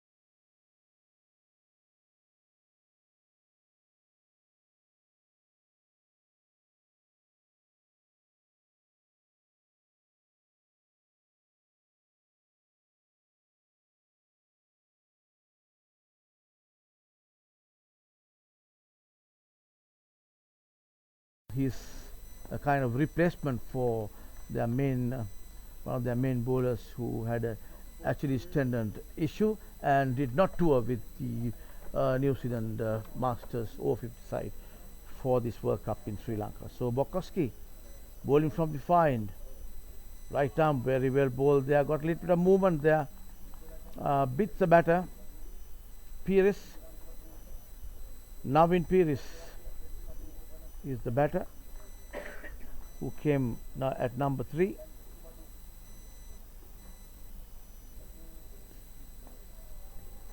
And a good delivery by Bukowski.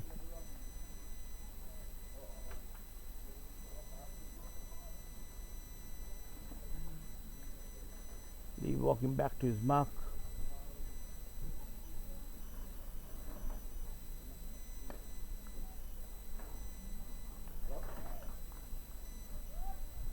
No run played, let it push towards extra cover.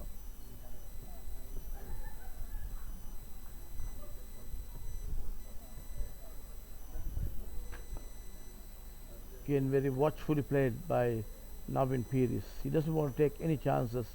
He knows he needs to support the skipper, Sanjeev Veerasinghe, who's there with a lot of issues on his shoulder right now. The chips are down 20 for 2, chasing this total of 213. Maiden over there, beautifully bowled. As you were saying that he was brought in as a replacement. I wonder whether he heard that, but Lee Bukowski has bowled extremely well. Maiden over, finishing off with that over with a maiden. Richard Petrie is the bowler who is coming on from the pavilion end. Richard Petrie, quite a tall lad, maybe about 6'3", 4". High arm action. Having chat with the captain, who is feeling at just marshalling his field prior to taking up his position.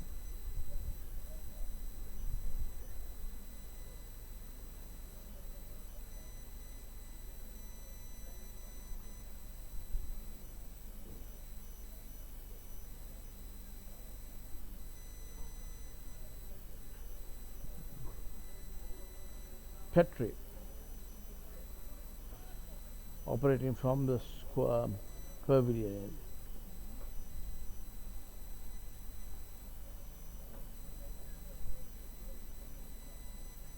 And Aldis Somani positioning himself at sweeper cover area. A short is, but he's inside the circle. Just moving the third man to be a little more finer. There's a fine leg, third man.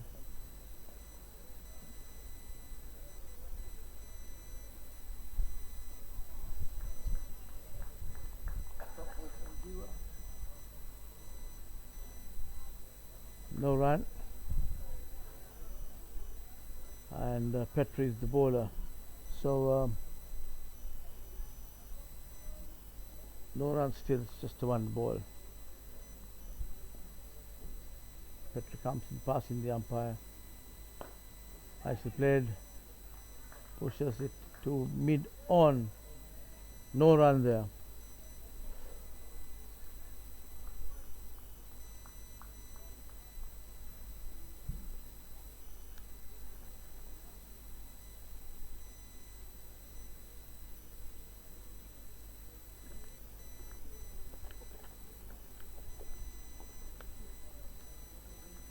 Petrie comes in from the scoreboard end, bowling to Sanjeev Veerasinghe, the skipper of USA, and that ball put away nicely towards the mid wicket area, but the short mid wicket is there. He gets a hand to it, which takes the pace off the ball, and Veerasinghe crosses and comes to the non-strikers end.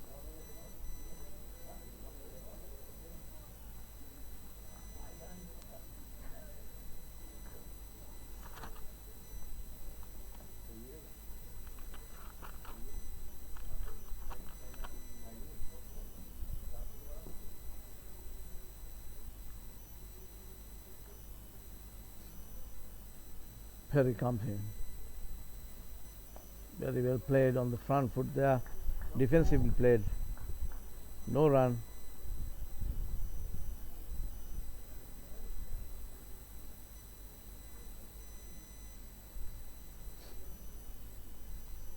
Perry comes in. Right arm over the wicket, shining that new ball.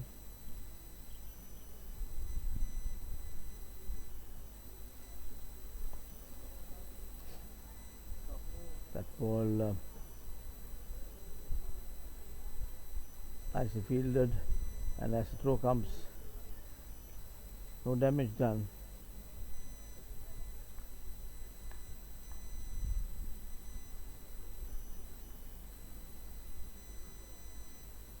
Petrie.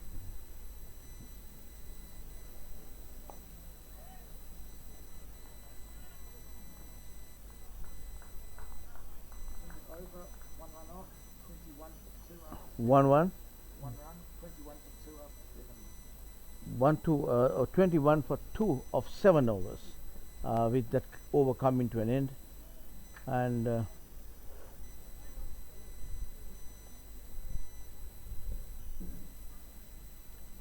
New Zealand bowler is number 40.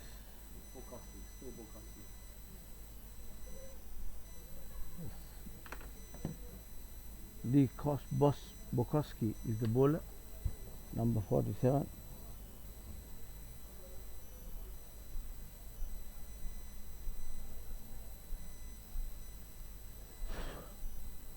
He's bowling to a deepish mid-off, man in between extra cover and mid-off there. No proper extra cover as such.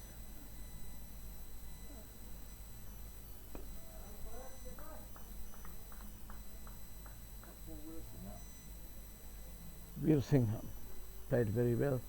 Defensively played very watchfully there. Bokoski coming left arm over wicket now to the right hander. Very well played. Veer Singh used the full face of the bat. Very rightfully so. Played defensively. No run.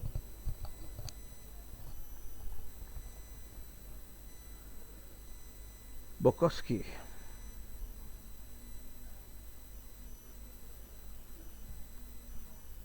That one nicely played towards third man. They are coming for the second.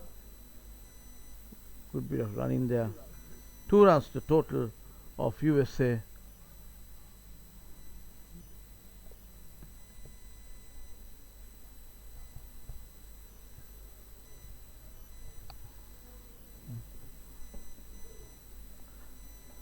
Lee comes in.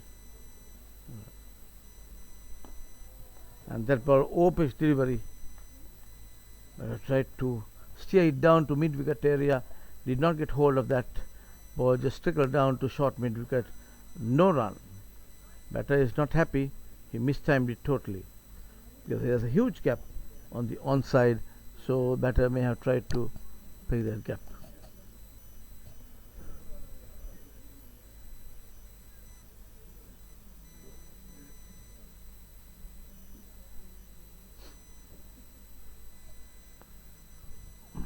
Lee Bokoski.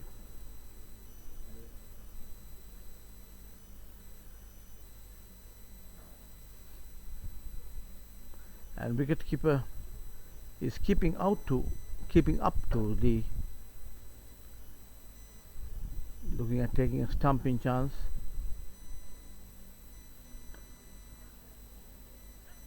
Oh, that's right through the gate.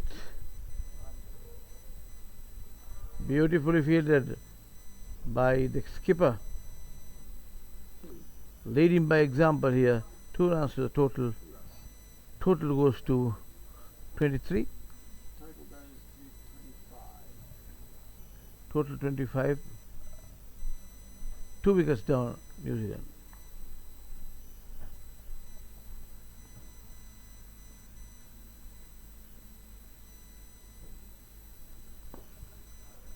Beautifully played there.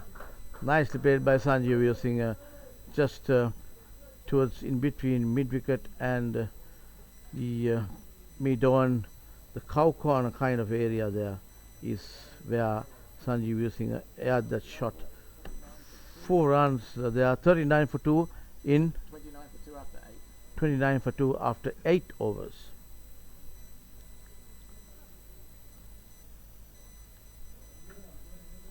Eight overs, 29 for 2.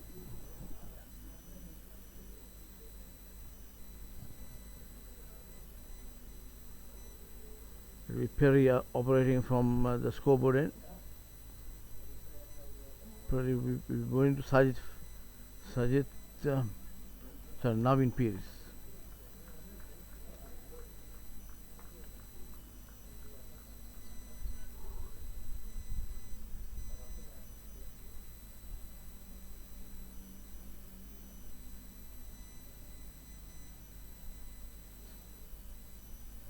Perry comes in, right arm both wicket. Uh, a cheeky single there, and one run to the total.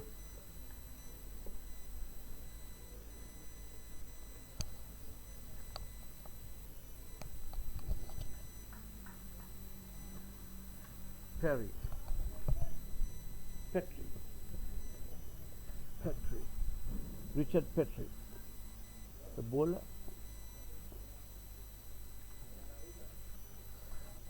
Comes in.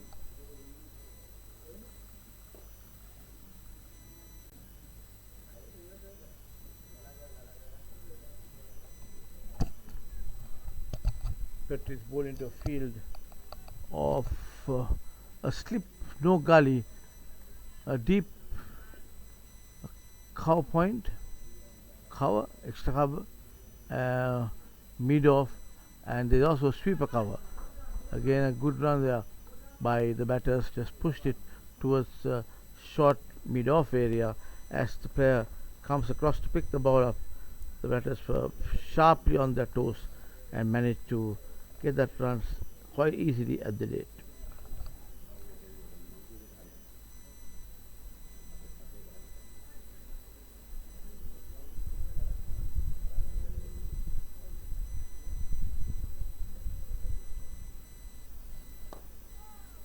Nicely struck shot there. 2 runs the total off the bat of Navin Peiris.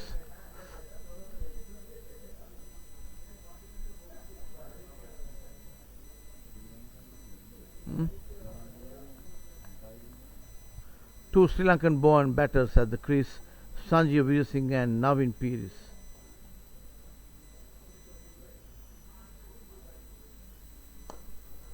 And there again with the full face of the bat, driven firmly, but ball runs directed to the fieldsman there, fields it and sends it back to the bowler.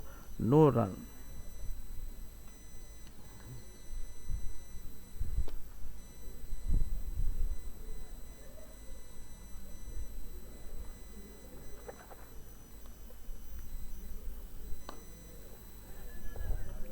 Very well played. Beautifully played defensive shot there by Navin Peiris. Copybook forward defense that was. 33 for 2 after 9 overs, USA. 2 wickets down, 33 runs. So these two will have to put up a partnership if you have to pose some threat to the New Zealand. Change of bowler. New bowler is Nuttall is the bowler. Andrew Nuttall.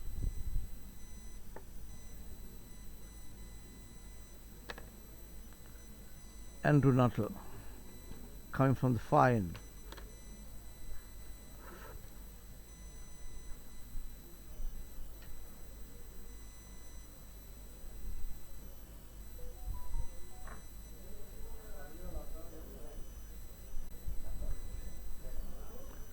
Sanjeev Veersingh taking his guard.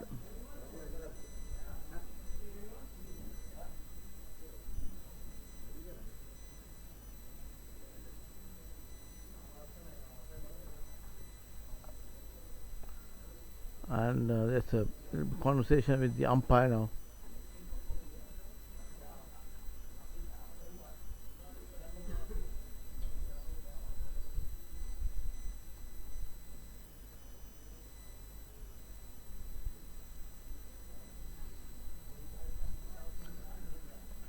This is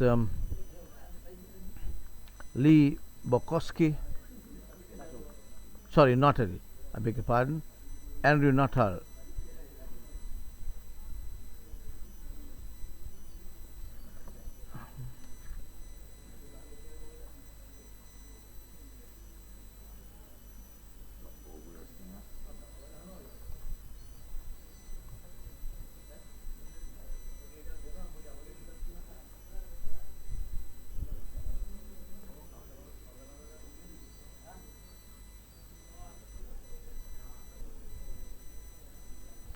So Nuttall at the age of 67 years of age, one of the most experienced players in this New Zealand side, where he has played in all 4 World Cups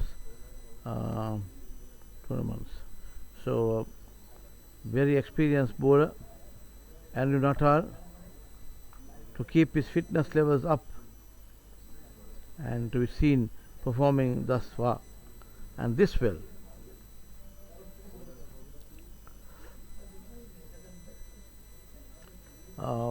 It has been because he has been with the New Zealand team for some time, and beautifully played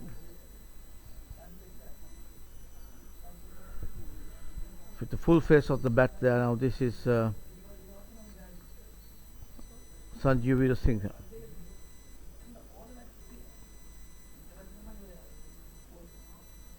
Again, little slow on his back foot.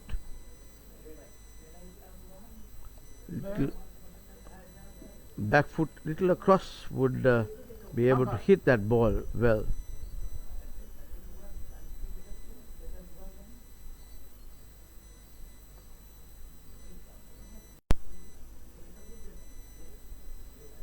You're not on the field, Murphy. Comes in. This is Andrew Nuttall.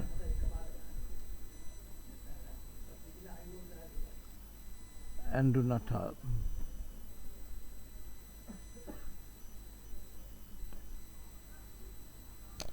Very well bowled. He's bowled into his field. Packed offside field for him. 6 people on the offside.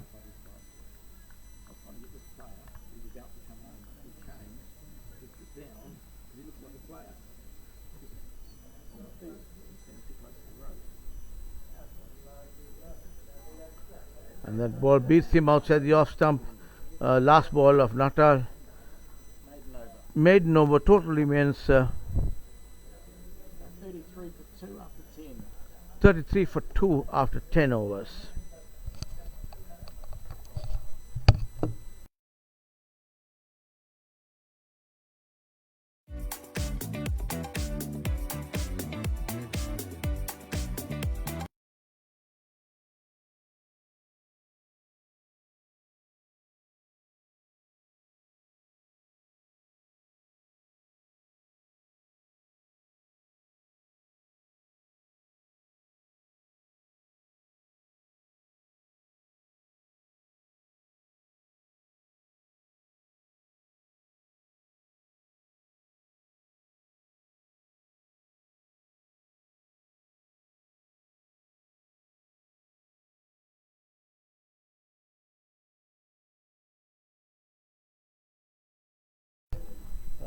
For 2 wickets after 10 overs.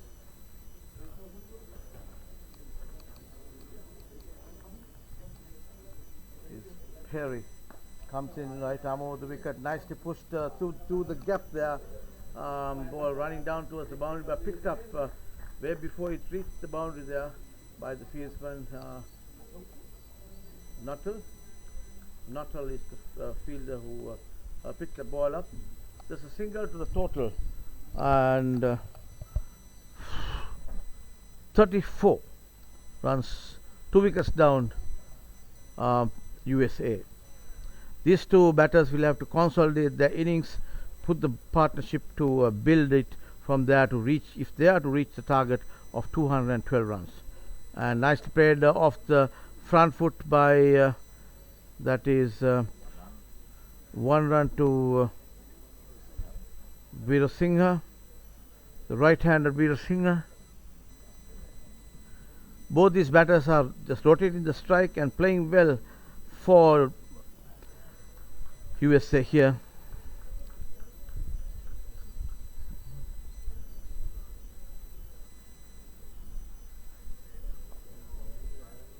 Again, just runs the ball down to fine leg area for a single by Navin Peiris, and gets Sanjeev Veerasinghe on strike.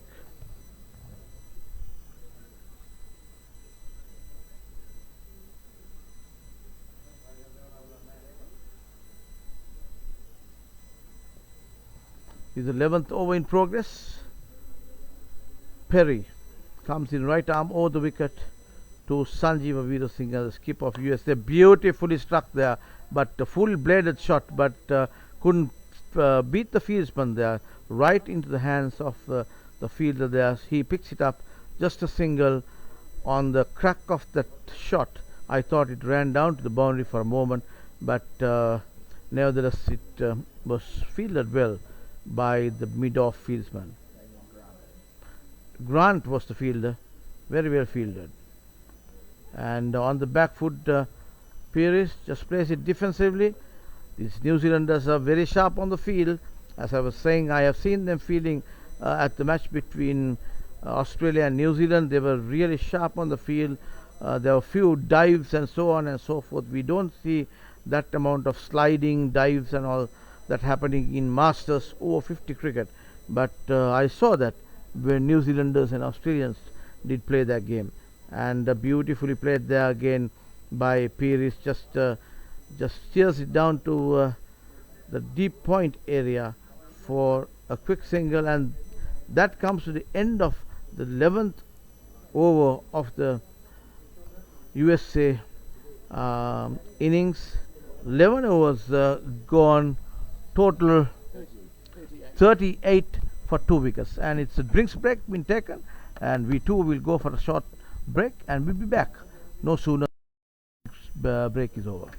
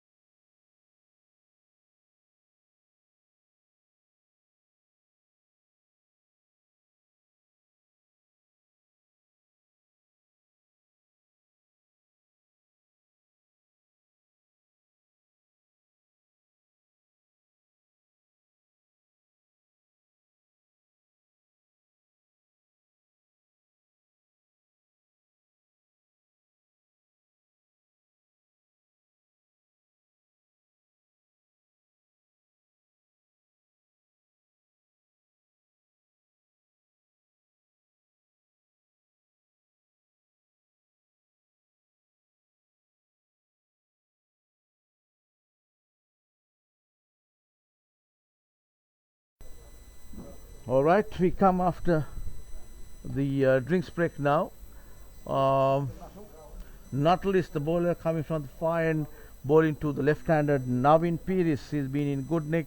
Navin and Sanjeev Veerasinghe building a partnership here for the USA team. Sanjeev has had a good run in 2024, and even the last game he played pretty well, where he went on to make 40 runs, I guess, against the Sri Lankan Masters Over-50. And Nuttall comes in bowling to Pires left arm. That ball on the front foot. Pires just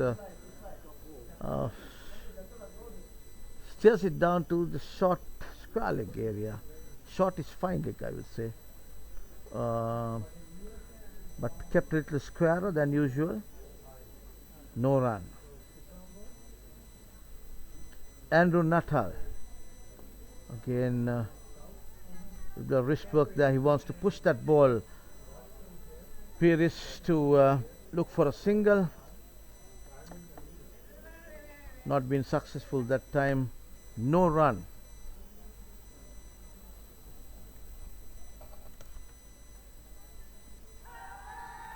That's an appeal given on the front foot. Pires not happy, but you need to go, son. If you're giving out, hard luck. No DRS here. You can't review. That was on the front foot, but I was saying the ball always keeps low here in the at the latter stages of this any innings at this particular venue. So that is exactly what happened. Given LBW in front of the wicket, bowled Andrew Nuttall for 7 runs. Sajid, beg your pardon, this is Navin Pires. And Sajid Fernando is walking in to bat now. Sajid Fernando, again another man in form, is walking in place of Navin Pires, who had no option but to walk back to the pavilion after being given out leg before wicket by the umpire Vishwapulle.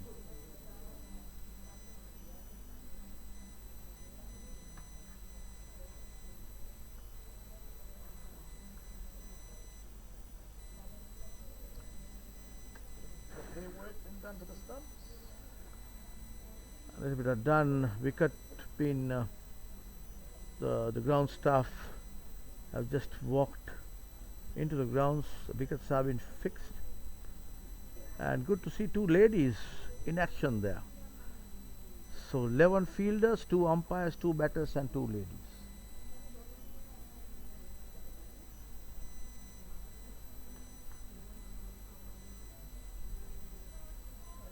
And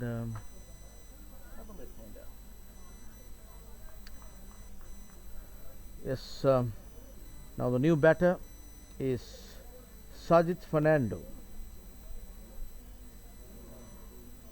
who just went in now, and he together with Sanjeeva Veerasinghe had been the 2 players who put that partnership yesterday, playing against Sri Lankan Masters over 50. And although they couldn't come out as winners, they would try to do something for their team this evening. And Andrew Nuttall, left arm over the wicket, pitched up delivery, very watchfully played there by Sajid Fernando. No run.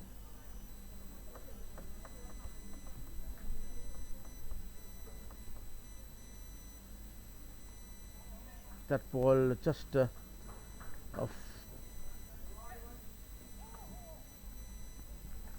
off the back foot, just a little flick off the wrist there by Sajid Fernando. 1 run to him, so he gets off the mark there with the single, and which brings the right-handed skipper of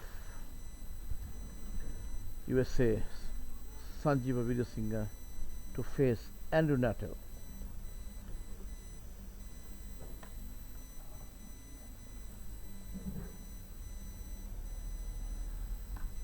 Nicely played there on the back foot by Sanjeeva Veerasinghe. 1 run to the total and to Sanjeeva. He rocked back on the back foot and punched it towards the deep extra cover, and that comes to the end of a good over by Andrew Nuttall, where he took the wicket of Navin Pires' leg before wicket, given by umpire JRW Vishwapulle.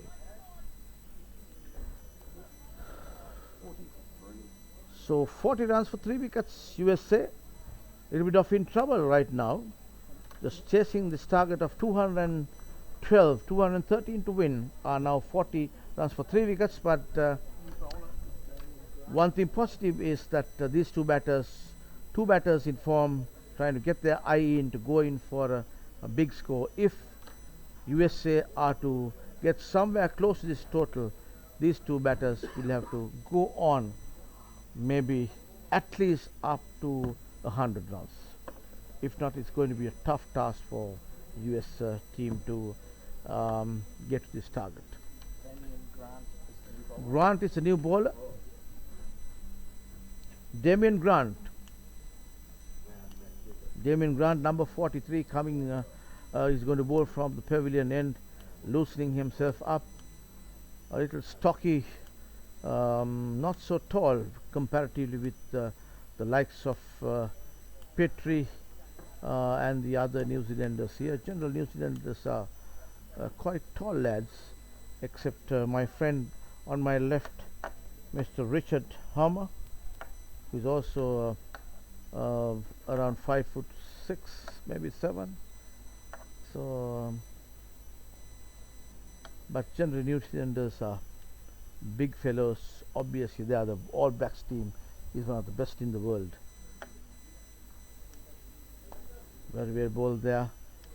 No run. Played defensively.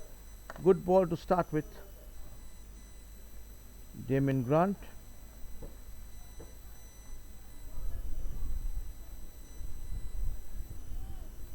Looking at your rugby team, sometimes I tend to wonder what kind of stuff they stuff themselves with. They're so huge. Oh, that's a little bit of risk taken by Veera Singh there, trying to go the top there, mistimed with a squarish bat there. Bat was not coming straight down the line, because there was a little bit of movement, I suppose. So he saw the movement late and he got the bat to negotiate that movement. So Adil Somani is marshalling his field. He's walking down to extra cover area to stop the single by this left-hander Sajid Fernando. Damien Grant, right arm over the wicket comes, very watchfully played there by Sajid Fernando. He knows he needs to stay there, just get your eye in first and then see what he could do. It is what I'm sure Sajid must be thinking to himself, and any amount of advice could be taken from the guy or the non-striker sent, the skipper.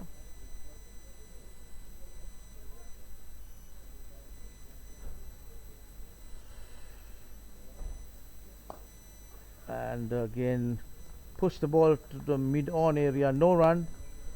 Two ladies, New Zealand ladies, just walking across us here, across the pavilion, just enjoying this nice breeze that is going across the ground. Seem to be enjoying the conditions, and I'm told it's quite cold in that part of the world.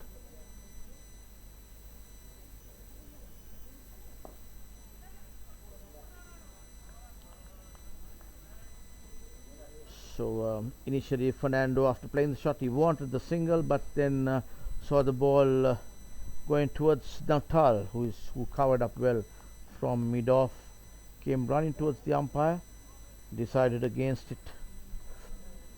So it's a blazing sun here in Millennia PUSA ground, and that ball flicked off the toes by Sajid Fernando. Ball running down towards the boundary in the mid-wicket area. 4 runs, just goes over the rope. 4 runs to the total.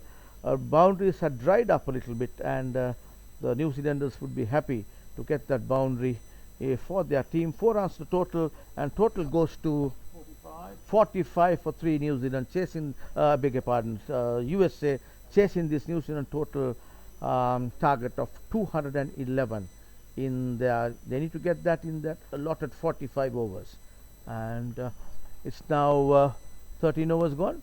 13 overs gone, 45 to 3. 13 overs gone, 45 for 3 USA. What is positive for USA is that you have son Jiva Veerasinghe, the skipper, who is a man who has been in good nick. He's had 2 back-to-back centuries back in playing in New Zealand, if I remember right, last 2024.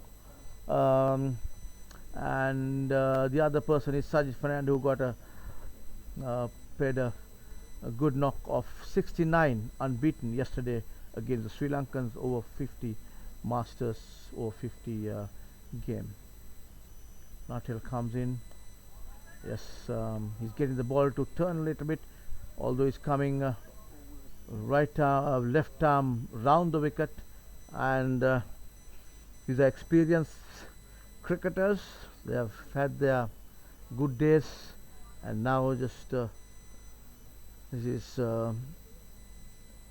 over 50 cricket, and beautifully played by Sanjeev Veerasinghe. He waited for it, rocked on the back foot, punished it beautifully. 4 runs to the total, and ever since that ball hit the bat and got that cracking noise, 4 runs was written on that. 4 runs to Sanjeev. He moves to 18, and the total moves to 49.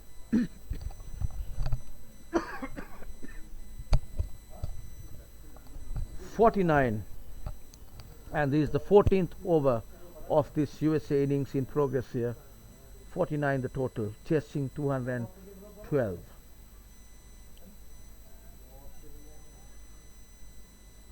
Andrew Nuttall is the bowler, left arm round the wicket to the right-handed Sanjeev Veerasinghe. Another shortish delivery, beautifully put away to the gap there. He knew that there was no fielder at third man. Beautifully waited for it, kind of a late cut, and I thought he would put that to the extra cover area, but he saw a guy in the deep there, a deep point, and he did not want to take that, but nevertheless steered that ball nicely to the third man boundary. 4 runs to the total, 4 to Sanjeev Veerasinghe. He moves to 22, and total 53, 50 up, and another shot on the back foot by Veerasinghe, picked up at the deep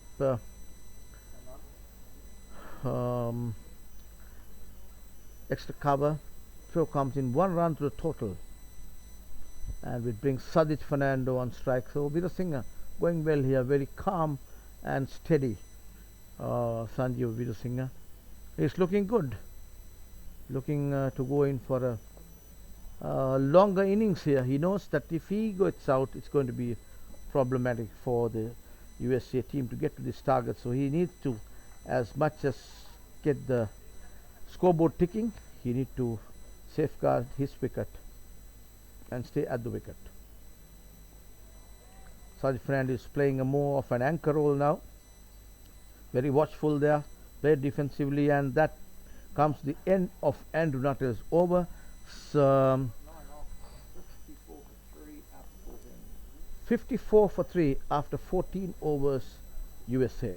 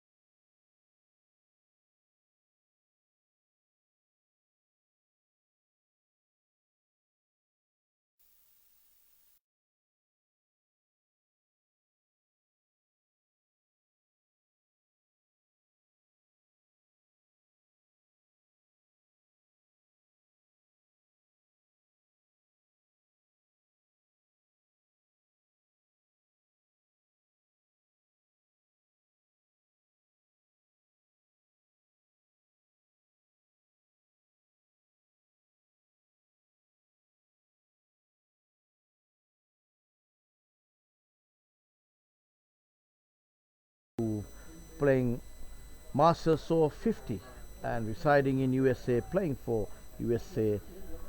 Gets 4 runs to his team, USA. USA now 59 for 3 wickets, just chasing this target of 212, 213 to win. Very well played. Fernando seeing the ball well now. Both these batters, as I was saying, will have to put in a good partnership, at least 100 runs, or take this total to over 100 if they are to pose some threat towards this 212.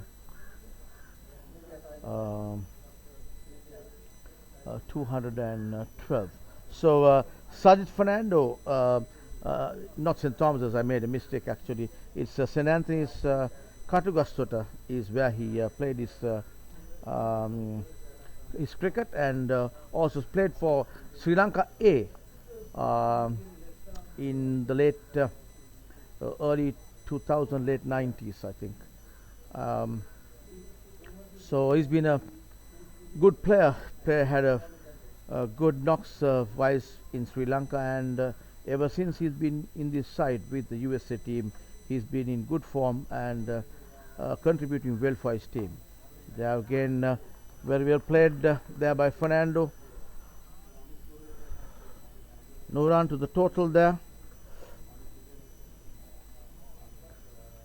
So the New Zealanders, without being inside the pavilion, just taking a walk around this ground, in even the ladies joining their husbands, their partners, their friends, and just walking around, just enjoying the conditions here in Millenia at this PUSA Pujita Udwana Sports Academy ground in Millenia, Sri Lanka. And that brings to the end of that over. Grahamian Grant over, total 59 for 3 wickets after 15 overs. And with that, the second power play comes into play, where New Zealanders are able to have 4 fielders outside the circle, and they'll be happy with that to see whether they could stop this run chase.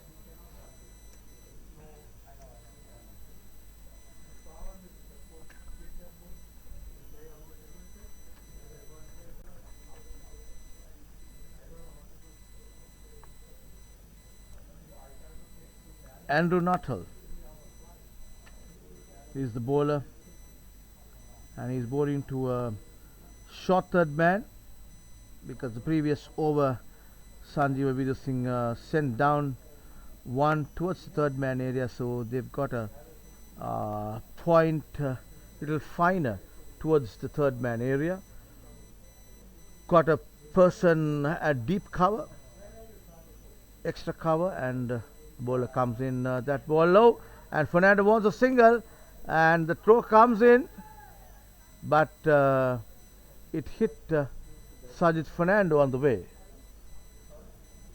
The fieldsman was trying to hit the wickets down, but ultimately hit the batter, and they appealed, saying that he was obstructing.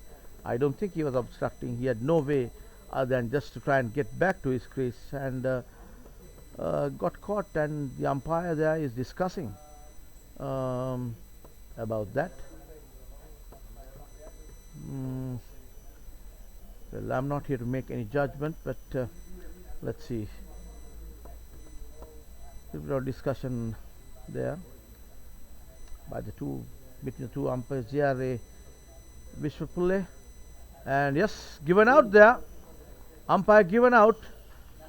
I'm not so sure why, but that was not deliberate though. He was just getting back to his crease. There was no other way that he could get back to his mark. I don't know whether he changed the line. If the umpires had seen that he changed the line of line going back to his mark. It could be the reason. We don't know. As I was saying, I'm not the judge and the jury here. We are just giving you the update from here. So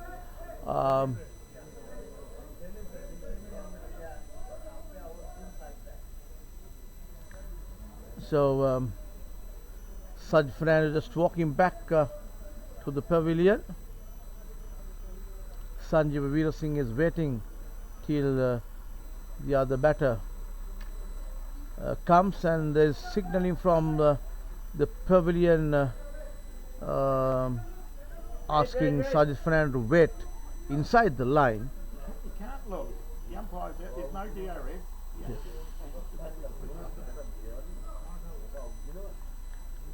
And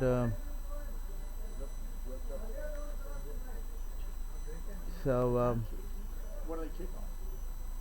well, there's a little bit of discussion going on in the middle. Fernando is still standing inside the line, and Sanjeev Veer Singh is having a chat with some of the other players who just went in. Umpires had given it out after discussion, so I don't know how and what other possibilities are there.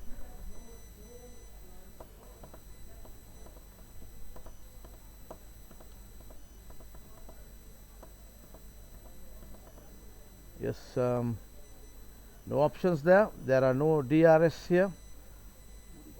Fernando has to walk back to the pavilion. Umpire waited for a while, discussed with the leg umpire, and gave Sajid Fernando run out, ruled him run out, saying that he obstructed the ball being directly hit. That's the decision of the two umpires. The batters are not happy, and I'm sure Sajid Fernando and the skipper Sanjeev Veer Singh too. But that's how the game goes. Umpires have given Sajid Fernando out. The total 59 for 4 wickets. So USA in deep trouble here, chasing this total of 212.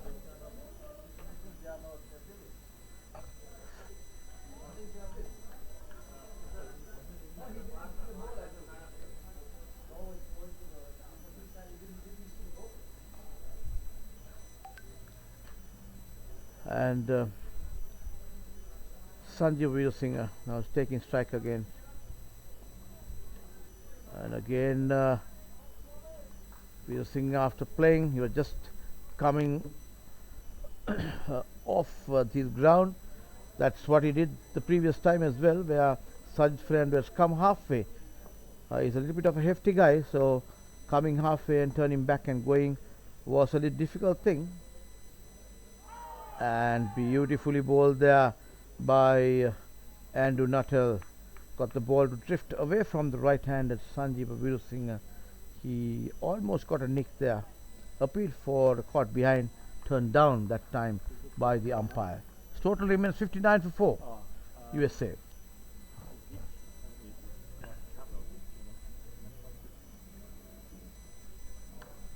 And that ball cut away nicely on the back foot towards deeper cover there, just for single. One run to the total, 60 on the board. 1 to Sanjeev Veer Singh.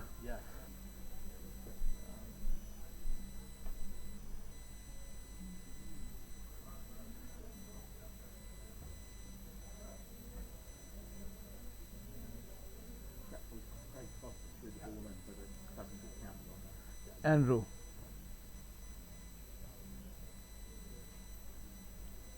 Lighter delivery, a nice little late cut there by the batter.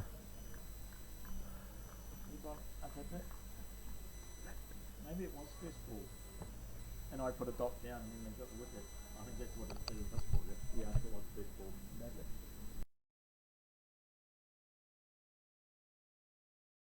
Deshmukh is the batter, new batter in for Sajid Fernando, who was out, given run out there, and nicely covered up there by number 43 is the fieldsman there in the deep. As the throw comes in, 43 is Damien Grant. He is quite quick on his feet, Damien Grant. He's a medium pace bowler and covered quite a bit of ground there to get to that ball. And as the throw came in, batters crossed over for 2 runs the total, 62 for 4 wickets. USA chasing this target of 212 put in by New Zealand. 212.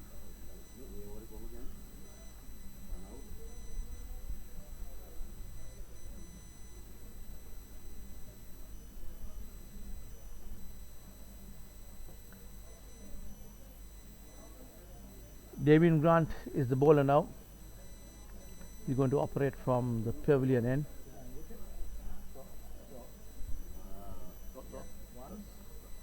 Damien Grant. Yeah. One. Yeah. Dot 2.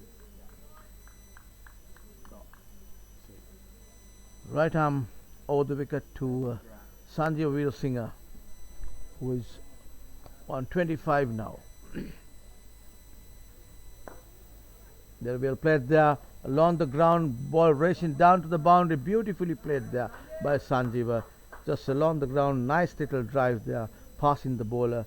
No chance of stopping either of the fieldsmen from deep mid-off or from the mid-on area.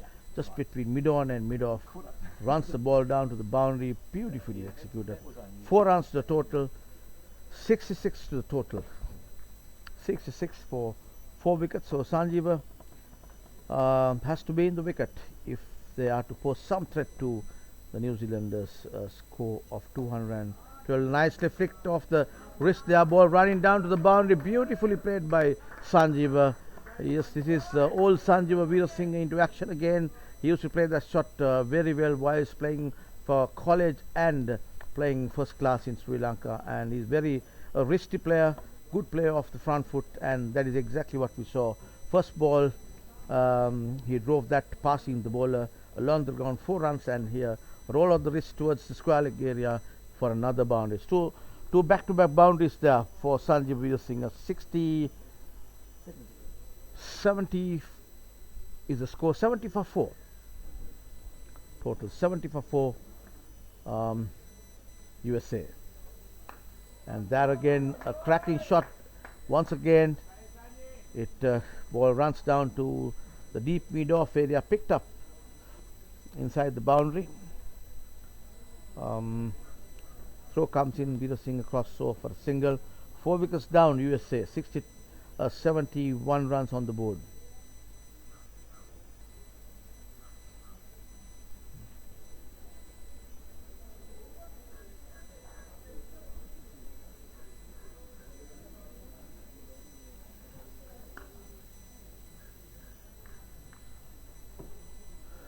And the batter is Paresh Deshmukh. Paresh Deshmukh is the batter now, who is on the striker's end, facing Damien Grant. Paresh Deshmukh.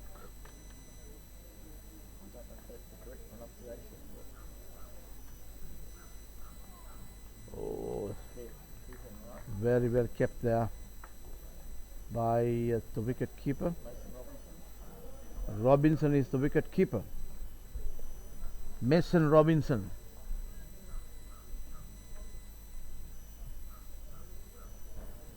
He's Mason Robinson. He's like a concrete there.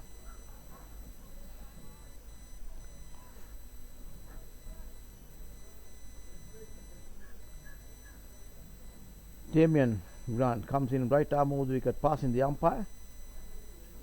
And that ball again, he goes for a big one. I think he got a nick there. Ball runs down towards the boundary. Yes, that's a chance there.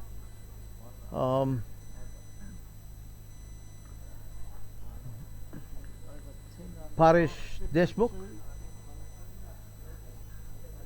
Score is 62-72 for 4 wickets at the end of the 16th over. 17th over. 17 overs gone.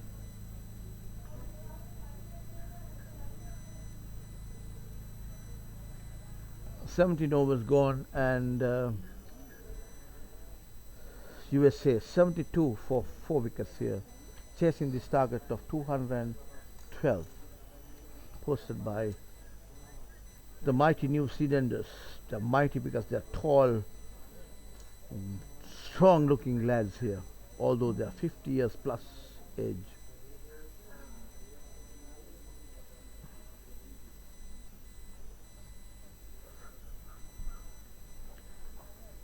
So Adil Somani is marshalling his field now together with the bowler.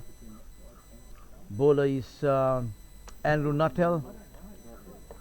So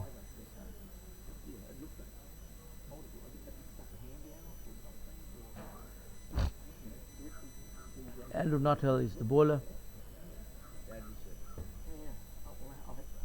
For Deshmukh, Paresh Deshmukh, right-handed batter. There is a short third man, a point, deep cover, extra cover, a man between extra cover and there is I think the ball slipped off the hand, or no, he didn't. He stopped halfway. That is Andrew Nuttall came to bowl and just did not deliver, stopped at the crease itself, and that ball drifting towards the onside, played to the short mid wicket, no run.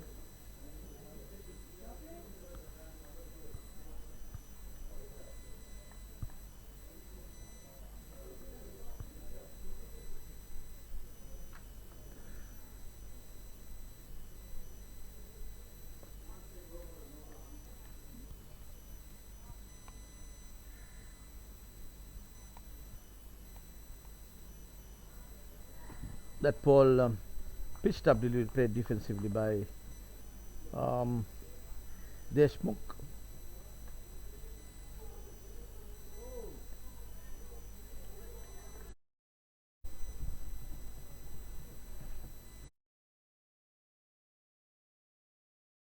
By Andrew Robinson.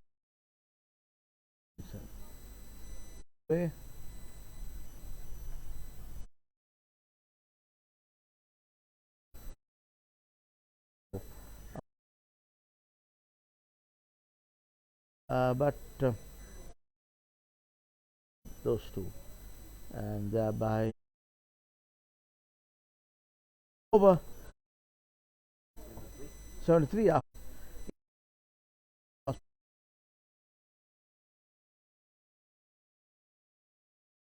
wickets of two good batters. Alam to get familiar with across this ground.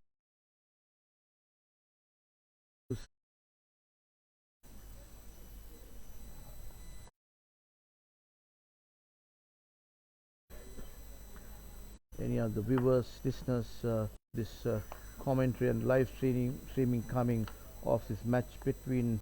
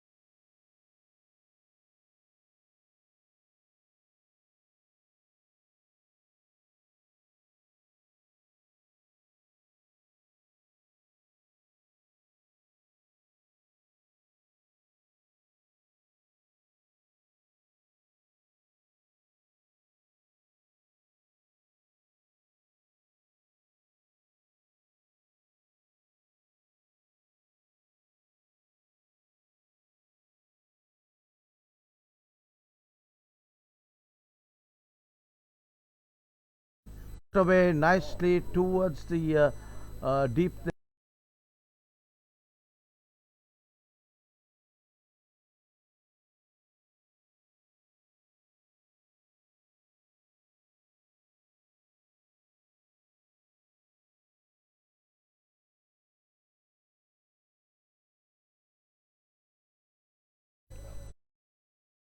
Facing Andrew Nuttall by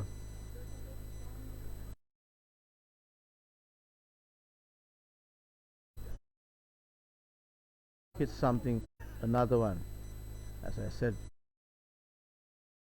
a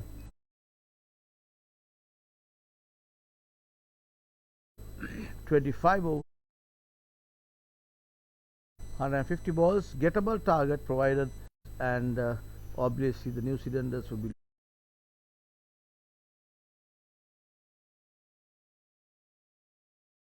another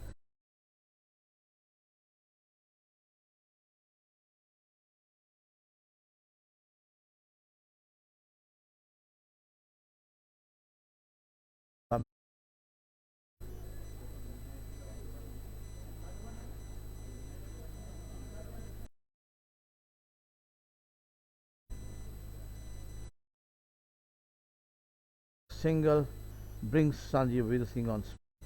When Sanjeev comes into bat, when Simon Murphy is bowling, he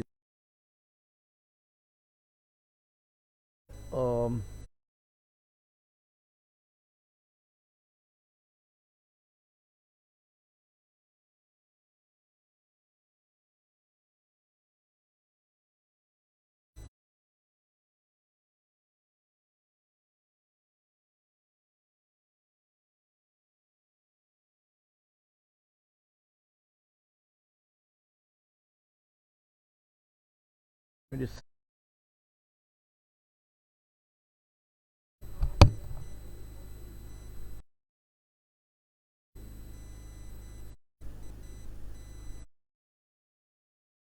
Veerasinghe on strike now.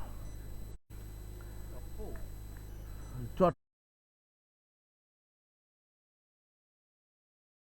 back to his crease.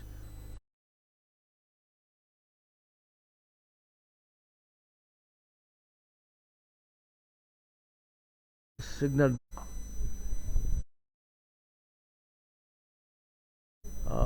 Andrew Nuttall, and the umpires there's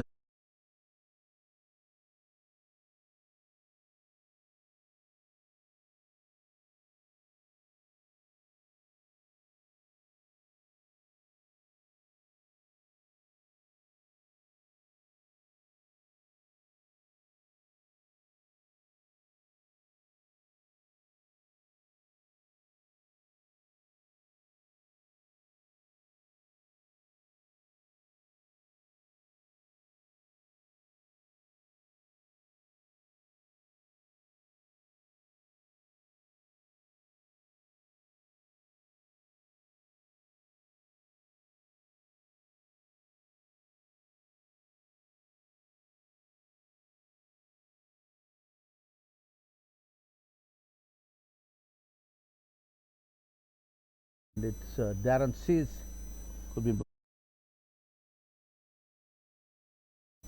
the right-handed batter Sanjeev Veerasinghe, who is on form now, just a few runs, 6 runs short of a played extremely well, and we are on the 20 United States innings. And just flicked off the wrist towards the square leg area, batter's take, and neither Paris Dushman, who's getting ready to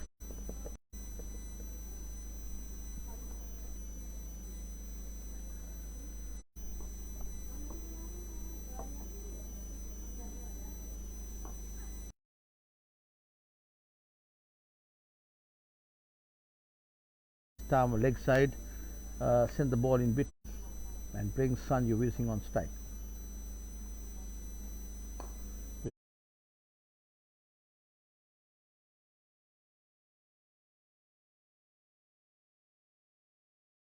Two runs to Veera Singh. He moves to 47. 3 runs.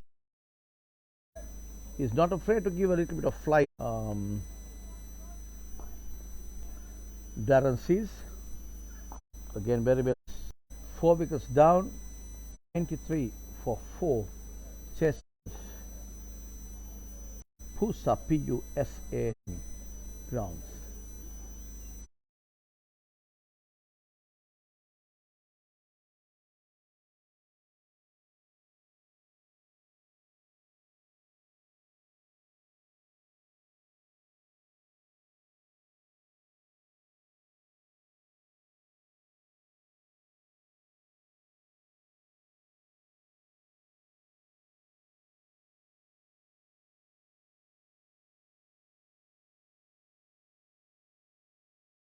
And puts it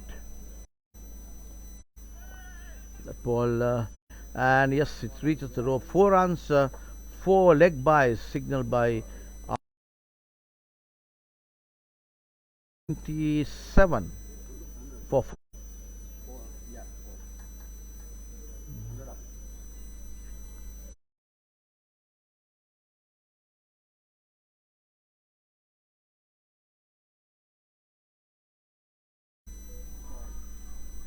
113. Hitters are going absolutely no hurry. That was Sajid Fan. Man on 48, Sanjeev Veera Singh on Darren.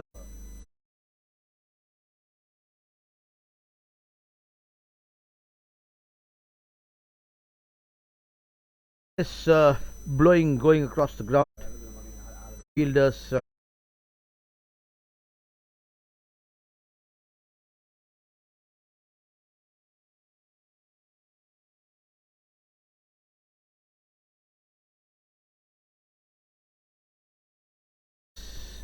Sanjeev Veera Singh's half century.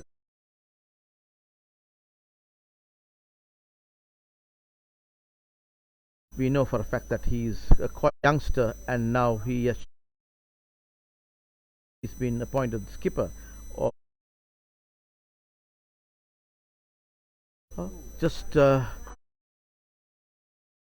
with that single,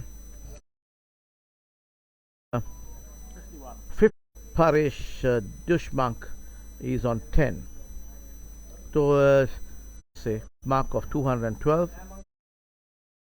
Last over of not bowl extremely well today.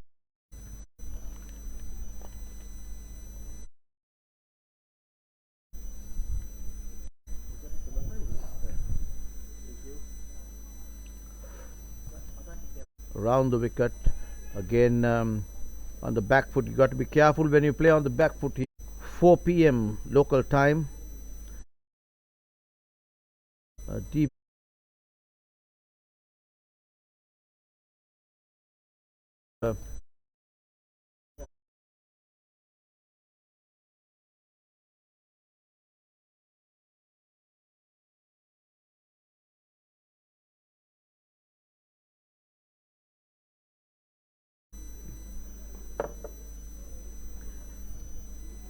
And it's Darren again played on the up there, nicely put away towards the deep most. He's the man on form now, reached his half century and fully played there, tipping steady on it, deep extra.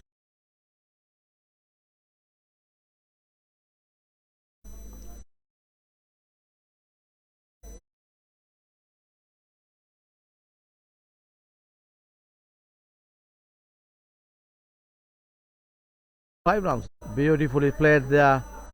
Two consecutive fours coming on the USA way for the moment. Things are going pretty well for you. They'll be able to put the icing on the cake a little bit on top of the game now, thanks to the knock. The bowler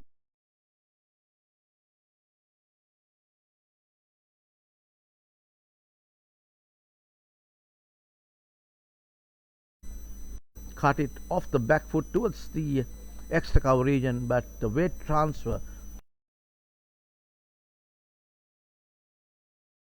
119 is the score, 4 wickets down, chasing this target of 212, and chose to bat first. Things went off well. The US bowlers put the brakes on them, especially, and for it's Bukowski, yes,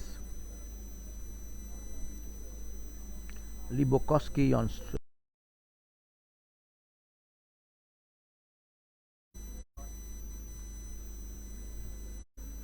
comes in left. Lee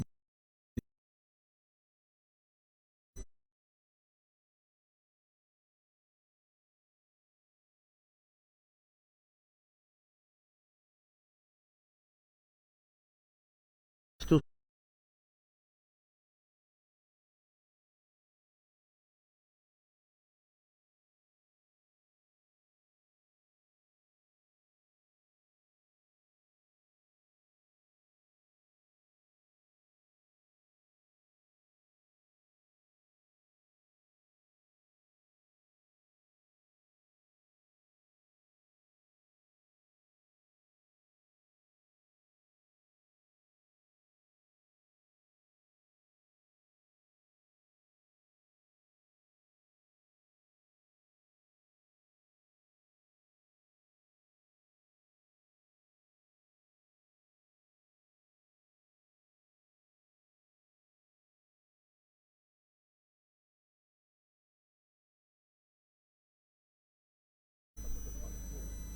this is sees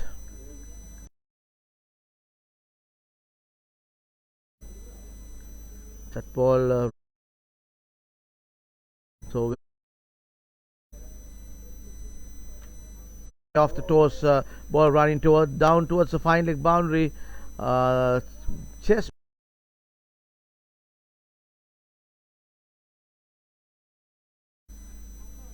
the he slowly but surely been brought inside the circle. And sees a little bit of bottom hand from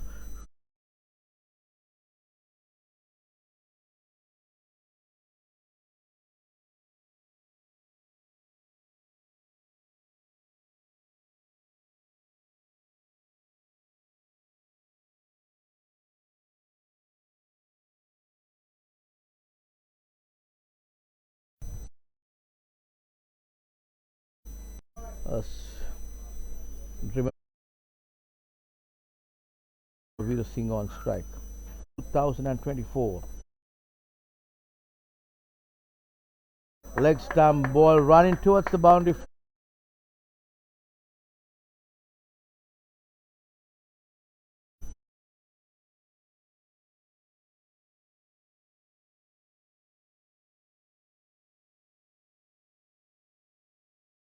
You're allowed to have 30th over.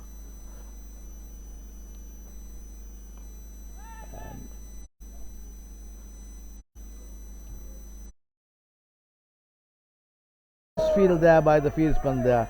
He ball rolled down to the boundary. 4 runs to the total off the bat of Paresh. Ball could have been stopped.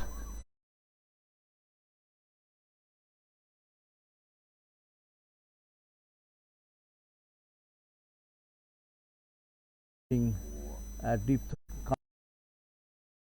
continuing from the scoreboard end. Veer Singh and comes in. Veer Singh across to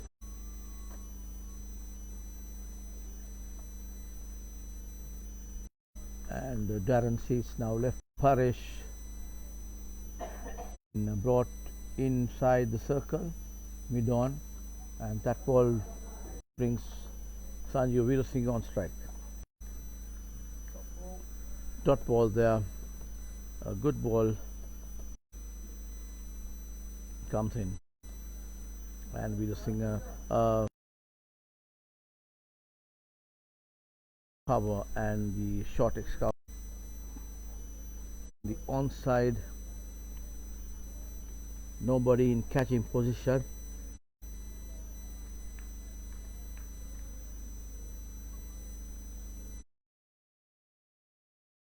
Four runs.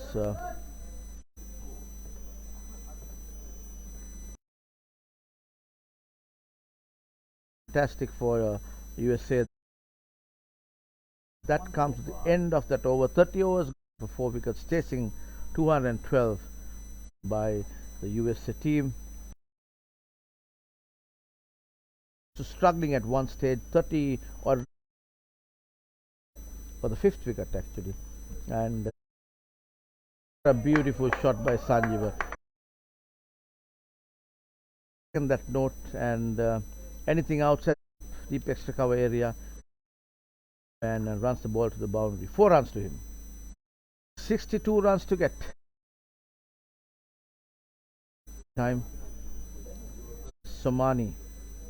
It fields and the ball gets a quick single. That 212. Just a little over 50.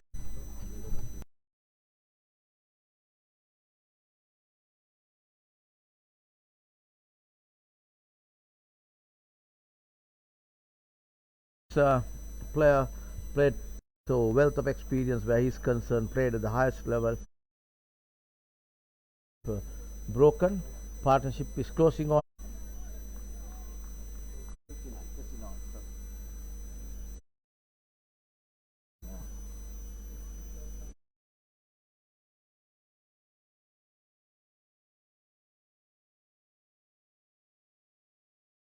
That comes in.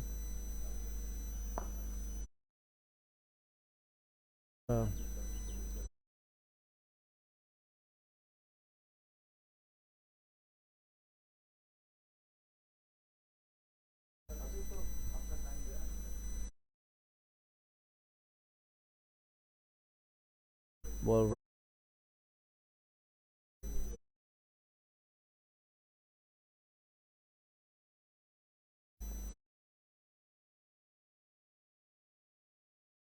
and get this on the back foot. 4 runs after 33 overs. 62 for 4 wickets for USA. Thanks, and off the back. Oh,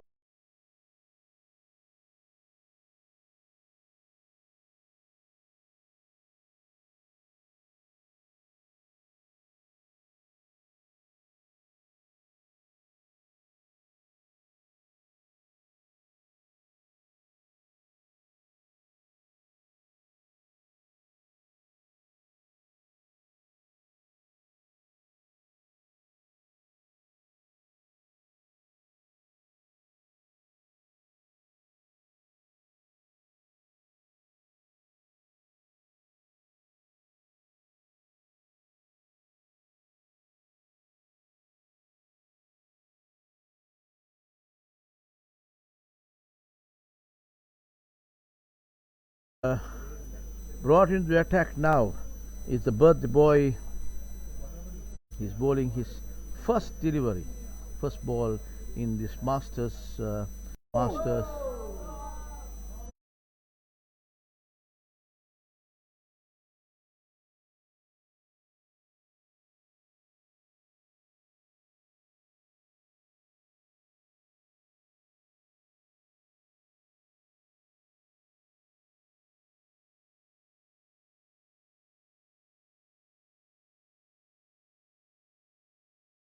He just turned 50. 3 deliveries. One just a half inch bowler, 20 meters away from the boundary. Running towards the boundary. Yes, it's gone. 4 runs there. Another. Defender Singer knows that he can finish this now.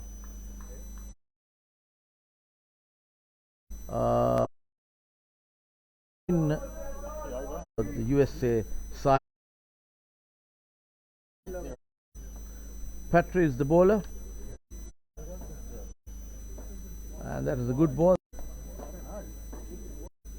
Comes in very well played. They want to see it through. 4 wickets down Just 30 runs needed to win this game towards the deep mid off. Thus far, facing Richard.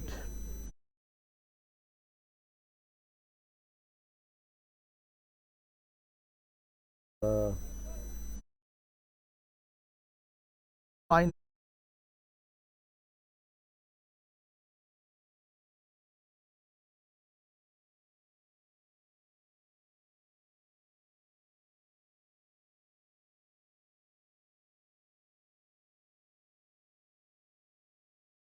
When you look at both that ball from Paresh hit first. So,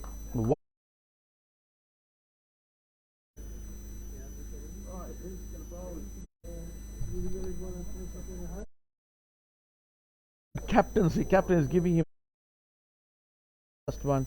He might bounce back here towards deep off, and sometimes it's difficult for the batters to Sanjeev towards the deep mid off area for a single Paresh on strike.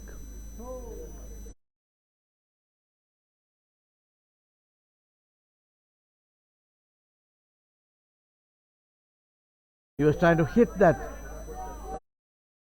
The missed time shot did not go to any fieldsman, but it just ran down to the boundary. And very expensive thus far, though. Flighter delivery played defensively by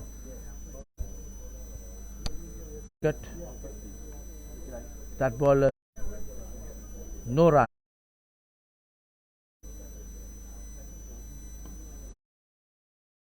Deep extra cover area and 191. came USA field by the New Zealand bowlers.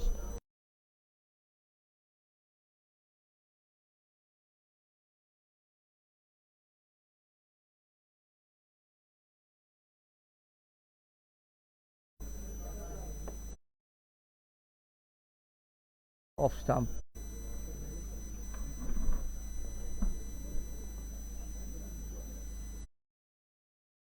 Dot ball again by Petri.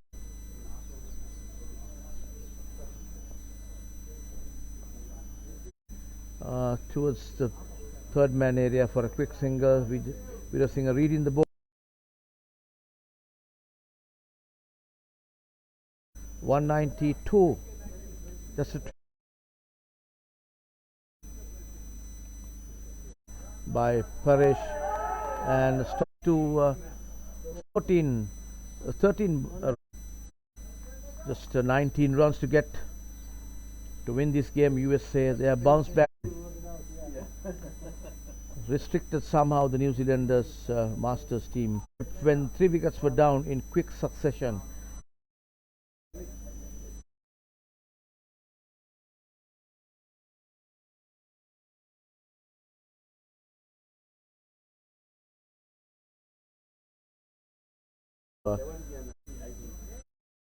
And in his head is 50 plus wickets up to the and run comes in right down away on the offside. 47. These two batters going on very well.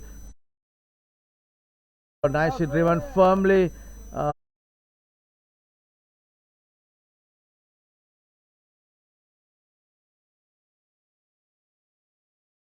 Paresh is the guy to me, and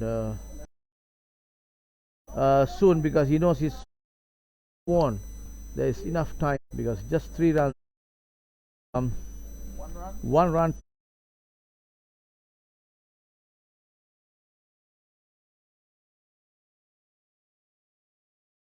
Three.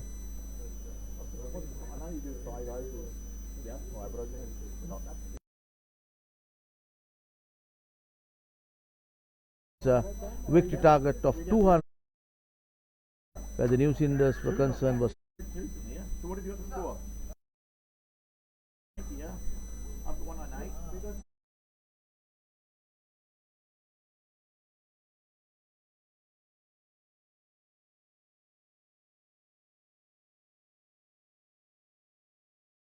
There is a little bit of bat there. I don't know. Fully played there by Paris. 50 runs to Paris. Supported his team. I don't think it will be possible. The board into Paris, and between these two players, Veer Singh, as I was saying, the endurance when who has blossomed out now. The US team now playing. The big round of applause to Paris Dushbank, who made that 50.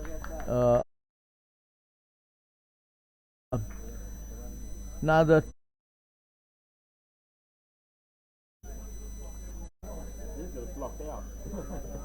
and the new batter in Parak, been the captain of the US team, also on his with his gloves, keeping wickets for fielders in the deep there. One deep third man and one deep extra circle. All five fielders go.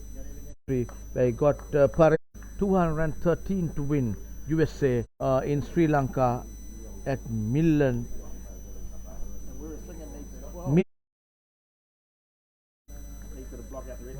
That was Ananta, Parak Ananta on to 89, and off, no run there. Left it alone by that ball, pushed towards extra cover there, no run. So New Zealanders just putting the brakes.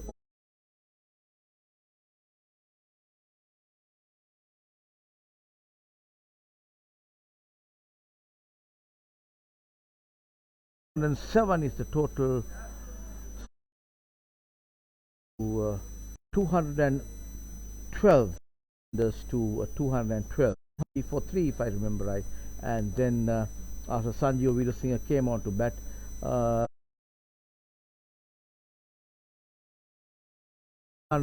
Paresh and Sanjeev Veerasinghe would have to put up a partnership.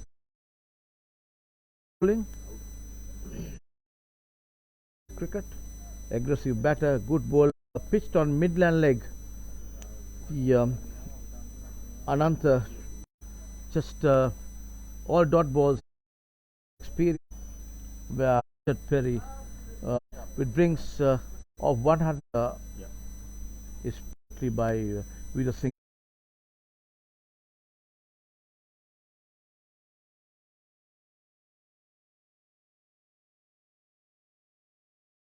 Parak Ananta's bat. He is on 80. Gets to his batting stance.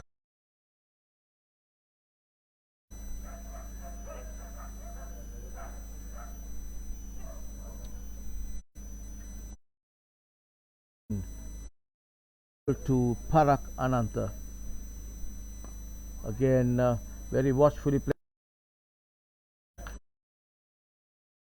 Up himself, cut off by the bowler himself. Grant coming in. Nicely put away there, but 209 for 5 wickets. That's just 2 runs in that over. Petrie, who bowled the maiden over, and this is the 4th. Richard Petrie, the circle, 3 fielders, yes. Third man. More the wicket again.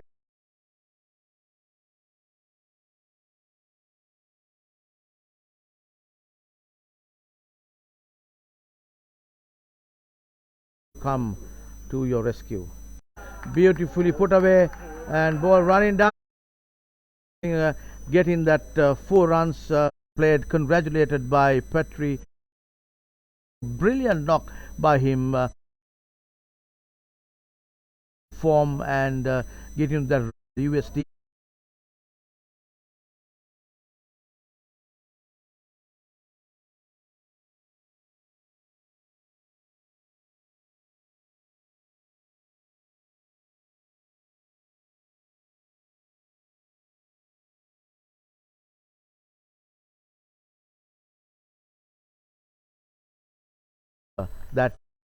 that we come to the end overs, and